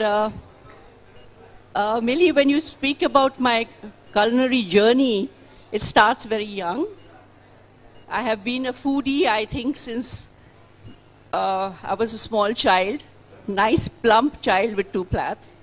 And they said, you know, in those days we used to have those chit buttons, you know, on the dresses. So they used to say when I giggled, all my buttons would open because I was so nice and plump. So it just shows that I was very fond of eating. So when you are fond of eating, I think it naturally results in being fond of food and cooking, and therefore wanting to entertain and feed people as well. So my earlier memories are from the place I grew up in, which is Nainital, a beautiful idyllic hill station, as Sneh will know. And the summer, which was the season time as it was called, was full of family and friends coming to visit and getting away from the heat of India. And there would be this round of coffee mornings and lunches and dinners. And my memories are of those, you know, parties laden with food and people laughing and the clinking of glasses, horse riding, sailing, picnic baskets, all centering around food. My family itself is a total foodie family, very, very interested in cooking. Our conversation during lunch would be, what are we cooking for dinner? And who's making the best, you know, the best meal, or whose favorite dish is being cooked. So that is how my memory goes back to food. Very connected. I have had no formal training as such, but just being with the family. My mother cooked, my brother cooks, my sister-in-law cooks. We used to have these various khansamas and cooks because my parents ran a hotel. So we used to learn, eat, and imbibe from that atmosphere. So that is, I never had any formal trainings, like I said earlier, but just imbibing that atmosphere of food has led me on this, my passion for cooking. No, I think it shows in your book because, you know, it is like the family cookbook, the Rana Cookbook. Your first book contains family recipes, stories, and the whole, I think, the aura, you know, of how food mixed with culture, you know, becomes such an integral part of our lives. So how did you go about writing the Rana Cookbook? Because, you know, this writing cookbooks, by the way, is not easy. You know, I worked on some. It involves not only writing the recipes, the text, the introductions, but also, you know, testing the recipes. There are nice pictures that you have to shoot. So what made you write the book, and how did you go about this whole process? Okay, this is a very interesting journey, really, because my husband was, when he was a colonel, was posted in this barrack called Suparitar, which is next to Hitora. That was his first battalion command, and being a very professional, thorough soldier, he was busy with his soldiering. So I was the only woman there between 800 men, and lived in this really pretty bungalow in the middle of the hills, in the middle of the jungles, built by the Ranas. It used to be their previous hunting resort site where they camped and then started off on their shikar journeys. And I had a lovely dog there, so I used to be walking in the jungles, but very much on my own and getting bored. So the idea germinated there, that since I'm so fond of food, let me start doing something about it. So I started the introduction of that book right there.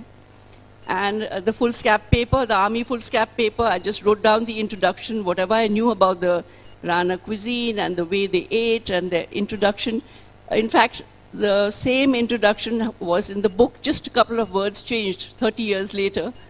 And I even wrote down the different recipes that I wanted to research. I wrote down the names of the people, the aunts and uncle-in-laws that who I knew were fond of cooking and I would be referring to later. And that's how it started, and it just stayed there, germinated, started and stayed there, literally in incubation for the next 30 years. Life got the better of me. The children were growing up, going to college, working, getting married, having grandchildren. And people would ask me, what happened to your cookbook? And I'd say, yes, later, I just don't have the time right now. And then my husband, through climbing the ranks up the army, becoming chief, was another very stressful, very busy period. I had no time for anything else. After he retired and we were well settled at home, doing literally nothing much but having fun, the idea came back that I should finish this project that I started so many years back. And that's how I got down to then finishing it. Well, we're lucky to have some time off, I think, after retirement, that you got to write the book. We have a gorgeous book. We have some copies outside in case you want to have a look. So tell us about the typical Rana Thali. You know, what does it consist of, and what are the most important ingredients?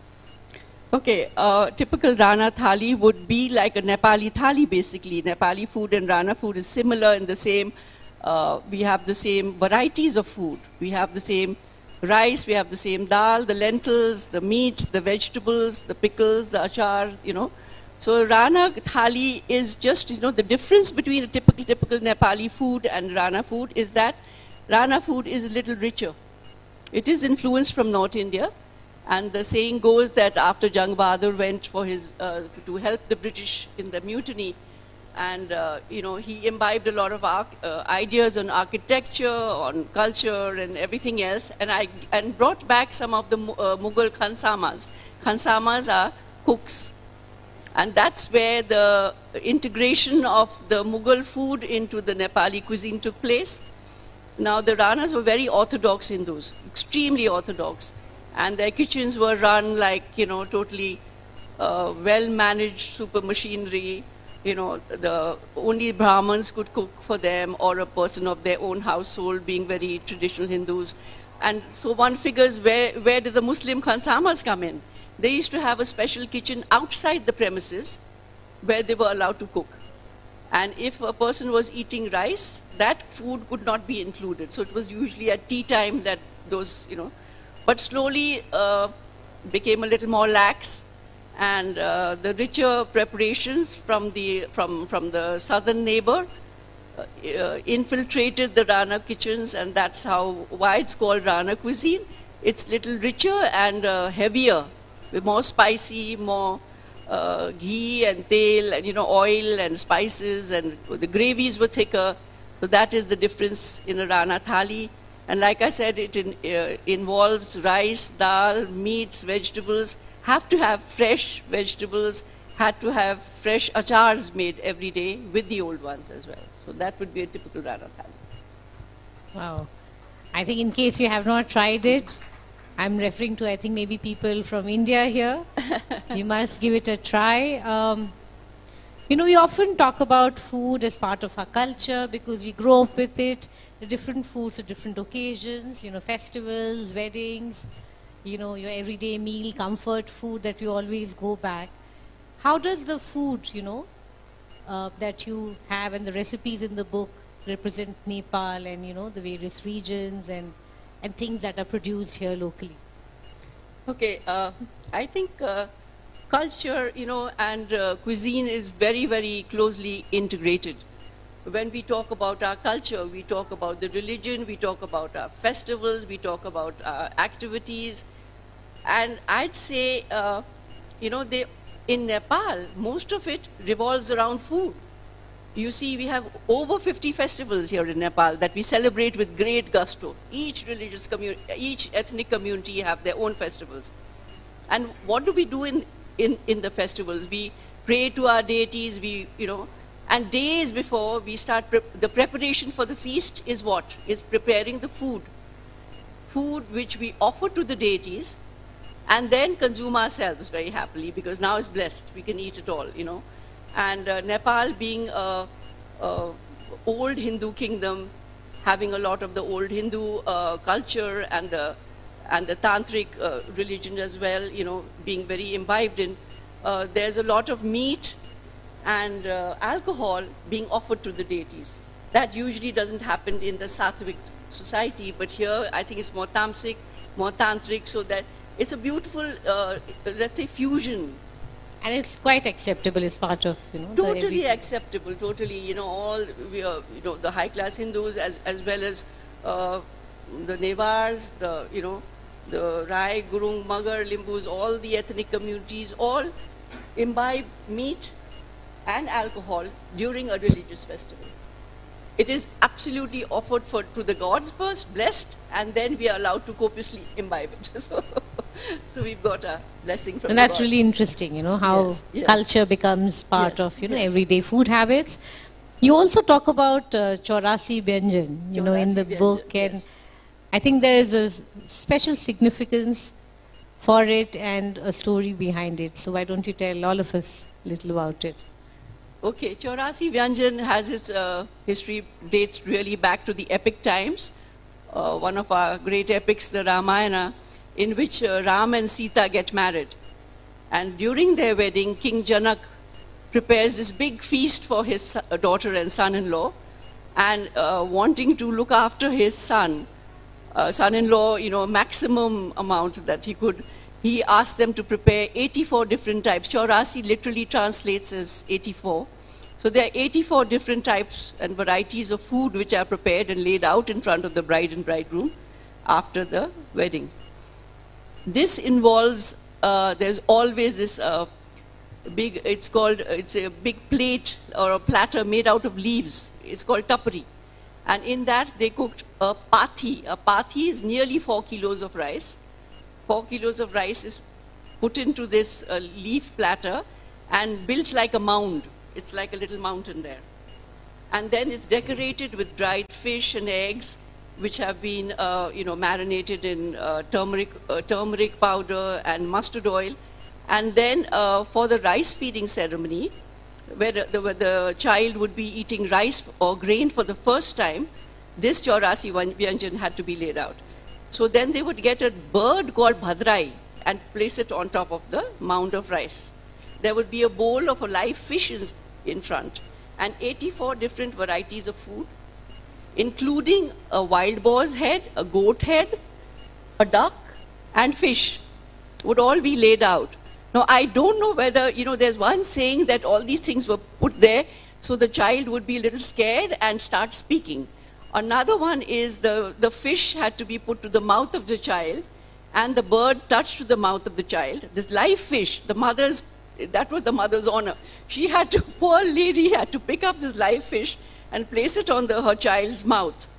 I think it was the auspiciousness of fish, which is included in the Nepali culture. Whichever, anything, that you are starting new, the fish factor is always there. They're supposed to be a sign of auspiciousness and good health and wealth and prosperity. So before the child is eating anything solid, this fish is touched to the mouth. And I think a Bhadrai must have had the same connotation. So then during the weddings as well, they used to have this Chaurasi Vyanjan laid out, and the poor bride, just looking at all this variety of food, I don't think she was expected to consume it all, but anyway, it was laid out. I think it denotes that let there be prosperity and fulfillment in the years coming ahead to the bride and bridegroom. That must have been the thought behind all these 84 dishes being laid out in front. Yeah, I think the whole image of plenty and plentiful for a special occasion. But I think it's slightly similar to India as well, because fish is supposed to be auspicious in Indian weddings. Absolutely. And you make sure you have it for certain occasions. Yeah. And we have, Nepali and Indian people both here. So I wanted to ask you, what are the similarities and differences between, Indian food and Nepali food? Or are there any? Okay. Now, this is an interesting question because the proximity of India and Nepal creates this, area where the grains are the same. We have the same vegetation. We grow the same vegetables. We sow the same grain, and we eat it together. So there's hardly any difference in such between the meals consumed in India and Nepal. They have their dal, chawal, sabji. We have our dal, bhat, tarkari. Meat, whichever community eat meat, the meat is there. The vegetables are there, the achars are there, the pickles are there. The same ingredients are used, the same, let's say, the oils, the ghees, the spices, they're all similar. So in that way, there's a lot of similarity. Then there's this very subtle difference. The nuance is in the 2 or 3 spices which are used in Nepal and not used in India. Mainly 2 are Timur and Jimmu. They are a mountain, I think, derived from the mountains, so in India it's not so easily available. Timur is like Sichuan pepper, and Jimbu is mountain allium. It's like a dried chive. So those 2 really are not used in India much. Might be in Ladakh and the hilly area of India, but in Nepal they are widely used and used in all the dishes, and they bring that different taste because the Timur has a very pungent taste, so it immediately spices the dish. Another difference I feel in Indian and Nepalese cooking is that Indian cooking, at least North Indian cooking food, is very rich, having the Mughal influence, Lucknow area, Agra. So there's a lot of thick gravies, more spicy, lot more seasoning used, lot more oils and spices used.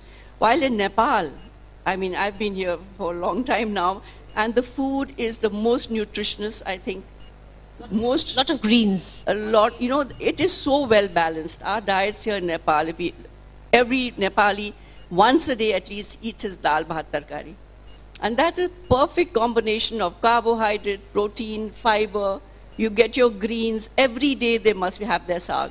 So the saags are there, the fresh pickles are there, the old pickles are there. And now fermented food has taken out a great, it's really coming in. Now international and global trend, Absolutely. but I think it's coming into the, food scene in the arena so much because fermented food is supposed to be extremely good and healthy for gut health as well. So I think Nepalese food is, I feel, is more nutritious than the Indian thali.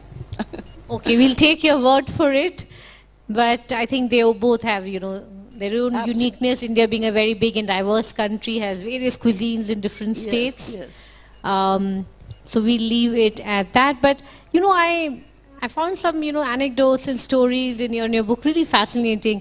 For example, you referred to the staunch eating habits of the Ranas and staunch and strict eating habits of the Ranas and how there's an incident where, Jang Bahadur,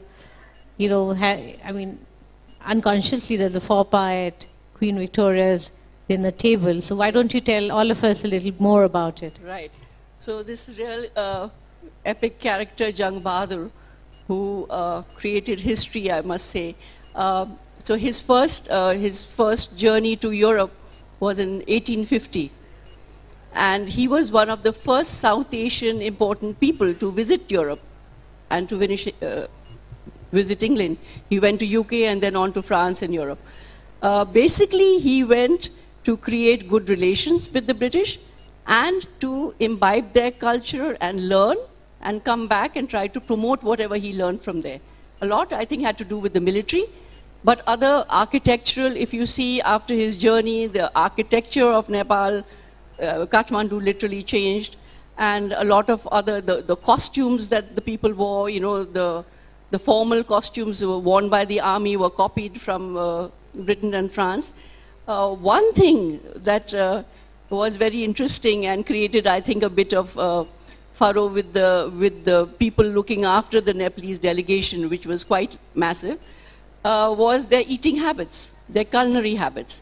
Now, being staunch Hindus, and they were following the Dharma Shastra. According to the staunch Hindus, according to Dharma Shastra, at that time, even crossing the ocean was not supposed to be, it was quite a taboo. Then eating with people who were non-Hindu, meeting people.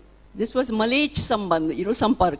It was literally, it's a word called Malech Sampark, which was written there, that you are meeting people and are going to be in close proximity with people who are non-Hindus. They are going to be partaking of food and drinks with people who are non-Hindus. So the funny thing is that there were gallons of water from the Ganges, Ganga Jal, was taken so that every time they shook hands with a Britisher or with a Frenchman or someone who was not of their caste, they could quickly cleanse themselves with the water from the Ganges.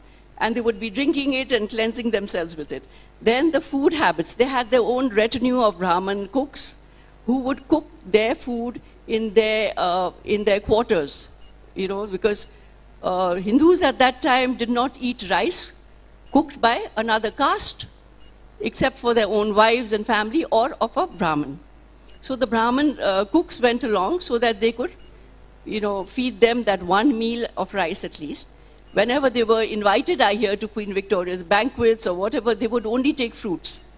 So, I'm sure the people looking after this delegation must have had a difficult time because there was all these beautiful pheasants and goose and whatever prepared, and there the Nepalese are sitting with their little fruits there and eating the fruits.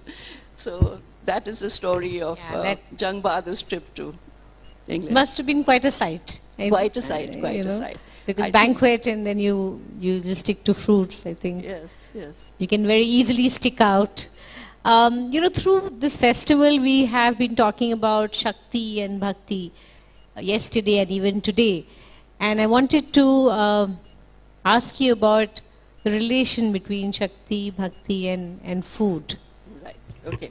So the theme of this Kalinga festival this time was Shakti, Bhakti, civilizational connection, Nepal as the center for global thought. I'll stick to the first sentence. I think we'll leave the global thought in Nepal out of it. But Shakti, Bhakti, and the civilizational connect. Now you wonder from that line, what is the connection to food? I'm going to try and put across to you that Shakti and Bhakti and civilization connect can be displayed through the conduit of food. In our Hindu culture and religion, Shakti and Bhakti play a great part in both our countries. Nepal is the birthplace of Sita, Gautam Buddha, and Brikuti, who was later known as Tara. And they were both part of two of the most widely followed religions in the world. Being embodiments of Shakti and Bhakti, Durga and Shiva are supposed to be Shakti, and Bhakti is devotion. So these two concepts have intermingled beautifully in Nepal as well as in India, because Nepal is the home of the highest mountains in the world, and a lot of ascetics and saints have come here for meditation, to gain knowledge, and to promote religion. So doing that, we come to the factor that there are three gunas that we follow, three principles of life that one can lead and get. The human body gets affected when you are following these three principles. The three principles are sattvic, rajasic, and tamasic. These are the three different types of qualities that you imbibe. And they are imbibed through food. If you are a sattvic, you are eating vegetarian food. You are eating basic, very simply non-processed grains, vegetables, fruits, and let's say dry fruits. You are sustaining yourself on that.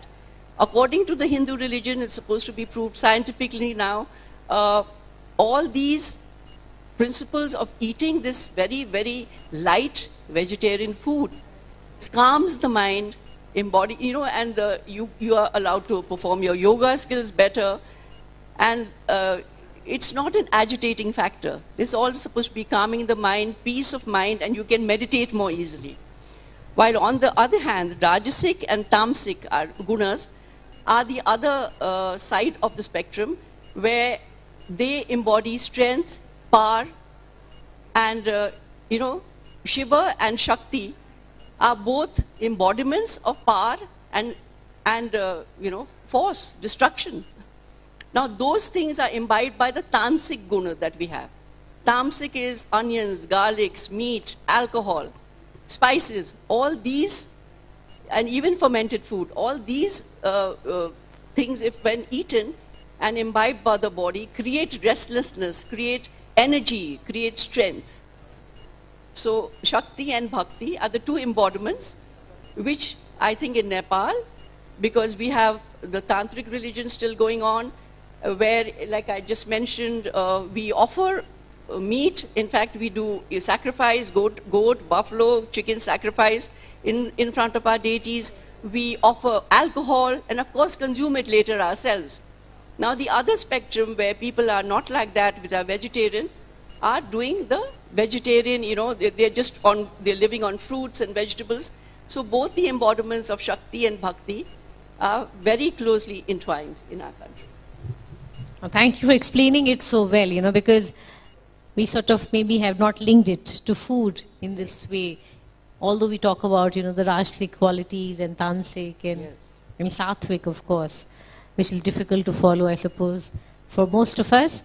I also wanted to ask you, about the importance of preserving the recipes, the family recipes which are connected with our parents, grandparents. It's part of our heritage and memory, while growing up.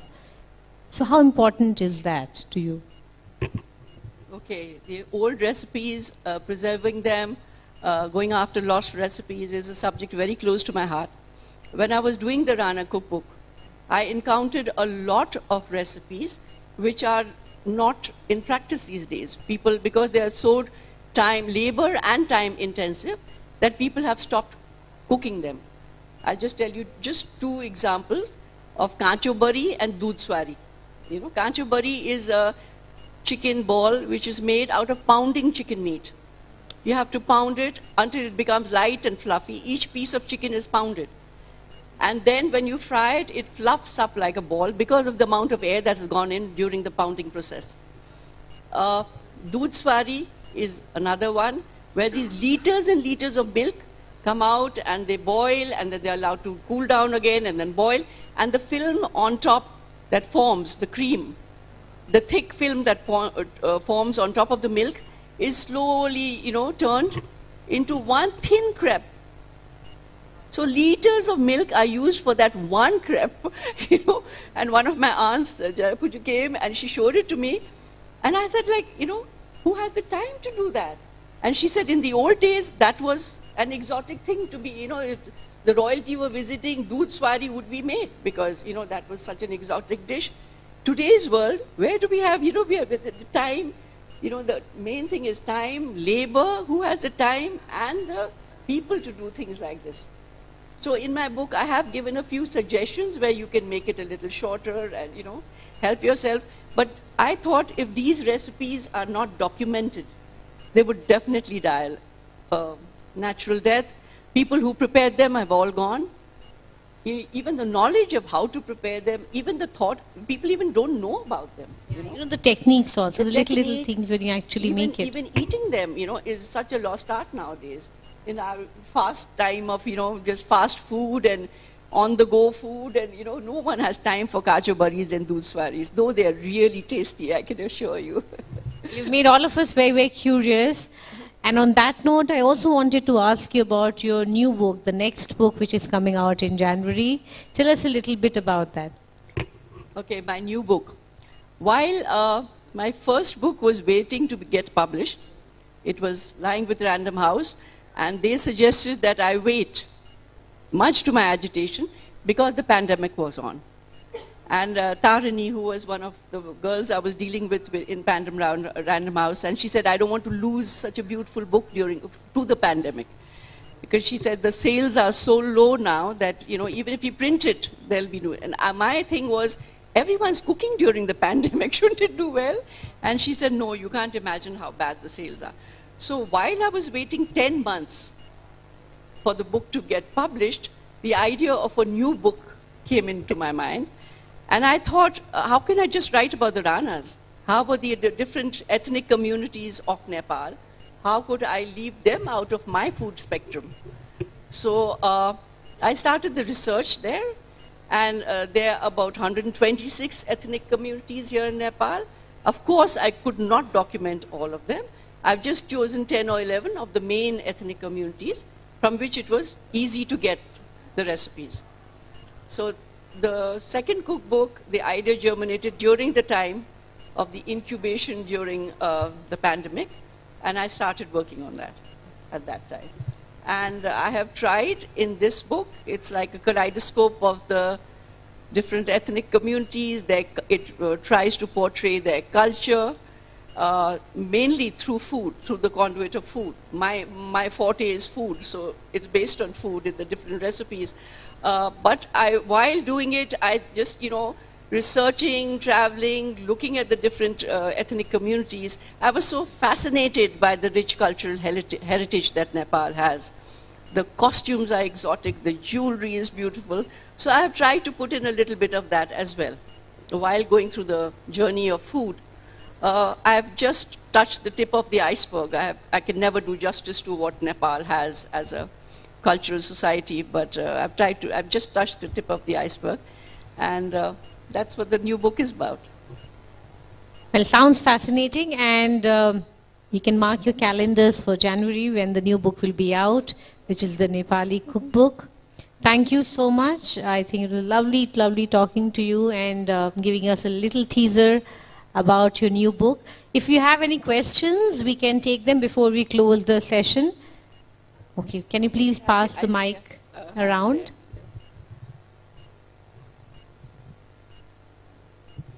Yeah, bye. To the lady in orange. Namaskar. First, my question is to Rohini ma'am. I have just thoroughly went through the Rana cookbook, and all the recipes are so, it's so mouth-watering, and for a foodie like me, it's like the recipes are so great. My question is that, ma'am, I'm a big-time foodie, and I also want to stay on the healthier side. But you wrote the Rana cookbook, and given all the recipes, I'm just wondering that how did you manage to stay on the fitter side also? And I also follow you on Instagram, and I have seen all the stories of you conducting all the lunch and the way you present all the things, and I've always had this question on my mind: how did you manage to stay on the fitter side with all the foods around? See, the typical recipes in the book are very difficult to consume every day. First of all, they're heavy. There are some very light ones as well, like the kachu tarkari and the stir fry, the sags, and this, that. There are some sandeko masu and all is light. We eat very frugally at home. It's only at parties that I lay on the Rana cookbook recipes, right?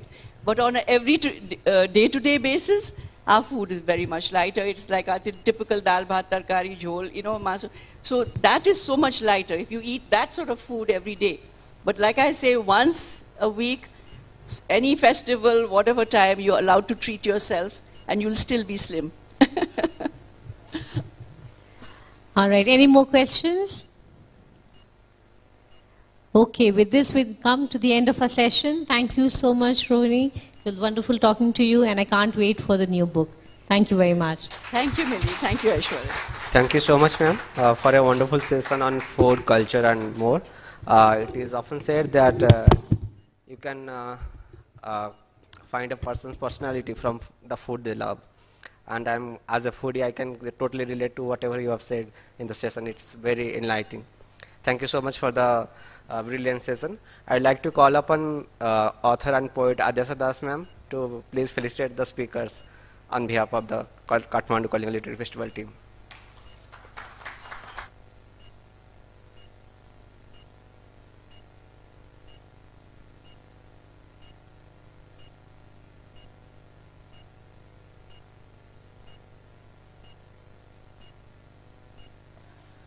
Can you give them a big round of applause, please?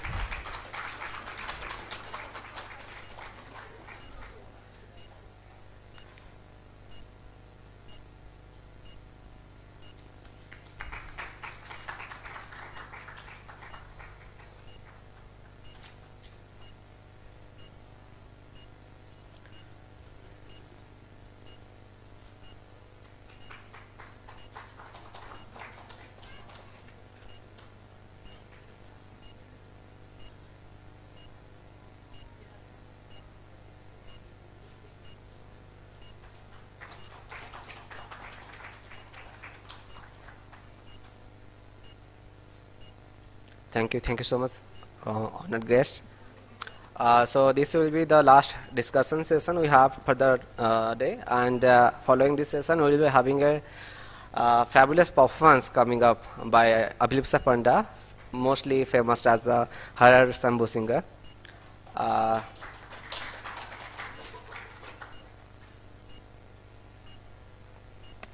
I would like to request you all to please wait for a few minutes before we get the stage ready for the singer to perform. Thank you.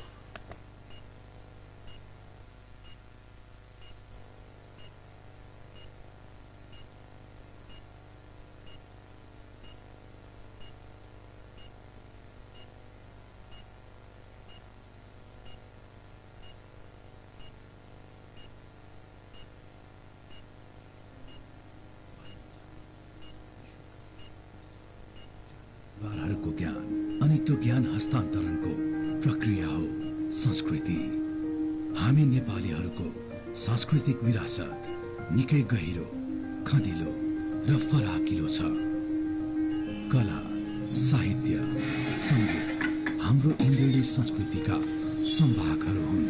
यिनको उज्जवलता एवं व्यापकतामै नेपाल र नेपालीको सम्मान तथा समृद्धि अन्तर्निहित रहेको छ। अझ मनदेखि मनसम्मको यात्रा गर्ने, अन्तर्मनको गहिराईसम्म पुग्ने र पुग्न प्रेरित गर्ने सृजनाको साधन हो साहित्य, जसको अर्थमा नै लोकहित समाहित हुन्छ। नेपाली भाषालाई जनमनसम्म पुर्याएर नेपाली महाजातिको निर्माणको आधारशिला खडा गर्ने आदिकवि भानुभक्त आचार्य। नेवारी साहित्यिक परम्पराको वैशिष्ट्यले नेपाल राष्ट्रलाई इन्द्रेणी स्वरूपमा सजाउने सिद्धिदास महाजु, नेपाली जनमानस र साहित्य संसारलाई आलोकित पार्ने महाकवि लक्ष्मीप्रसाद देवकोटा जस्ता व्यक्तित्वहरूले आफ्नो सृजना र चेतनाको दियो बाली लोक जीवनको पथलाई उज्यालो पार्ने महासूत्रहरू समर्पित गरे। ती समस्त द्रष्टा स्रष्टाहरूको अभिनन्दन र अभिवन्दन गर्दै हामी हाम्रो साहित्य, कला, संस्कृतिका विविध पाटाहरूलाई विश्व फलकमा उजिल्याउने अभियानमा छौं, ताकि हाम्रो सांस्कृतिक सौरभ दिगो रूपमा दिग दिगन्तसम्म फैलिरहोस्। आओ ज्ञान र गौरव हस्तान्तरण गर्ने गरिने यस प्रक्रियाको सहयात्रामा हातेमालो गरौं। नेपाली कला, साहित्य, संस्कृति तथा पुरातात्विक धरोहरको संरक्षण सम्वर्धनका लागि सूर्य नेपाल प्रहरीको सामाजिक उत्तरदायित्व अन्तर्गतको पहल सूर्य नेपाल गाथा।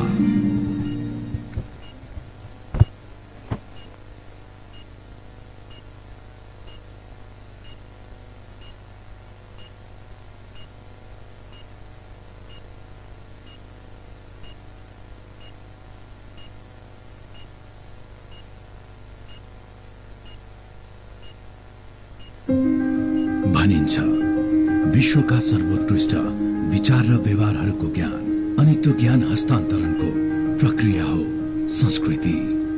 हामी नेपालीहरूको सांस्कृतिक विरासत निकै गहिरो, खँदिलो र फराकिलो छ।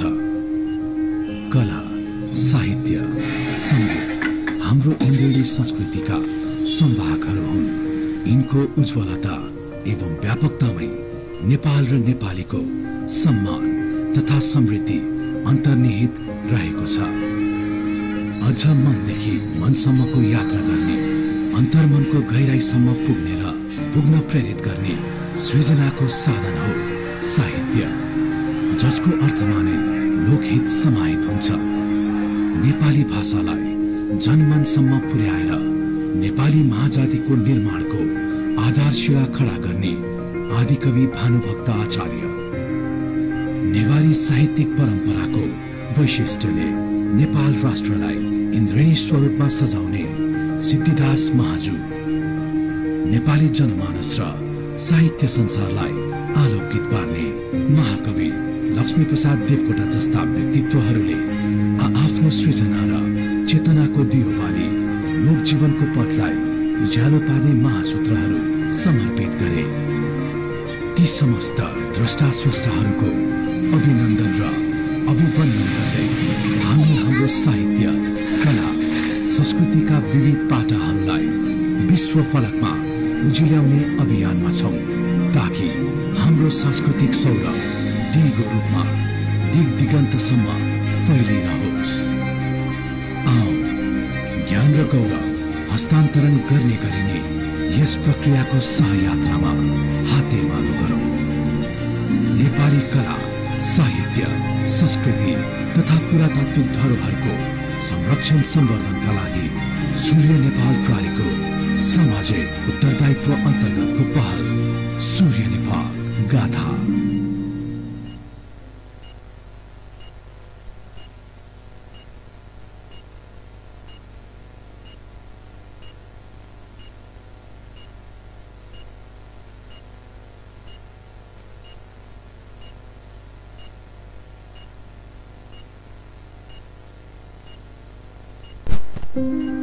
भनिन्छ विश्वका सर्वोत्कृष्ट विचार र व्यवहारहरूको ज्ञान अनि त्यो ज्ञान हस्तान्तरणको प्रक्रिया हो संस्कृति।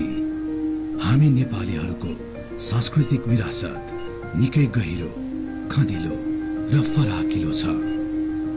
कला, साहित्य, सङ्गीत हाम्रो इन्द्रियले संस्कृतिका सम्भागहरू हुन्। यिनको उज्जवलता एवं व्यापकतामै नेपाल र नेपालीको सम्मान तथा समृद्धि अन्तर्निहित रहेको छ। अझ मनदेखि मनसम्मको यात्रा गर्ने, अन्तर्मनको गहिराईसम्म पुग्ने र पुग्न प्रेरित गर्ने सृजनाको साधन हो साहित्य, जसको अर्थमा नै लोकहित समाहित हुन्छ। नेपाली भाषालाई जनमनसम्म पुर्याएर नेपाली महाजातिको निर्माणको आधारशिला खडा गर्ने आदिकवि भानुभक्त आचार्य। नेवारी साहित्यिक परम्पराको वैशिष्ट्यले नेपाल राष्ट्रलाई इन्द्रेणी स्वरूपमा सजाउने सिद्धिदास महाजु, नेपाली जनमानस र साहित्य संसारलाई आलोकित पार्ने महाकवि लक्ष्मीप्रसाद देवकोटा जस्ता व्यक्तित्वहरूले आफ्नो सृजना र चेतनाको दियो बाली लोक जीवनको पथलाई उज्यालो पार्ने महासूत्रहरू समर्पित गरे। ती समस्त द्रष्टा स्रष्टाहरूको अभिनन्दन र अभिवन्दन गर्दै हामी हाम्रो साहित्य, कला, संस्कृतिका विविध पाटाहरूलाई विश्व फलकमा उजिल्याउने अभियानमा छौं ताकि हाम्रो सांस्कृतिक सौरभ दिगो रूपमा दिग दिगन्तसम्म फैलिरहोस्। आओ ज्ञान र गौरव हस्तान्तरण गर्ने गरिने यस प्रक्रियाको सहयात्रामा हातेमालो गरौं। नेपाली कला, साहित्य, संस्कृति तथा पुरातात्विक धरोहरको संरक्षण सम्वर्धनका लागि सूर्य नेपाल प्रणालीको सामाजिक उत्तरदायित्व अन्तर्गतको पहल सूर्य नेपाल गाथा।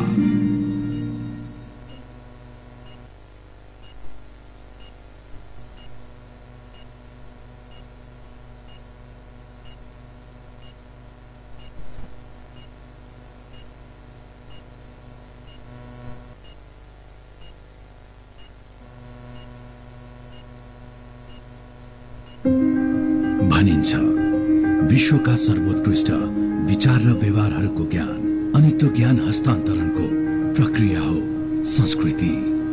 हामी नेपालीहरूको सांस्कृतिक विरासत निकै गहिरो, खँदिलो र फराकिलो छ। कला, साहित्य, सङ्गीत हाम्रो इन्द्रियले संस्कृतिका सम्भागहरू हुन्। यिनको उज्जवलता एवं व्यापकतामै नेपाल र नेपालीको सम्मान तथा समृद्धि अन्तर्निहित रहेको छ। अझ मनदेखि मनसम्मको यात्रा गर्ने, अन्तर्मनको गहिराईसम्म पुग्ने र पुग्न प्रेरित गर्ने सृजनाको साधन हो साहित्य, जसको अर्थमा नै लोकहित समाहित हुन्छ। नेपाली भाषालाई जनमनसम्म पुर्याएर नेपाली महाजातिको निर्माणको आधारशिला खडा गर्ने आदिकवि भानुभक्त आचार्य। नेवारी साहित्यिक परम्पराको वैशिष्ट्यले नेपाल राष्ट्रलाई इन्द्रेणी स्वरूपमा सजाउने सिद्धिदास महाजु, नेपाली जनमानस र साहित्य संसारलाई आलोकित पार्ने महाकवि लक्ष्मीप्रसाद देवकोटा जस्ता व्यक्तित्वहरूले आफ्नो सृजना र चेतनाको दियो बाली लोक जीवनको पथलाई उज्यालो पार्ने महासूत्रहरू समर्पित गरे।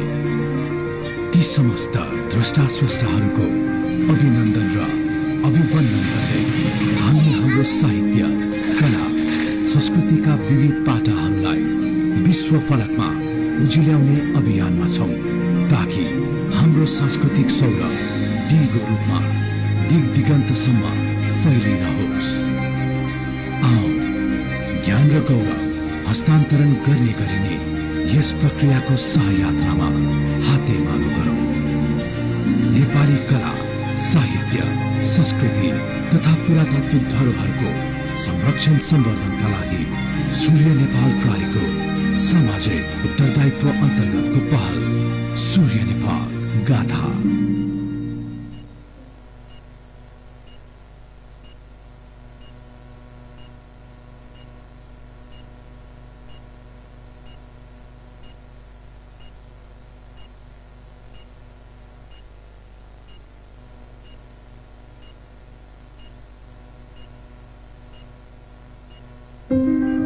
भनिन्छ विश्वका सर्वोत्कृष्ट विचार र व्यवहारहरूको ज्ञान अनि त्यो ज्ञान हस्तान्तरणको प्रक्रिया हो संस्कृति। हामी नेपालीहरूको सांस्कृतिक विरासत निकै गहिरो, खँदिलो र फराकिलो छ। कला, साहित्य, संगीत हाम्रो इन्द्रिणी संस्कृतिका संवाहकहरू हुन्। यिनको उज्जवलता एवं व्यापकतामै नेपाल र नेपालीको सम्मान तथा समृद्धि अन्तर्निहित रहेको छ। अझ मनदेखि मनसम्मको यात्रा गर्ने, अन्तर्मनको गहिराईसम्म पुग्ने र पुग्न प्रेरित गर्ने सृजनाको साधन हो साहित्य, जसको अर्थमा नै लोकहित समाहित हुन्छ। नेपाली भाषालाई जनमनसम्म पुर्याएर नेपाली महाजातिको निर्माणको आधारशिला खडा गर्ने आदिकवि भानुभक्त आचार्य। नेवारी साहित्यिक परम्पराको वैशिष्ट्यले नेपाल राष्ट्रलाई इन्द्रिणी स्वरूपमा सजाउने सिद्धिदास महाजु। नेपाली जनमानस र साहित्य संसारलाई आलोकित पार्ने महाकवि लक्ष्मीप्रसाद देवकोटा जस्ता व्यक्तित्वहरूले आफ्नो सृजना र चेतनाको दियो बाली लोक जीवनको पथलाई उज्यालो पार्ने महासूत्रहरू समर्पित गरे। ती समस्त द्रष्टा स्रष्टाहरूको अभिनन्दन र अभिवन्दन गर्दै हामी हाम्रो साहित्य, कला, संस्कृतिका विविध पाटाहरूलाई विश्व फलकमा उजिल्याउने अभियानमा छौं ताकि हाम्रो सांस्कृतिक सौरभ दिगो रूपमा दिग दिगन्तसम्म फैलिरहोस्। आओ ज्ञान र गौरव हस्तान्तरण गर्ने गरिने यस प्रक्रियाको सहयात्रामा हातेमालो गरौं। नेपाली कला, साहित्य, संस्कृति तथा पुरातात्विक धरोहरको संरक्षण सम्वर्धनका लागि सूर्य नेपाल प्रहरीको सामाजिक उत्तरदायित्व अन्तर्गतको पहल सूर्य नेपाल गाथा।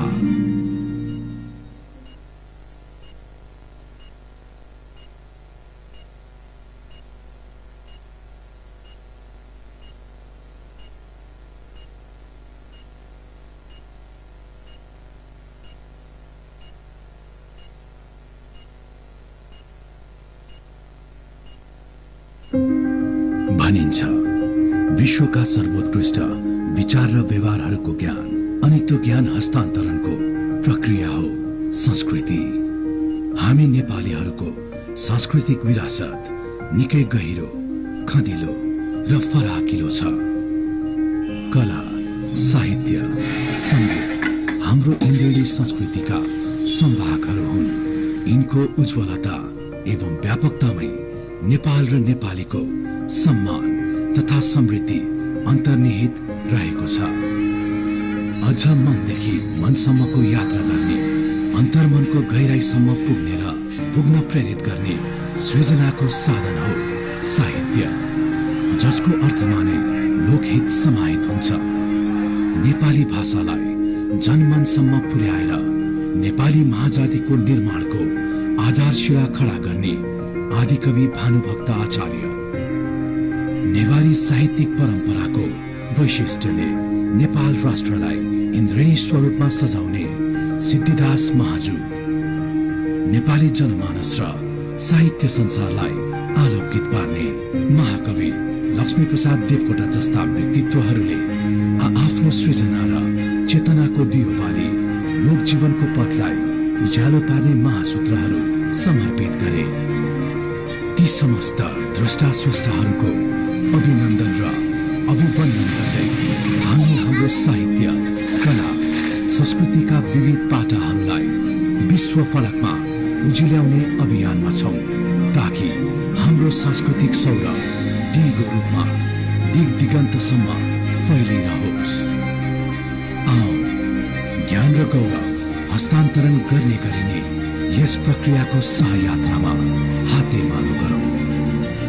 नेपाली कला, साहित्य, संस्कृति तथा पुरातात्विक धरोहरको संरक्षण सम्वर्धनका लागि सूर्य नेपाल प्रहरीको सामाजिक उत्तरदायित्व अन्तर्गतको पहल सूर्य नेपाल गाथा।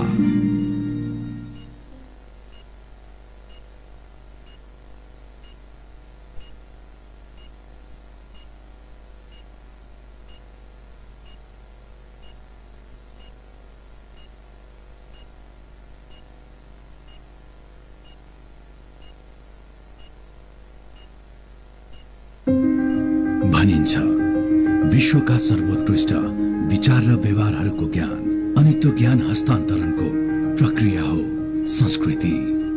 हामी नेपालीहरूको सांस्कृतिक विरासत निकै गहिरो, खँदिलो र फराकिलो छ। कला, साहित्य, संगीत हाम्रो इन्द्रिणी संस्कृतिका संवाहकहरू हुन्। यिनको उज्जवलता एवं व्यापकतामै नेपाल र नेपालीको सम्मान तथा समृद्धि अन्तर्निहित रहेको छ।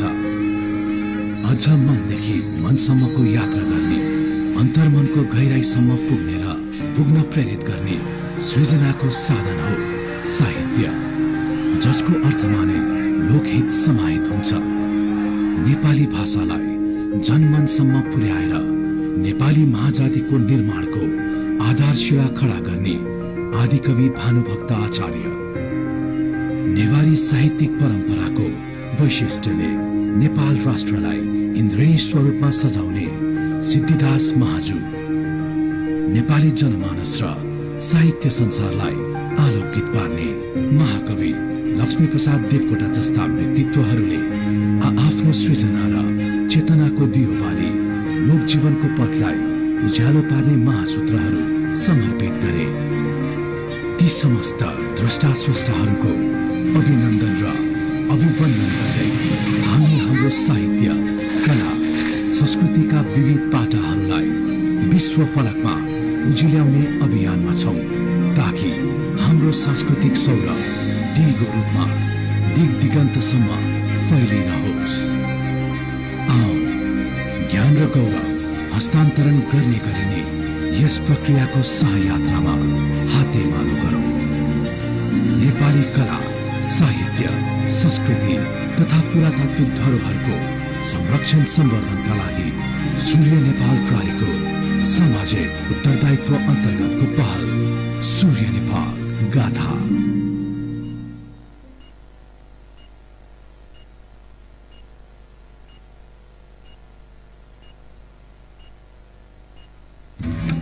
Surya Nepal Kathmandu Kalinga Literary Festival, presented by LIC Nepal, 1st, 2nd and 3rd of September at Hotel Himalaya, in activation of Surya Nepal, in association with Yasasvi Pragya Pratishthan, HimalayDiary.com.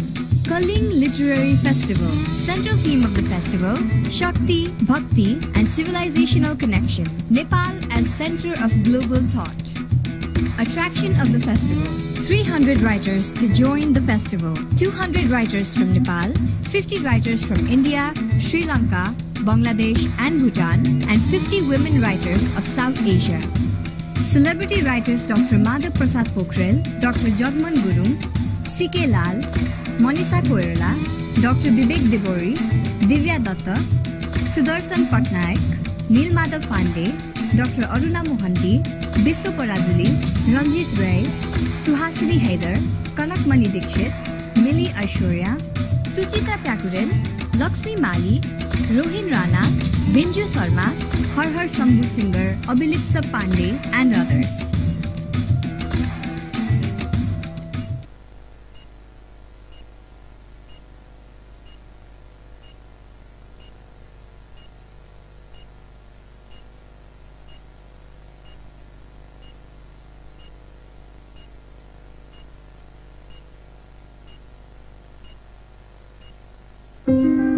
भनिन्छ विश्वका सर्वोत्कृष्ट विचार र व्यवहारहरूको ज्ञान अनि त्यो ज्ञान हस्तान्तरणको प्रक्रिया हो संस्कृति। हामी नेपालीहरूको सांस्कृतिक विरासत निकै गहिरो, खँदिलो र फराकिलो छ। कला, साहित्य, सङ्गीत हाम्रो इन्द्रिणी संस्कृतिका संवाहकहरू हुन्। यिनको उज्जवलता एवं व्यापकतामै नेपाल र नेपालीको सम्मान तथा समृद्धि अन्तर्निहित रहेको छ। अझ मनदेखि मनसम्मको यात्रा गर्ने, अन्तर्मनको गहिराईसम्म पुग्ने र पुग्न प्रेरित गर्ने सृजनाको साधन हो साहित्य, जसको अर्थमा नै लोकहित समाहित हुन्छ। नेपाली भाषालाई जनमनसम्म पुर्याएर नेपाली महाजातिको निर्माणको आधारशिला खडा गर्ने आदिकवि भानुभक्त आचार्य। नेवारी साहित्यिक परम्पराको वैशिष्ट्यले नेपाल राष्ट्रलाई इन्द्रेणी स्वरूपमा सजाउने सिद्धिदास महाजु, नेपाली जनमानस र साहित्य संसारलाई आलोकित पार्ने महाकवि लक्ष्मीप्रसाद देवकोटा जस्ता व्यक्तित्वहरूले आफ्नो सृजना र चेतनाको दियो बाली लोक जीवनको पथलाई उज्यालो पार्ने महासूत्रहरू समर्पित गरे। ती समस्त द्रष्टा स्रष्टाहरूको अभिनन्दन र अभिवन्दन गर्दै हामी हाम्रो साहित्य, कला, संस्कृतिका विविध पाटाहरूलाई विश्व फलकमा उजिल्याउने अभियानमा छौं, ताकि हाम्रो सांस्कृतिक सौरभ दिगो रूपमा दिग दिगन्तसम्म फैलिरहोस्। आओ ज्ञान र गौरव हस्तान्तरण गर्ने गरिने यस प्रक्रियाको सहयात्रामा हातेमालो गरौं। नेपाली कला, साहित्य, संस्कृति तथा पुरातात्विक धरोहरको संरक्षण सम्वर्धनका लागि सूर्य नेपाल प्रणालीको सामाजिक उत्तरदायित्व अन्तर्गतको पहल सूर्य नेपाल गाथा।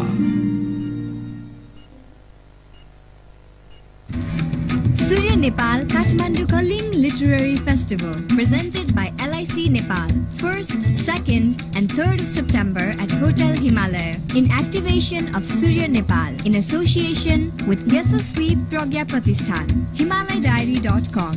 Kalinga Literary Festival. Central theme of the festival, Shakti, Bhakti and civilizational connection. Nepal as center of global thought. Attraction of the festival. 300 writers to join the festival. 200 writers from Nepal, 50 writers from India, Sri Lanka, Bangladesh and Bhutan, and 50 women writers of South Asia. Celebrity writers Dr. Madhav Prasad Pokhrel, Dr. Jagman Gurung, C.K. Lal, Monisha Koirala, Dr. Bibek Debori, Divya Datta, Sudarshan Patnaik, Neel Madhav Pandey, Dr. Aruna Mohanty, Biswa Parajuli, Ranjit Ray, Suhasini Haidar, Kanakmani Dixit, Millie Aishwarya, Suchitra Pyakurel, Lakshmi Mali, Rohin Rana, Binju Sarma, Har Har Sambhu Singer, Abilipsa Pandey, and others.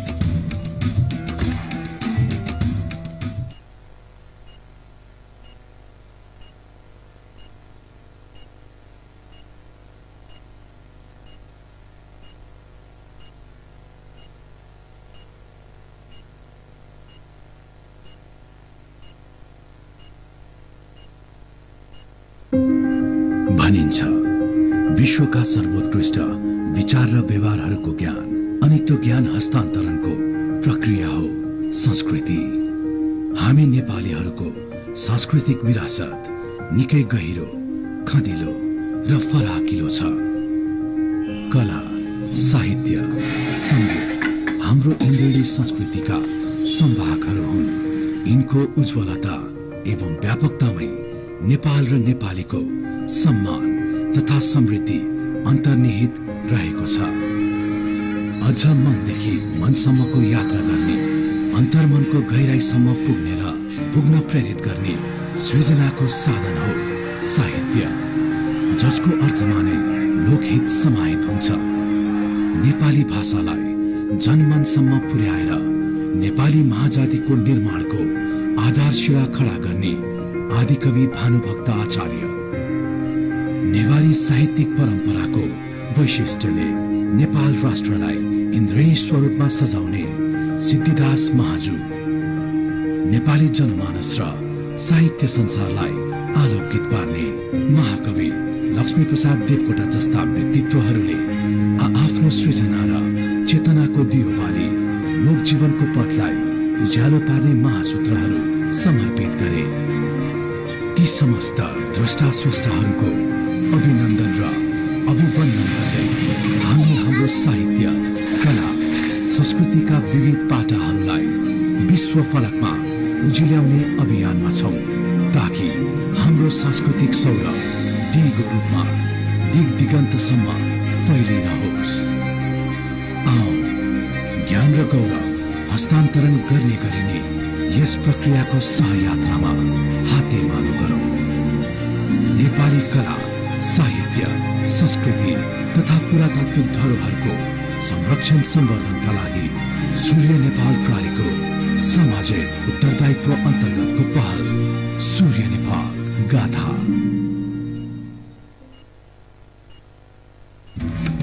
Surya Nepal Kathmandu Kalinga Literary Festival, presented by LIC Nepal, 1st, 2nd and 3rd of September at Hotel Himalaya, in activation of Surya Nepal, in association with Yasasvi Pragya Pratishthan, HimalayDiary.com.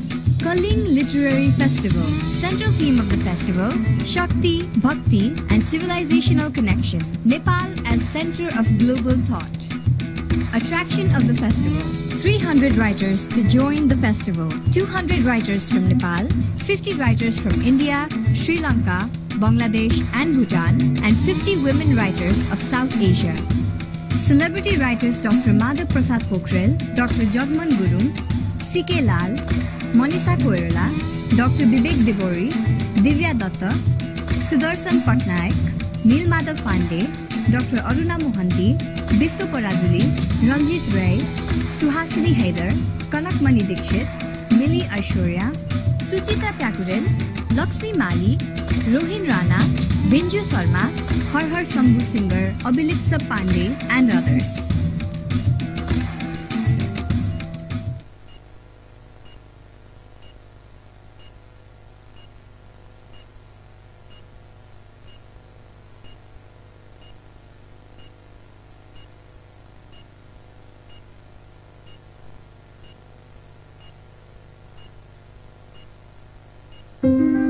भनिन्छ विश्वका सर्वोत्कृष्ट विचार र व्यवहारहरूको ज्ञान अनि त्यो ज्ञान हस्तान्तरणको प्रक्रिया हो संस्कृति। हामी नेपालीहरूको सांस्कृतिक विरासत निकै गहिरो, खँदिलो र फराकिलो छ। कला, साहित्य, सङ्गीत हाम्रो इन्द्रेणी संस्कृतिका सम्भागहरू हुन्। यिनको उज्ज्वलता एवं व्यापकतामै नेपाल र नेपालीको सम्मान तथा समृद्धि।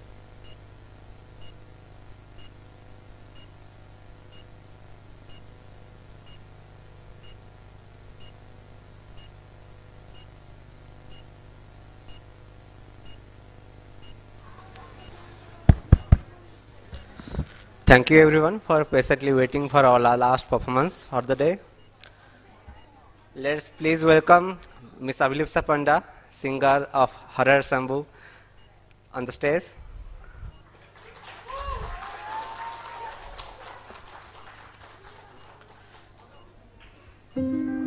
भनिन्छ विश्वका सर्वोत्कृष्ट विचार र व्यवहारहरूको ज्ञान अनि त्यो ज्ञान हस्तान्तरणको प्रक्रिया हो संस्कृति। हामी नेपालीहरूको सांस्कृतिक विरासत निकै गहिरो, खँदिलो र फराकिलो छ। Let's give her a big round of applause, please. Over to you, Abilipsa. At first, Namaskar to each and every one present here, all the legendary people present here. टिके समय ओडिया रे कहबी जेहेतु कलिंग लिटरेरी फेस्टिवल ओडिशार संस्कृति present करूचंती ओडिशार भाषा संस्कृति ता खाइबा culture every small thing is being represented internationally, globally. It has been global now, not limited to a particular state. So thank you to each and every legend present here who has brought the state thing to a global eyesight. So thank you so much. And thank you so much Surya Nepal, Kathmandu as well as Kalinga Literary Festival team for inviting me and honoring me to be a part of this event, to be a part of this festival and to stand upon the stage. Thank you so much. So as soon as you give me the permission, we will start. Am I permitted? So there's a song which isn't released yet. It will be my fortune, it will be my good fortune if I can pre-release it in front of you all before it is released in YouTube. So it's a reprised or rewritten version of Shiv Kailashon Ke Vasi. It's our version. Hope you'll like it.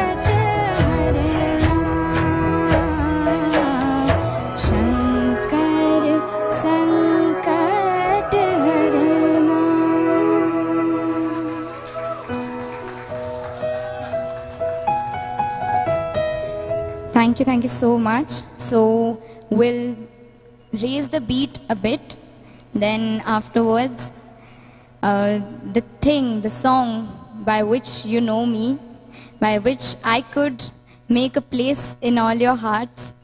Thank you so much for accepting me through that song. That will come. So I hope you have patience for one more song in between.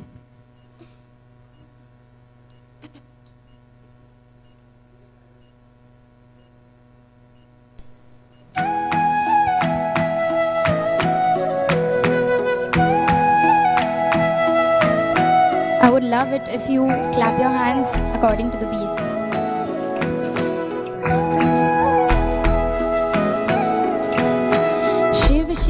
Shiv Shiv है युग का उजियारा, शिव शिव है सुख का गलियारा, शिव शिव है भक्तों के मन में, शिव शिव है श्रोता हमारा, भोला है जो मन का पर्वत के भांति मन में अड़ग है रे जो, पालन हारा जन का हर विपदा को जो हर लेता, शिव है रे वो, शिव शिव है युग का उजियारा, शिव शिव है सुख का गलियारा, शिव शिव है भक्तों के मन में, शिव शिव है श्रोता हमारा.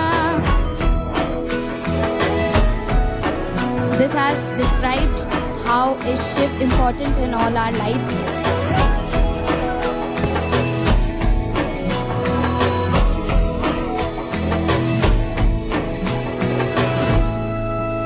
गावे महिमा डमरू बाजे तेरे, मस्तक पे है चंदा साजे तेरे,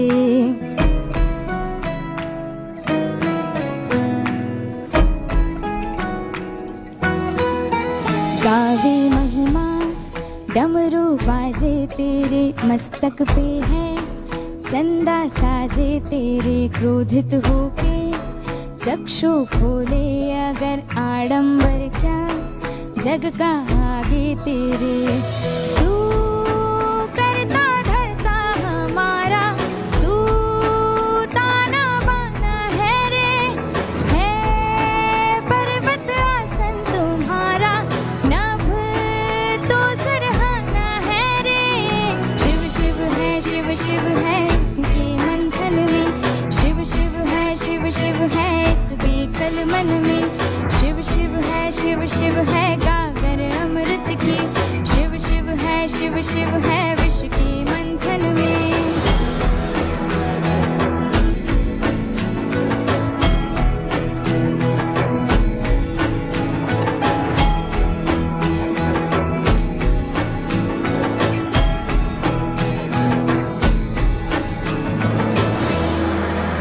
पावन गंगा के उद्भव में है तू, संजीवन तू जीवन द्रव में है तू,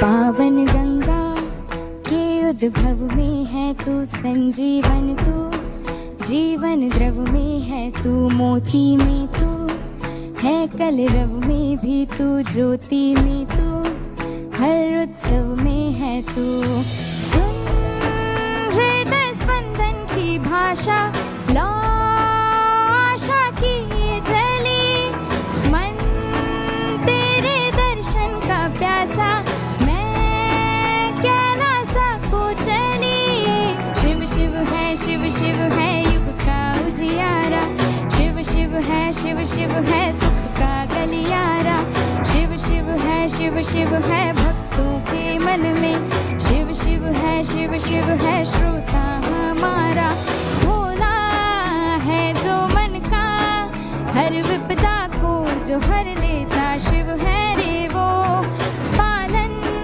हारा जन का हर विपदा को जो हर लेता, शिव है रे वो, शिव है युग का उजियारा, शिव है सुख का गलियारा, शिव है भक्तों के मन में, शिव शिव शिव है श्रोता हमारा, पग पग पे धरती के योजन में शिव है, जल थल में भूतल के पोषण में शिव है, पर्वत में माटी में कानन में शिव है, माटी में पर्वत में कानन में शिव है। ओम नमः शिवाय, ओम नमः शिवाय, ओम नमः शिवाय, ओम नमः शिवाय। Thank you so much. So I guess the environment was a bit cold. Let's heat it up. Let's raise the beats. Are you all ready?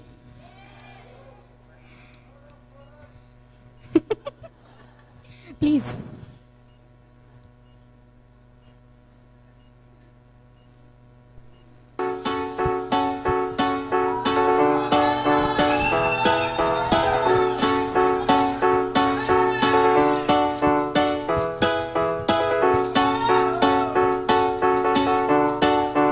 Hara Hara Shambhu Shambhu Shambhu Shambhu Shiva Mahadeva Shambhu Shambhu Shambhu Shambhu Shiva Mahara Hara Shambhu Shambhu Shambhu Shambhu Shiva Mahadeva Shambhu Shambhu Shambhu Shambhu Shiva Mahadeva.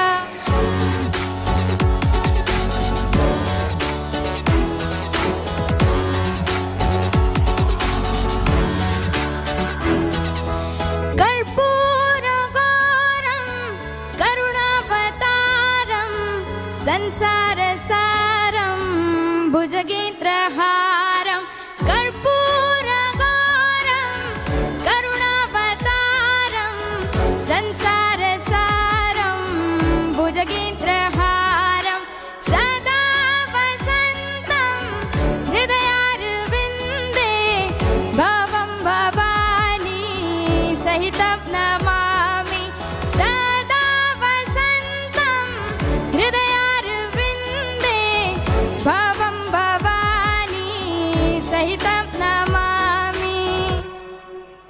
हर हर शम्भु शम्भु शम्भु शम्भु शिव महादेव, शम्भु शम्भु शम्भु शम्भु शिव महा, हर हर शम्भु शम्भु शम्भु शम्भु शिव महादेव, शम्भु शम्भु शम्भु शम्भु शिव महादेव.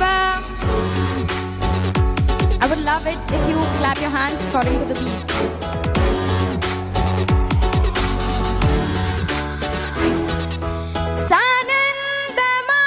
सानन्दमानन्दवने वसन्तम् आनन्दकन्दं हतपापवृन्दं, सानन्दमानन्दवने वसन्तम् आनन्दकन्दं हतपापवृन्दं, वाराणसीनाथ मम नाथनाथं श्रीविश्वनाथं शरणं प्रपद्ये, वाराणसीनाथ मम नाथनाथं श्रीविश्वनाथं शरणं प्रपद्ये. 1 2 हर हर शम्भु शम्भु शम्भु शम्भु शिव महादेव, शम्भु शम्भु शम्भु शम्भु शिव महा, हर हर शम्भु शम्भु शम्भु शम्भु शिव महादेव, शम्भु शम्भु शम्भु शम्भु शिव महादेव.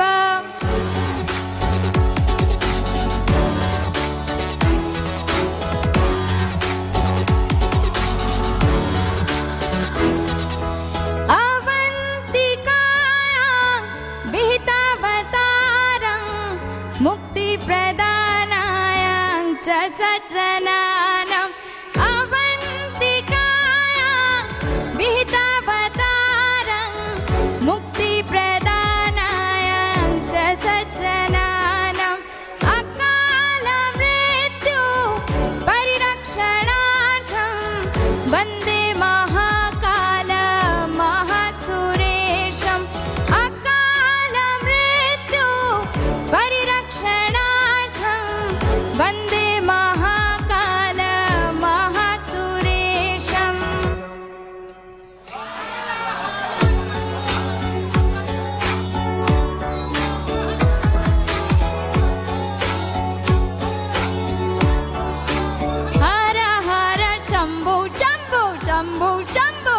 शिव महादेव शंभु शंभु शंभु शंभु शिव महादेव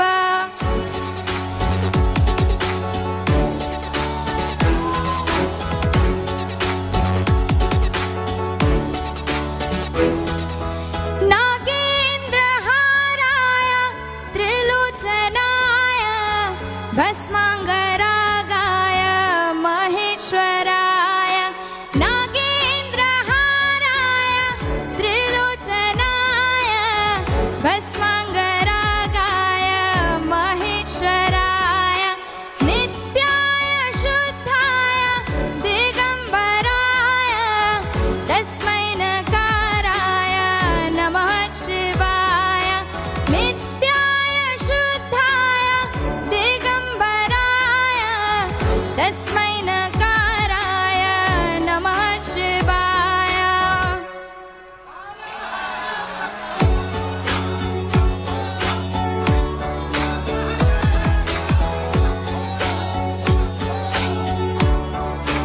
हर हर Shambho Shambho Shambho Shambho Shiv Mahadev Shambho Shambho Shambho Shambho Shiv Mahadev Thank you so much for all your coordination, your cooperation, your love.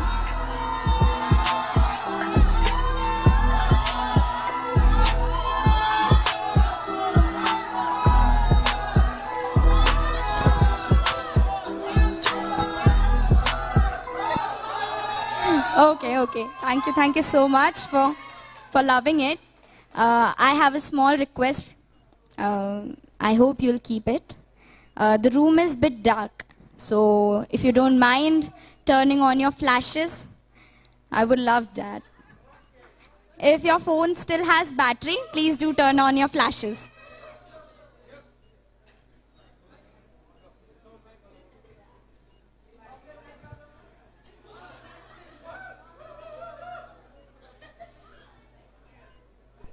So you all will sing along with me.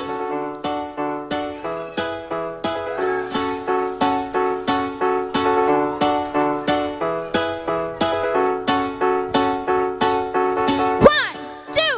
Hara Hara Shambhu Shambhu Shambhu Shambhu Shiva Mahadeva Shambhu Shambhu Shambhu Shambhu Shiva Mahara Hara Shambhu Shambhu Shambhu Shambhu Shiva Mahadeva Shambhu Shambhu Shambhu Shambhu Shiva Mahadeva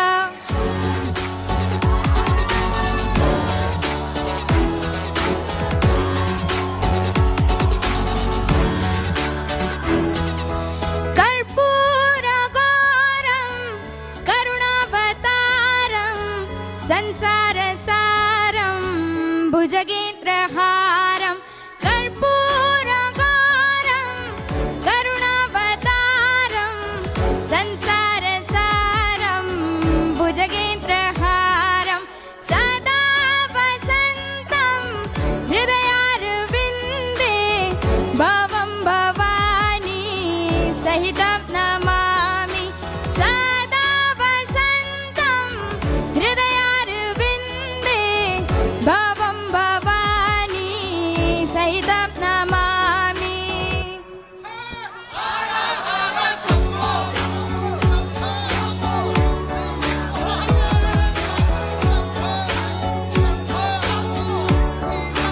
Hara Hara Shambhu Shambhu Shambhu Shambhu Shiva Mahadeva Shambhu Shambhu Shambhu Shambhu Shiva Mahadeva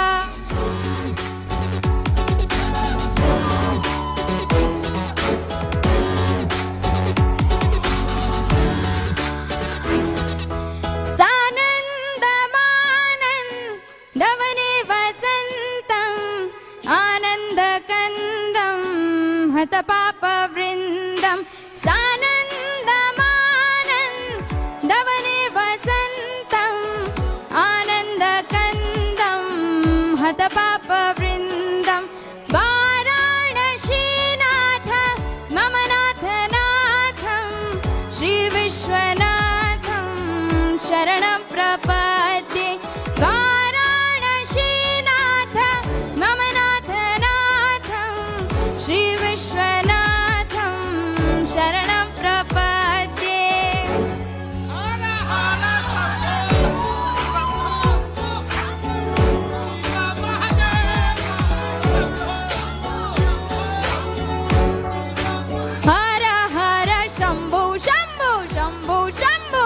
Shiva Mahadeva, Shambhu Shambhu Shambhu Shambhu, Shiva Mahadeva.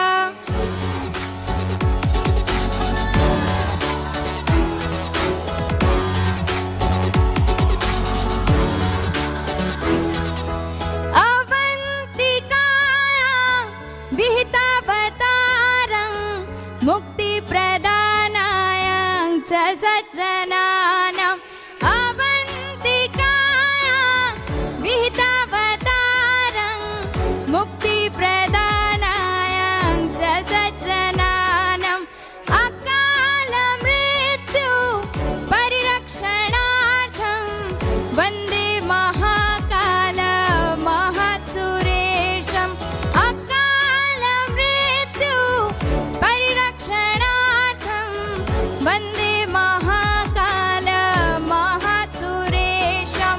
1, 2.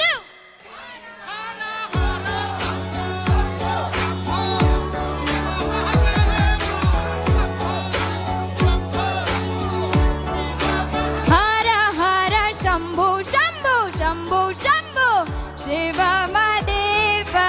Shambhu Shambhu Shambhu Shambhu, Shiva Mahadeva.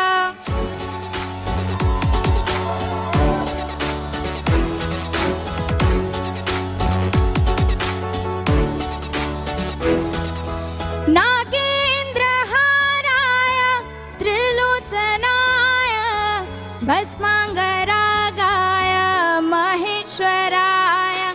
Nagendra Haraya Trilochanaya Bhasmangaragaya Maheshwaraya. Nityaya Shuddhaya Digambaraya Tasmai Nakaraya Namah Shivaya. Nityaya Shuddhaya Digambaraya Tasmai Nakaraya Namah Shivaya. 1, 2.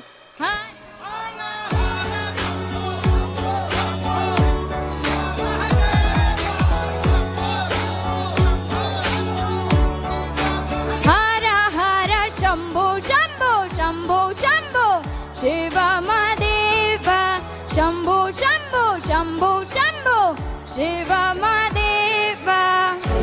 Thank you so much for making this environment more hot, since it was Har Har Mahadev.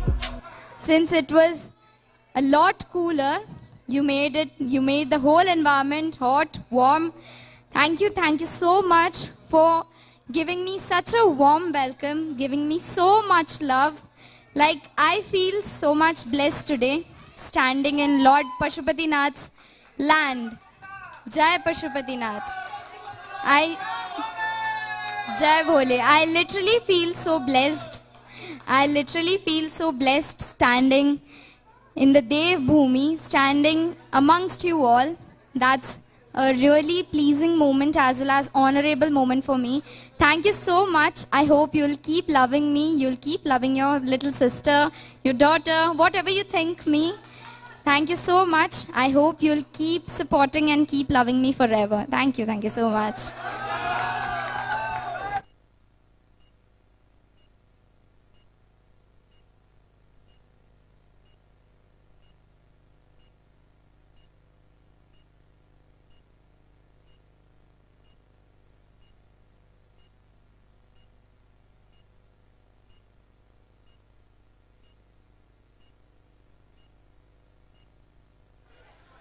Thank you so much, Abhilipsa, for such an energetic performance. Did you love it all? Can I give a big round of applause, please? I would like to invite Ms. Sanjana Nirola, Director of Kathmandu Kalinga Literary Festival, to present Abhilipsa a token of love from the team.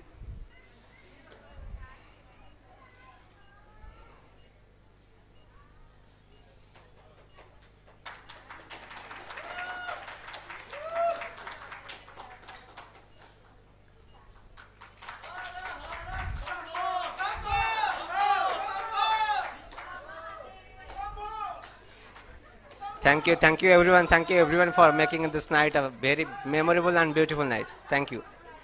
Have a good night.